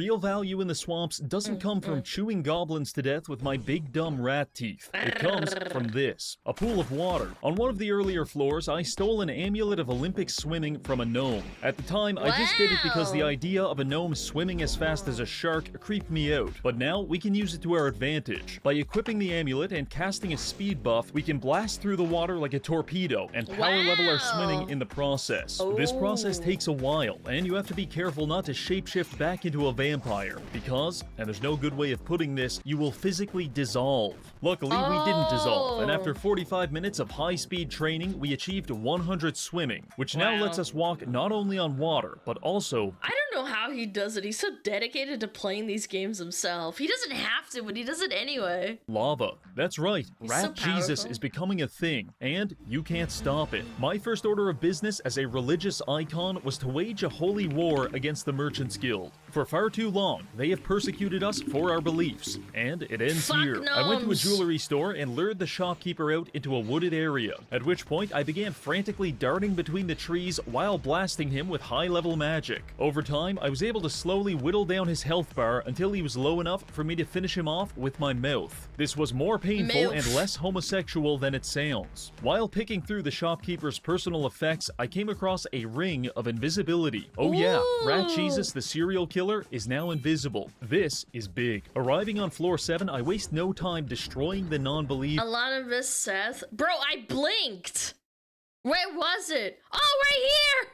But also lava. That's right, Rat. Bro, I legitimately blinked. I'm not even kidding. Jesus is becoming a thing, and you can't stop it. My first order of business as a religious icon was to wage a holy war. It's the AI video of Seth getting jumped by the Merchants Guild.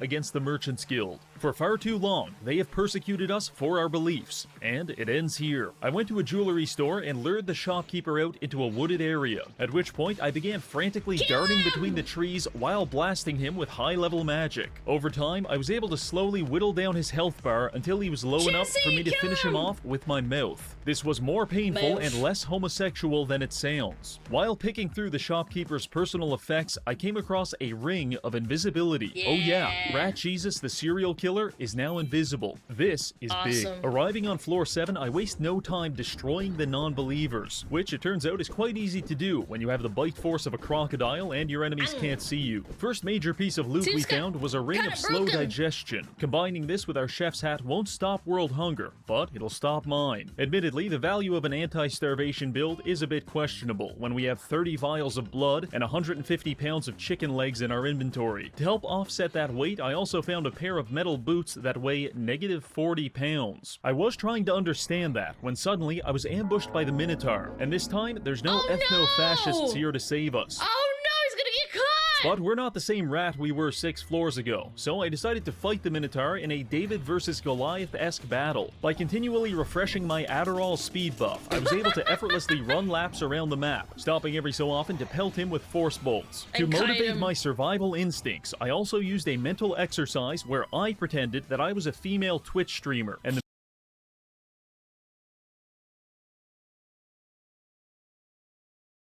Minotaur was my #1 fan. I feel attacked. Swear to God, that actually made me run faster. Once I started mixing in some slowing spells, it was all over. Little known fact here, but after killing Goliath, David chopped his head off and carried it back home. He was kind of a freak like that. Anyway, I couldn't find the Minotaur's head, so I just picked up his flawless emerald. This is very valuable, but money is a construct of the Merchant's Guild, and we have no need for such vices. So I threw it into the chasm and moved on to floor 8. Seemingly not content with dying once, the Minotaur came back again on floor 8, but he did even worse this time, because me and the boys kicked the ever-living shit out of him. After that, I spent some time using my Ring of Invisibility to farm backstabs on the local NPCs, which power-leveled our stealth. Once we get it maxed out, we'll be able to turn invisible even without the ring. Anyway, I ran out of people to stab, so I decided to head to the secret level, nearly getting crushed by several boulders in the process. Heading through the portal, we arrive at the haunted castle. It's just us and our goblin companion named Abdul. Abdul will not be surviving this part, because the haunted castle is like a schizophrenic homeless man on the sidewalk. Harmless when ignored, but once you interact with it, you have put everyone's life in immense danger. Die, you motherfucker! Luckily for us, I have a plan. I explore the outskirts of the castle, making sure to ignore the 60 tombstones all around it, before proceeding inside to find some very nice loot. These legendary boots give us a huge armor buff as well as more wall hacks. However, by touching them, I have awakened the sleeping beast. Specifically, all 60 of those tombstones out front, yeah, they just spawned super zombies, and now they're coming to kill us. Rushing outside, I waste no time casting the levitate spell and walking off the edge of a cliff. As long as we can channel this, they can't get us. Furthermore, our melee range is about 10% longer than theirs, so I spent the next 30 minutes beating every single zombie to death with my bare hands, taking breaks every so often to drip feed myself YouTube slop while I regenerate mana. This power leveled our unarmed skill from 25 to 64. With all of the zombies pummeled into a puree, I went back into the castle to gather the rest of the loot. Side note here, but the castle has plumbing, which you can use to fill up glass bottles with clean water. Clean water which can then be used with your alembic to duplicate potions and level up your alchemy skill. After a bit of that, it was time to move on. Floor 9 was relatively uneventful. I spent 20 minutes harassing slime molds to max our stealth, killed another shopkeeper because I liked his fit, and then moved on to the next biome, the Sand Labyrinth. Neither a labyrinth nor particularly sandy, this place is better known for making me racist against lava, and I hate lava in video games. I hate it. I hate it in WoW too. Yeah, like I don't know why I hate lava too, I get it. Housing an entire bug society. This whole place is swarming with scarabs, scorpions, and insectoid warriors. Luckily, we've got about 40 vials of blood, so I was able to take my time carefully enslaving an army of bugmen to do my bidding. Now, in case you're not thrilled by the idea of being drafted into my 1940s-esque chain gang, I humbly invite you to consider the alternative. Because I'm running around the map at 70 kilometers an hour, ripping everyone else apart limb from limb. We're on floor 13 now, which puts us at about the halfway point to reaching hell and killing the devil. Also, Rat Jesus just unlocked his first major miracle, because this spellbook gives us access to some basic healing for ourselves and our followers. This is just like in the comic. Shortly after finding the book, I also found a pair of golden Roman laurels, at which point my eyes widened, as I entered the mind state of a man who believes the ghost of John Lennon is is attempting to communicate with him through his alphagetti, because there's no way this was a coincidence. You see, 13 years ago, I got banned from my local church for asking the priest to power scale Jesus. Long story short, one of Jesus's main anti-feats was getting arrested by a bunch of illiterate Romans. Illiterate Romans, Roman laurels, obvious really. Anyway, I believe the game wants us to rectify that in our build by becoming Roman. Or I need to refill my medication. Either way, I'm wearing the laurels. And they provide a massive... Wait a minute. I'm wearing the laurels. And they provide a massive 50% education. Either... I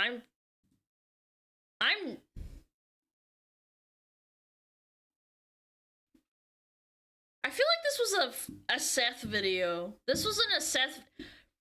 I fucking knew it, man! I remember this from a Seth video! Either way, I'm wearing the laurels. Yeah! And they provide a massive 50% XP buff to our followers, which combined with our newfound healing abilities will allow us to power level them very easily. Moving on to floor 14, I used the power of leadership to convert all sentient life into funny numbers on my stat sheet. Also, I found a very rare single-use amulet of life saving, which allows us to resurrect ourselves if we die, thereby completing our Son of God cosplay. Now we can proceed to the next biome, the ruins. The easiest way to explain this biome is with a story. 2 years ago, I was stopped on the street by a homeless man who almost certainly had hepatitis. He looked deeply into my eyes and said the following: "I haven't achieved sexual release in 13 years, but I'm ready to now." That was the most terrified I have ever been prior to unlocking the ruins, because this entire godforsaken biome is swarming with militant gnomes that spend their entire time covering every square inch of the map with improvised traps. If you're lucky, you'll step on a bear trap or maybe an IED, but the less fortunate among us may fall victim to their rohypnol sleeping traps that quickly sedate you into unconsciousness, at which point... That's the date! That's the favorite drug, bro. Oh my god. Your ass may as well be a gnomish Waffle House, because 10 to 20 of them are going to pile into it and be violent. Now, I don't know about you, but compared to getting gangbanged by gnomes, the idea of catching hepatitis from a street vagrant is starting to sound pretty good. But we're here now, and that guy's probably at a psych ward, so let's just get through this. I put the boys to work thinning out the gnome population. This generally worked well, but every so often we'd have some friendly fire. The issue with that is that friendly AI is programmed to hit back whoever attacked it, and the other AI is programmed to do the same. So any instance of friendly fire automatically initiates a positive feedback loop of reciprocated violence until someone is dead. Still levels up my leadership though. Anyway, not a huge fan of the ruins, so I made my way to the next secret level, the Mystic Library. This is a magical archive containing some of the strongest items in the game. Like many areas in Barony, it is also a very chill place if you're human. To everyone else, it may as well be Rwanda in 1994. That being said, we wasted no time subduing the Hutu librarians and stealing all of their relics. Mostly, it was a bunch of vaguely useful items, until I came across this chest right here. Contained within it was the final piece of our puzzle, the Vampire Doublet. This item disables passive health regeneration, but maxes mana regeneration. Combined with our Shaman Mask, we're now generating mana 1200% faster than normal, which means we don't have to settle for free force bolts anymore. Now we can start smacking our enemies with such exciting spells as Invert Penis and Summon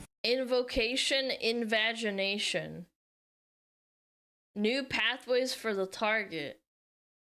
Summon Foot Fetishist. Inflicts fetish. And he's sucking on a toe. I didn't know they put Malachite in this game. I didn't know they put Malachite in this game, man. That guy's such a toe sucker.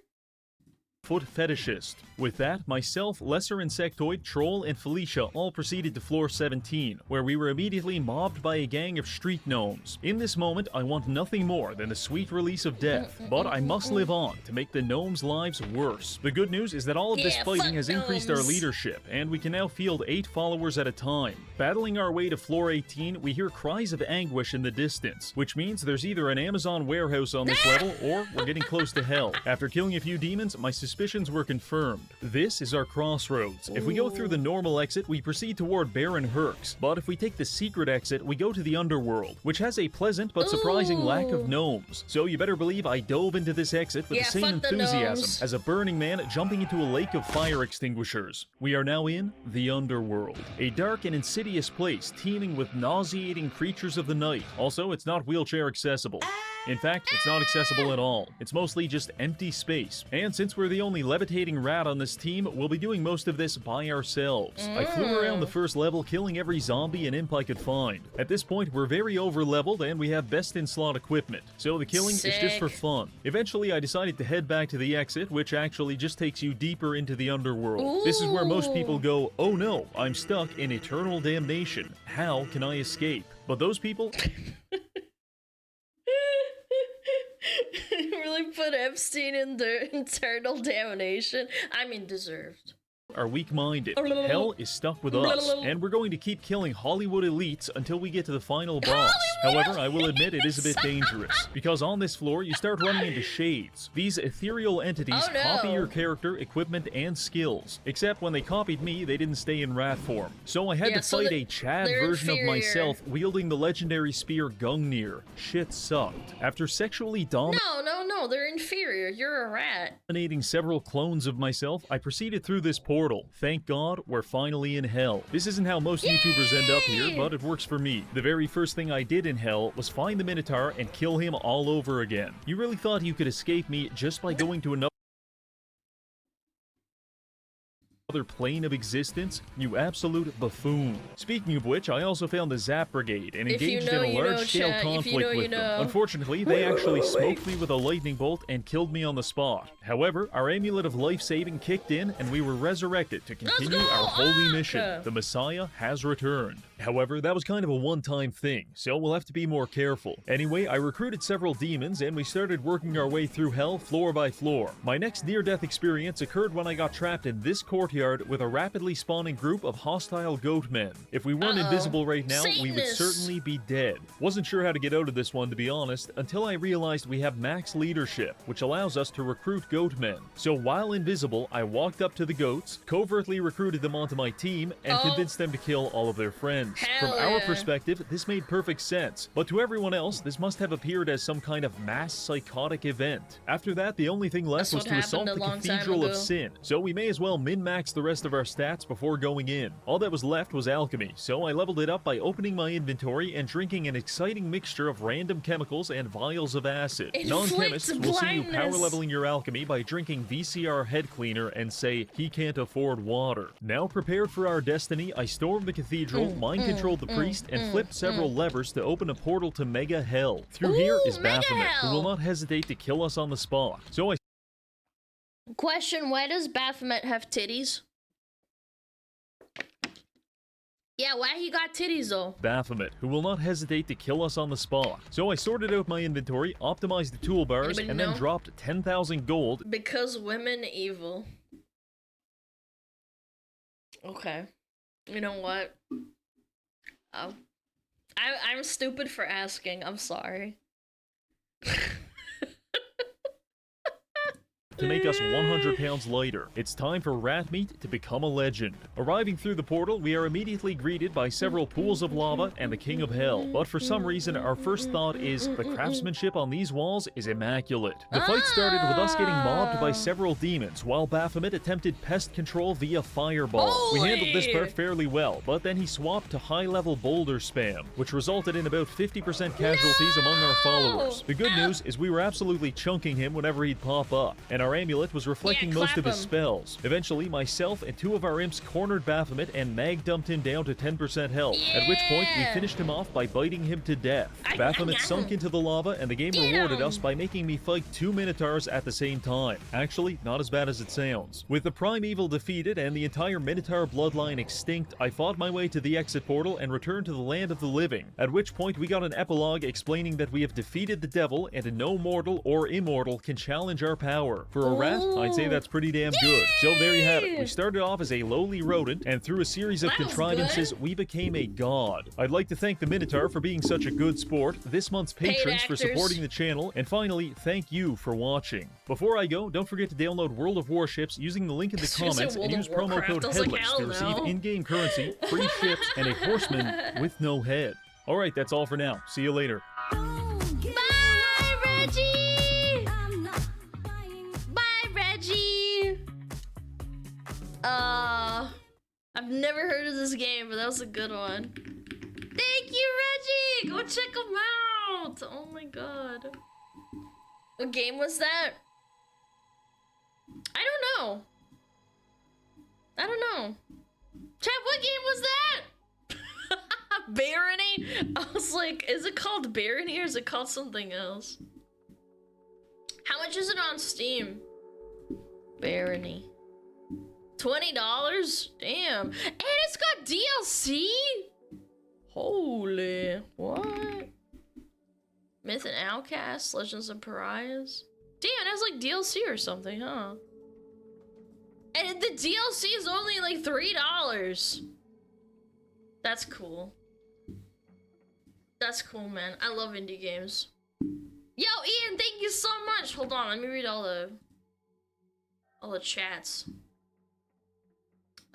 Blazing Breaker, thank you so much for the 3 months. Skywalker, thank you for the 4 months. Long time YouTube watcher, first time catching you live. This was an interesting video to walk into the middle of seeing foot fetish being inflicted on someone. Yes, because that's what happens. You suffer. Yo, Night Shroud, hello from the Balkans. Yo, thank you so much. Baphomet is often depicted as a winged hermaphrodite, symbolizing the balance of both opposite sexes. I like the woman answer more, not gonna lie. Even Sauron fears this rat. Correct, Ixel, thank you. Yeah, I like the woman answer better than the hermaphrodite answer. You guys are probably right, but you know. Yeah. The booba corrupts, true. Like, if you really think about it, when you look at boobs, you just stop thinking. You stop using your brain. So ultimately, yes, women are evil. They distract you from the common cause of becoming better. Okay. Chat! I'm thinking it's time. I know. Chat, what if instead of raiding a baby tuber, what if we raid a group of baby tubers playing Repo? Do you think any are alive right now? Yeah, like Repo's like really popular right now. Like, so let's go find someone that's like small. Let me look. Filter by category, Repo, VTuber, viewers. Yeah.